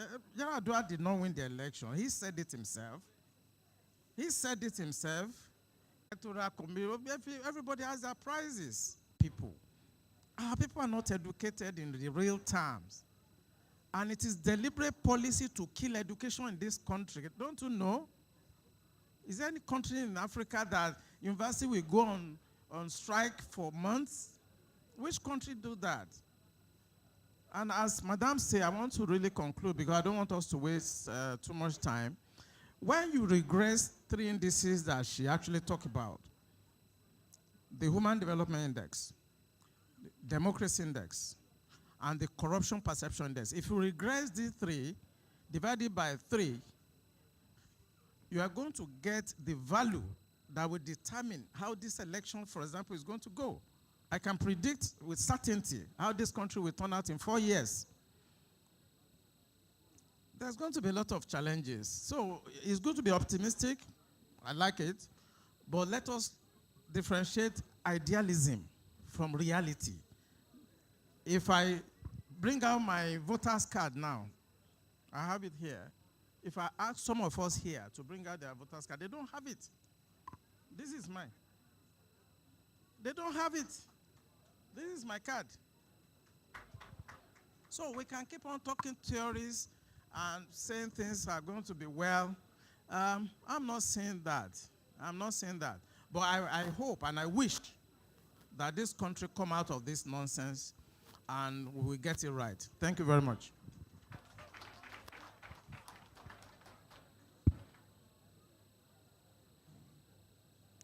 Thank you very much. I would respond to some of the issues that have been raised. But there's been a lot of concern, a lot of comments on the corruption within the electoral process. I just want to say, I've worked in elections in Ghana, in Nigeria, Sierra Leone, Afghanistan, to a certain extent, Kenya, and a few other countries. And in all these places, I have never met any politician who wants the true essence of democracy, where the outcome from the ballot box reflects the wishes of a majority of the people. And so it's important that the people need to understand that the only way you're going to get a free and fair process is by getting actively involved in the process. Like Mike paraphrased, I'll paraphrase what he said. The cure for bad democracy is more democracy. So complaining about the system, whether it is your right to vote on a day other than Saturday or on the right to have your votes counted a certain way, the only way you can guarantee that you see what you want to see from the process is by getting involved in the process. Someone made a comment about the seating arrangements at a polling unit. And yes, I do agree. In my time, we got to the point where we actually did a sketch of what it should look like and shared with the political parties and with the public. But that was not something that was legislated by law. It was something that we took up at the Inter-Party Advisory Committee. And so we need to understand that for the kind of struggle that you're in, not everything is in the electoral process will be legislated. Again, it requires active involvement of the parties. You need to be at the inter-party meetings with INEC, and you raised and you agitate for some of those changes you want to see. There was a question on, can free and fair elections guarantee national development? I think I answered that in the lecture. It may not, but unfair and poor elections also do not guarantee national development. So which would you rather have? I would rather have a free and fair process that can begin to be the basis to agitate for national development than to have elections that are lacking in all the indices of electoral integrity, because that is a non-starter when you're talking about national development. The whole point is that democracy creates a social contract between those who are governed and their leaders. And the free and fair elections give legitimacy to that governance system. So if you do not have free and fair elections, then it calls into question whether the people who are in power have the legitimacy of and are there because they are the people's choice. If you're not the people's choice, then other problems come out of it. So essentially, elections are the bedrock of that democracy. And the more people get involved, the richer the system that you're going to produce. Mike has talked a lot about the process, and it is very heartwarming to hear. When you talk about free and fair elections, you're dealing with three things. You're talking about the law that regulates the process. You're talking about the processes other than the law, the organizational processes, the logistics, the level playing field, the role of the media, things like that. And then the third axis is the people. So in this case, clearly, there is a law that exists that ensures that the elections can be free and can be fair and can be credible. Now, it is up to the people to ensure that the processes are also put in place that would produce a credible system and ensure that they have a high turnout. I say it again, it is utterly disgraceful that Nigeria would have an election with a 30 to 35% voter turnout. Ghana, usually it is in the north of 70%. So the more people you have coming out to vote, the more you can be sure you give fewer opportunities for the system to be rigged and to be corrupted. There is no point in sitting home and not voting and saying that you assume the process is corrupted and so you don't come out to vote, and then you spend the next 4 years complaining about the quality of the leaders that you have. So the law is in place. The structures seem to be in place. It is now for the people to stand up and be counted and make sure that they put their thumb where their mouths have been and give Nigeria the kind of leadership that the people of Nigeria deserve. Thank you.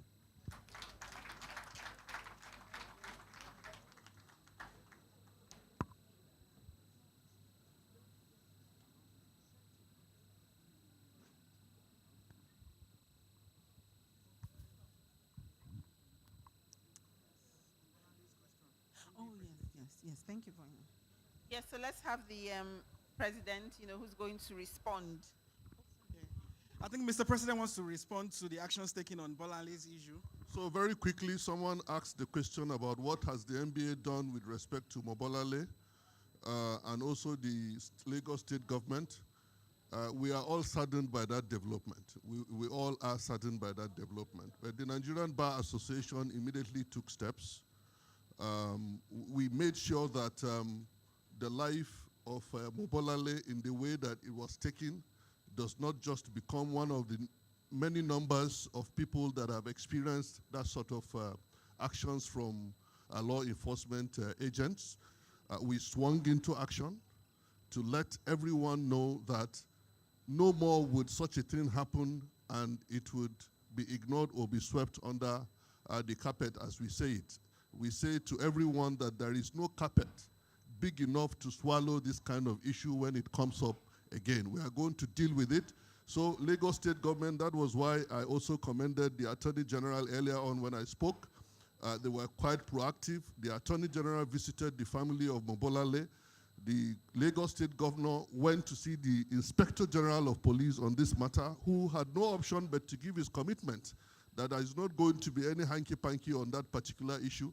As we speak, The suspect had since been detained, and he is going to be arraigned tomorrow. The Attorney General also told me about that development. Now, just to let you know that we didn't swing into action simply because Mobolale is our colleague. Our responsibility goes beyond just our colleagues. There is no life that is less important than the life of a lawyer. So because of the incidents of Mobolale, the issue of Gafaru Boraimo also came to fore. We have also taken up that particular matter. I personally visited the family of Mobolale to condole with them. I also did with Boraimo, Gafar Boraimo. I met the parents, and both cases have been taken up by the Attorney General of Lagos State, and they are being prosecuted right now. So, in fact, we owe the Attorney General a debt of gratitude for that show of leadership that I said he demonstrated. And I also had the opportunity to thank His Excellency on the 6th, Friday the 6th of this month, for that proactiveness that he demonstrated concerning this particular issue. And what we are committing to the Nigerian people is that for every such extrajudicial killing, be rest assured that the Nigerian Bar Association is interested, and the Nigerian Bar Association will take it up. And maybe since I'm on my feet, my predecessor in office talked about having the privilege of past president, and I think so. The one that is in office will also enjoy more privilege. And I say this because I hesitated not to talk about the NBA election that was held on the 16th of July because I was a candidate in that election. But because INEC, that also conducted the election on the same 16th of July in Oshun, saw what the Nigerian Bar Association did, and they were happy about the conduct of that election, how it was seamless. And the issues of the exposure of the electorate was completely taken away because it was a 100% online election. Either you voted on the go, or you sat in the comfort of your room, or you are chatting with your friends in a restaurant and you voted. You could be, many were out of this country and they voted. So what we are saying to INEC is that we have taken the lead in this regard. Many called my predecessor in office to express satisfaction, and they were really happy with that lead that the Nigerian Bar Association has provided. Now that you talked about leveraging on technology, Nigerian Bar Association has done it. We are calling on INEC to come and follow that path that we have charted already, so that Nigerians can even be safer as they express their franchise in the selection or election of those who will lead them. So I just thought that you should have extended that courtesy to the Nigerian Bar Association. I'm a beneficiary of that process, but I think we should also commend my predecessor in office for putting together that process that gave us such a wonderful election. Thank you so much. Thank you very much, sir. Thank you, Mr. President.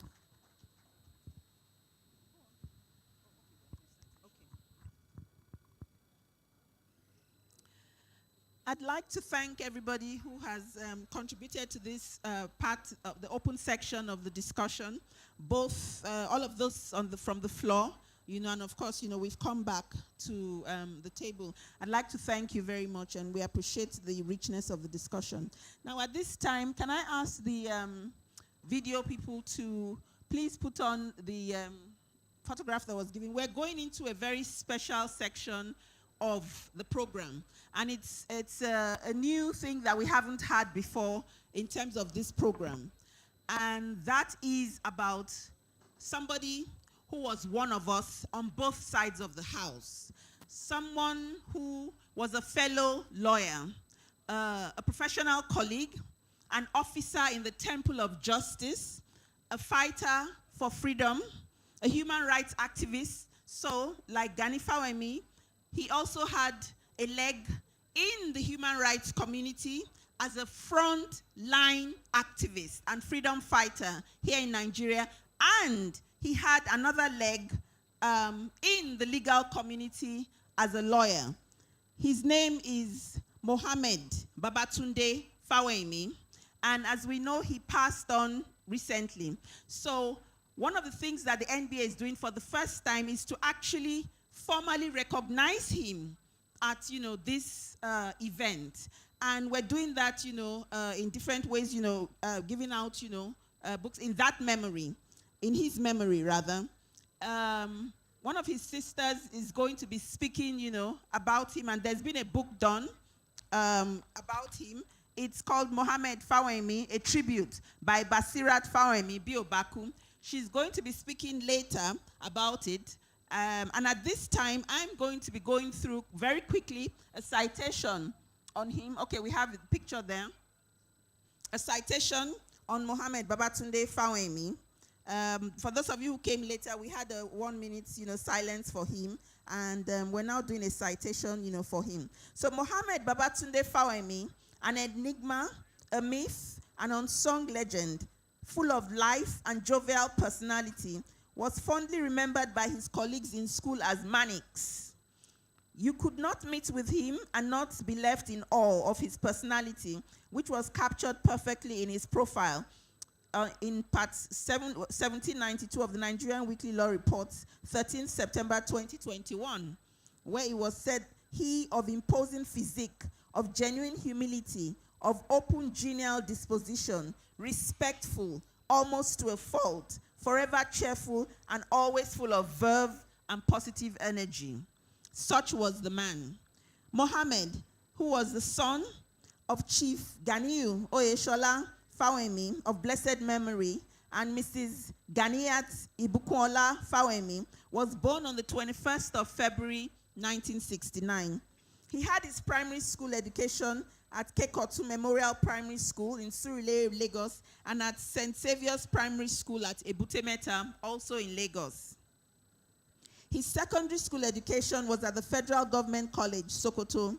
At the tertiary level, he studied business administration at the University of Lagos, and he studied law at the University of Buckingham in England, where he obtained an LLB Hons degree in 1995. Subsequently, he was called to the Nigerian bar in 1998. However, while Mohammed was at the age of 14, he had the dream and a very strong desire of becoming a soldier because of his love for the uniform and the personality of military men. But this desire was strongly discouraged by his late father's disdain for the military. From his educational terrain, it was clear that Mohammed was set to be the proverbial chip of the old block, stepping into the shoes of his late iconic legendary father when he became the last head of his father's prestigious and renowned law firm, Gani Fawehinmi Chambers.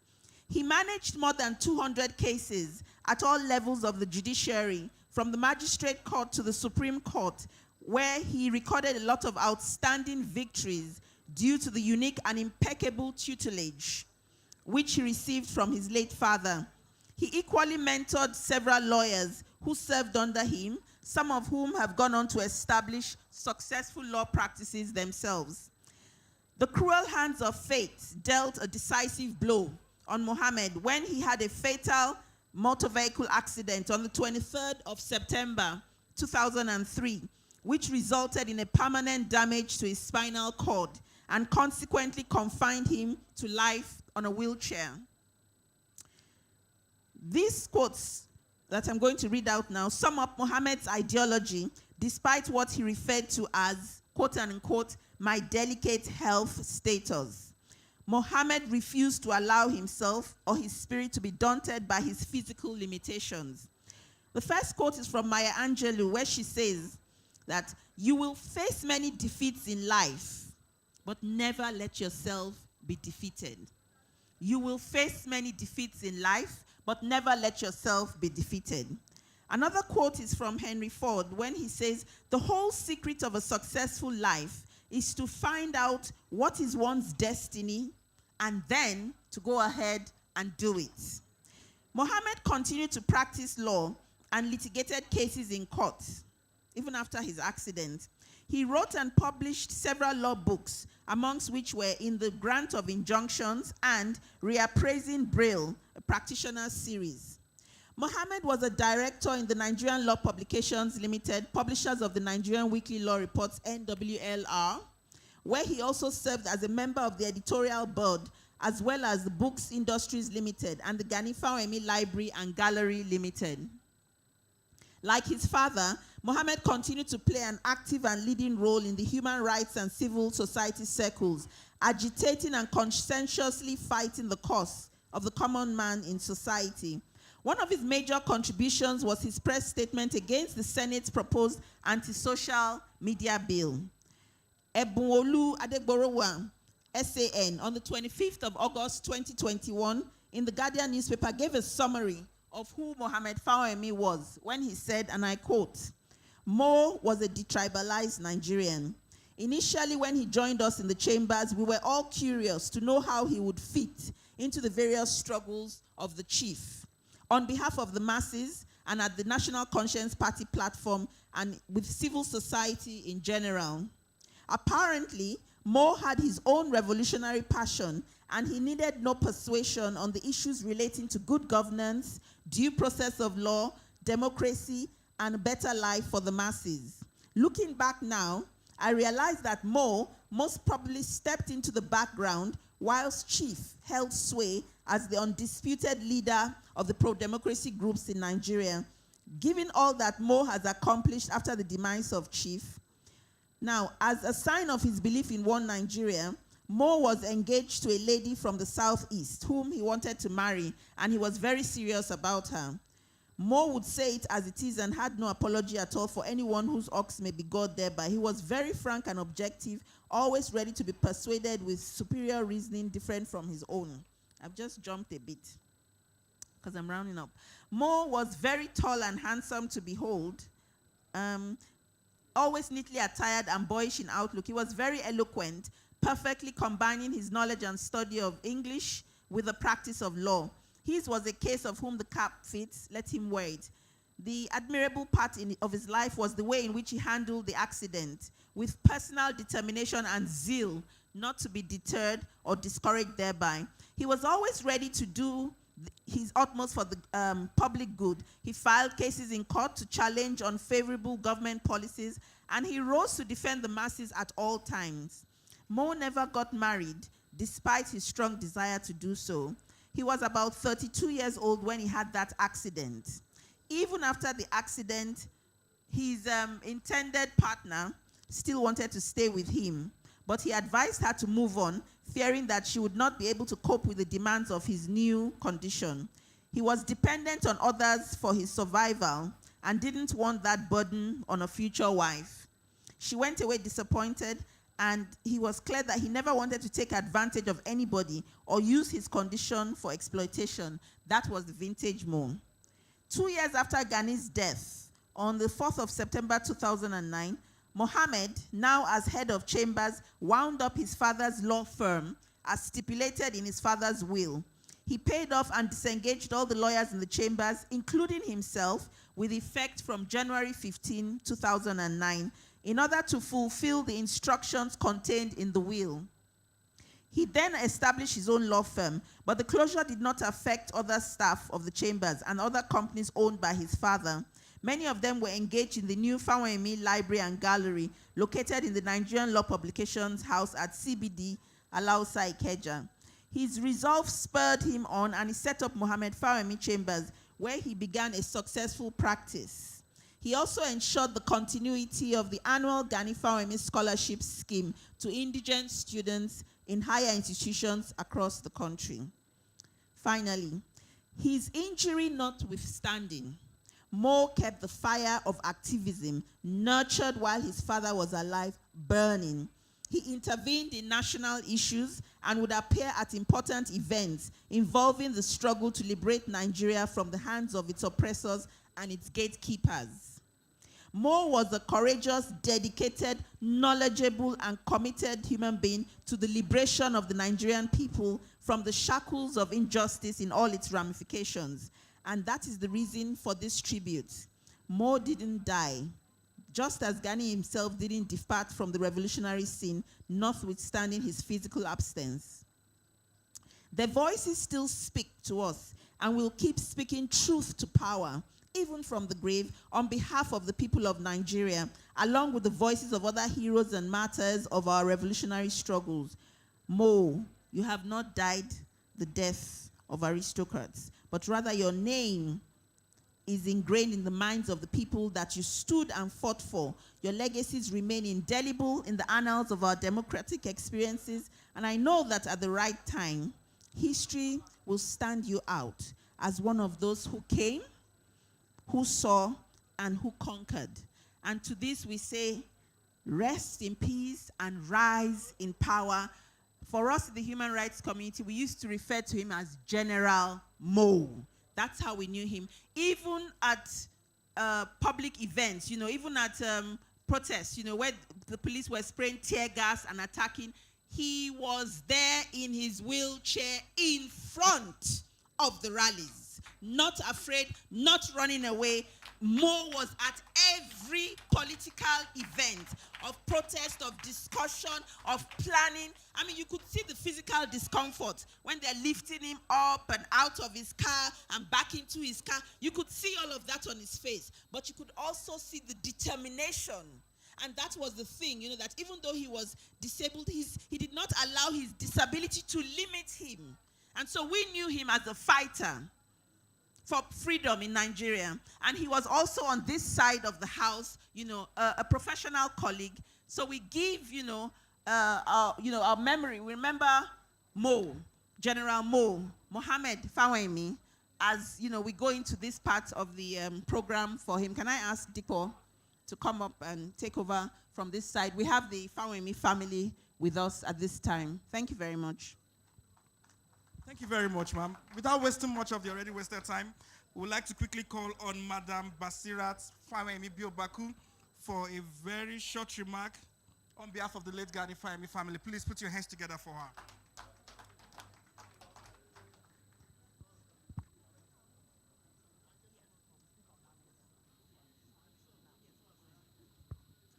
Good afternoon, ladies and gentlemen. I want to say thank you for coming to honor the Gani Fawehinmi family. But at this point, I want to speak on my brother. We both went to school together in England, at the same time the law school in Nigeria, and both practiced together. We lost Mohammed August 11, 2022 to COVID. It was very painful for the Gani Fawehinmi family because we lost him at his prime. But God being our strength, we love him, but God loves him most. So in his memory, last year, which made exactly 1 year of his demise, I put this book together, Mohammed Fawehinmi, a tribute. Oh, that's one. Then the next thing I did was to do the annual Mohammed Fawehinmi lecture to be held August 11 every year. The third thing I did was to also honor him, the Mohammed Fawehinmi scholarship scheme. When Chief Gani Fawehinmi was alive, we were all trained to help the masses. But Mohammed made it a routine. Every 2 weeks, the beggars came to the house in GRA Ikeja, and Mohammed sat with them, spoke to them, listened to them, counseled them pro bono, attended to their children. So when Mohammed passed on, I'll just read a little bit of what the beggars said when they came to the house. I said, no wonder when the news of his passing to glory was announced, it spread like wildfire to them, the nation, the social media, and the world at large.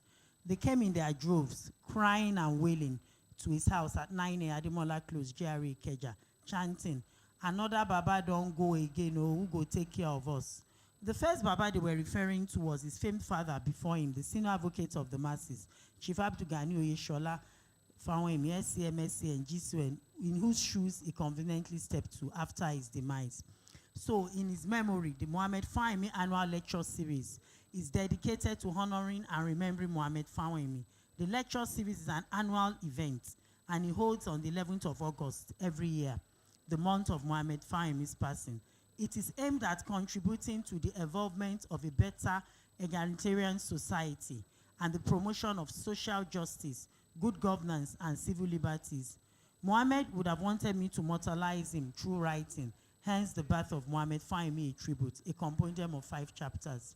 In this book, I just speak about him, and I also talk about his activism. Also, I talk about how he had wanted the Electoral Act to come into pass, but unfortunately, the Electoral Act 2022 came after he died. So I've had one of the best brains in the legal profession, Mr. Wahab Shitu, now SAN, to review the act. Is also in this book. So please, what I would just want, all the proceeds from this, I've used it to set up the Mohammed Fawehinmi Scholarship Scheme, and I'll be focusing on indigent students, brilliant but disabled. Most of them I've focused on will be on vocation, because Gani Fawehinmi has handled the ones concerning the universities. So that's just what I want to talk about. And I also want to thank everybody that has shared their life with Mohammed Fawehinmi. Unfortunately, most painful to the family, he didn't marry, neither did he have children. But I want to say this with pride. From cradle to grave, Mohammed Fawehinmi had sponsored over 50 people in the education. So thank you all. Thank you very much. But please put your hands together for her. That is Mrs. Basirat Fawehinmi Biobaku. I'm going to be calling on the chairman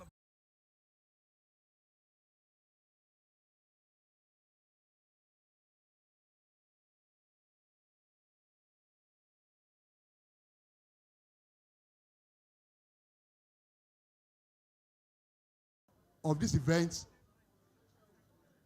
and in no particular order, we'll be calling on Chief FAO Yusuf Anko, also Law Bridge, Mr. Layi Babatunde, SAN, and his wife, Mrs. Adejoke Layi Babatunde. We are grateful to you. Also, Femi Falana and Falana Chambers, Mr. Femi Falana, SAN, we are grateful to you. The Law Crest LLP, MA Banere and Associates, Peter Partner, Dr. Ms. Banere, SAN, and Co. Dr. Ms. Banere, SAN, we are grateful. Then also Templars, Mr. Olumide Akpata and Templars Partners, we are grateful to you. Otaru and Co. Dr. Roland Otaru, SAN, we are grateful to you, sir. And his lovely wife, Mrs. Comfort Otaru. These are the sponsors. Thank you. Okay, our brother sick. Mr. Barua.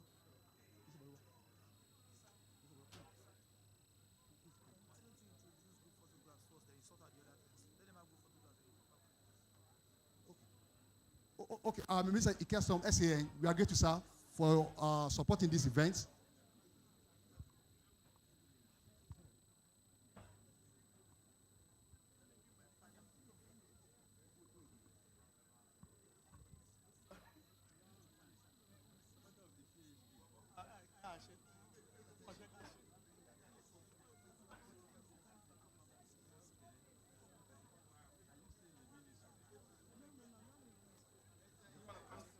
Or should they just terminate it? They say you don't have a list of.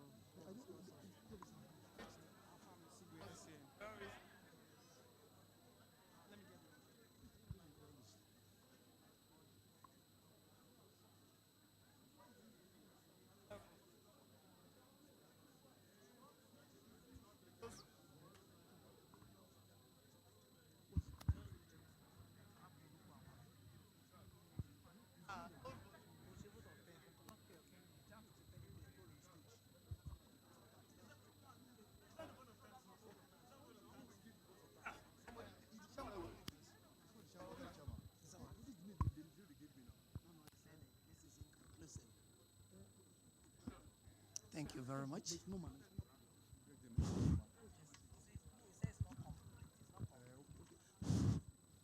Well, I want to thank the Secretary of the branch for mentioning part of the sponsors for this occasion. And when the final list is out, we're doing letter to appreciate everyone who has contributed in one way or another to the success of this occasion. But on vote of thanks, I want to thank the chairman for this occasion especially, because I am privileged to know that our prof retired 5 years ago, and he's still 75 years strong. We hope to have him around for another 45 years. Yes, Moses was 120 years old. His eyes were not dim and his strength was not diminished. And to tell you something, Prof did not have breakfast. His driver disappointed him and he drove himself from Lekki to this place. Sir, we are very, very grateful. Very grateful, sir. We want to thank the guest speaker, our sister who took the recipe of jollof rice from Cross River State to Ghana to let them have jollof rice. We thank you for your first in everything.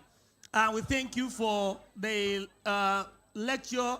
And we trust that you are praying for us that we have a free and fair election in Nigeria. We want to thank all the discussants. My brother Mike Ikeja, you are always there. We thank you. We thank you, comrade. Yes, I took your picture. I won't pay anything. You can't sue me for that. I want to thank all the discussants, sir. We thank you so much. I want to thank the president of NBA all the way from Abuja. Maduguri yesterday, Lagos today. We are grateful. And we appreciate the fact that NBA wants to be financial part of this. And we really appreciate that. So we follow up on that by God's grace. No, we can't take over, Mr. President, financial part. Because the tigers always roar. And you cannot lessen our tigritude. So well, we thank you, sir. We appreciate you so much. Past president has left. The Attorney General gave his apology to the chairman and the House. He's supposed to chair another meeting at 5 p.m., so he was already running late. So I want to thank all the past chairmen, all the land and silk, the Commissioner of Police ably represented, the Chief Registrar who represented the Chief Judge of Lagos State, the Civil CLO and all the comrades, all the ministers in the Temple of Justice, chairmen and officers of other branches, the ESCO, and my ladies and gentlemen, we just want to say thank you so much. I want to conclude with the case of a man who did not know how to say thank you. And they got there and they said, we want to thank you. So, well, if there is positive, comparative, and superlative, then there must be, I thank you, I thank you, and I thankest you. God bless you. Thank you very much. I'm the legal advisor. I retired 10 years ago. Yes, I was the CEO. I even became chairman for the whole of. All right, I need to quickly mention and invite us all to the I remember we were together at the Day of Tributes in honor of our slain colleague, Mrs. Bolanle Rahim. I believe we have probably engaged with that communication on the media, but tomorrow between 1 and 3 p.m. at the dining hall of the Nigerian Law School in Victoria Island, the NBA will be having a day of tribute. It's called Aurora Tribute for Bolanle Rahim. Please endeavor to be there. The dress code is formal to honor her. And then thereafter at 5 p.m., service of songs at the Olive Tree Church, Redeemed Christian Church at Banana Island. And on Tuesday will be a funeral service also at the Olive Tree Parish in Banana Island. So we hope to see us all there. We'll have the group photographs now with the NBA president, the national officers, the members of the Fawehinmi family, and then the branch officers. And then other photographs will continue thereafter. So just a final announcement before we close. So we're closing now. Those who came early and had registered, you know, let's wait behind after the event so that you can collect. You know, we have books for you. We have, you know, some books, you know, for you. So those who came early, whose names are on the early list, will collect their prize. We'd like to thank everybody and let people have, you know, come forward for the photographs. I'd like to thank you for coming. Thank you and good night. Bye-bye.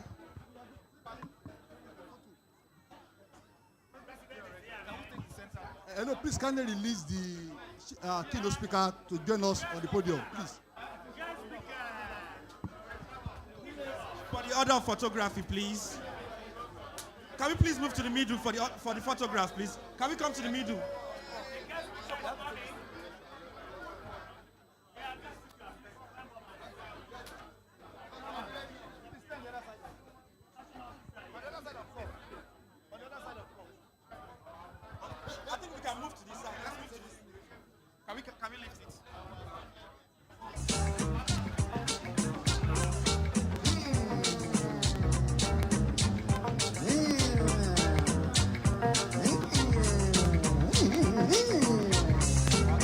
Everybody scatter, scatter. Some people lost some bread. Someone nearly died. Someone just died. Police they come, Hammy they come. Confusion everywhere. 7 minutes later, all don't cool down, brother. Police don't go away. Army don't disappear. Them leave sorrow, tears and blood. Them regular trademark. Them leave sorrow, tears and blood. Them regular trademark. Them regular trademark. Them regular trademark. That is why everybody run, run, run. Everybody scatter, scatter. Someone nearly died, lost some bread. Someone just died. Police they come, army they come. Confusion everywhere. 7 minutes later, all don't cool down, brother. Police don't go away, army don't disappear. Them live sorrow, tears and blood. Them regular trademark. Them live sorrow, tears and blood. Them regular trademark. Them regular trademark. Them regular trademark. La la la la. My people say they fear too much. We fear for the thing we no see. We fear for the air around us. We fear to fight for freedom. We fear to fight for liberty. We fear to fight for justice. We fear to fight for happiness. We always get reason to fear. We no one die. We no one wound. We no one quench. We no one go. I get one child. My mom different house. My pa different house. I want build a house. I don't build a house. I no one quench. I want enjoy. I no one go. So policeman go slap your face. You know go talk. Army man go whip your yash. You go they look like donkey. Rhodesia, they do them own. Our leaders, they have for nothing. South Africa, they do them own. Them live sorrow, tears and blood. Them regular trademark. Them regular trademark. Them regular trademark. Them regular trademark. Them regular trademark. Regular trademark. Them regular trademark. That is why everybody run, run, run. Everybody scatter, scatter. Some people lost some bread. Someone nearly died. Police they come, army they come. Confusion everywhere. And so time when they go. Time no wait for nobody. Like that. But police go they come, army go they come with confusion in style like this.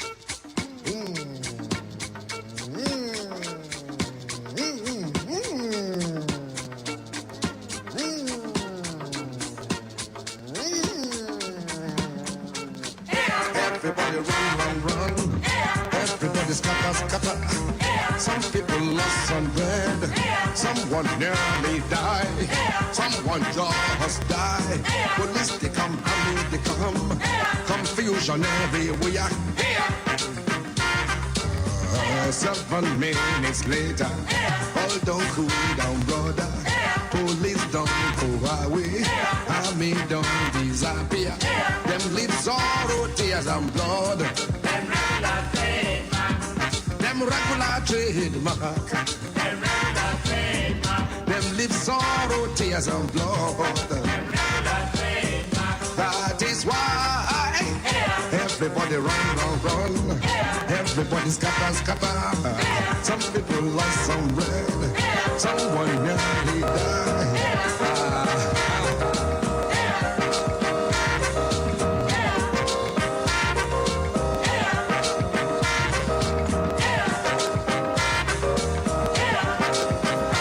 Listen to me with open mind.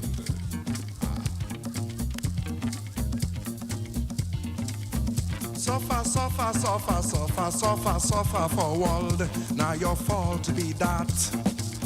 Me I say, now your fault be that. Ah.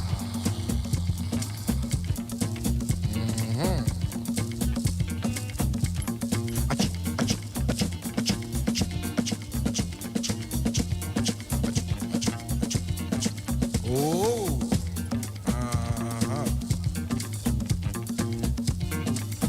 Suffer, suffer. Suffer, suffer, suffer, suffer, suffer, suffer for world. Now your fault be that. Me I say, now your fault be that. Ah.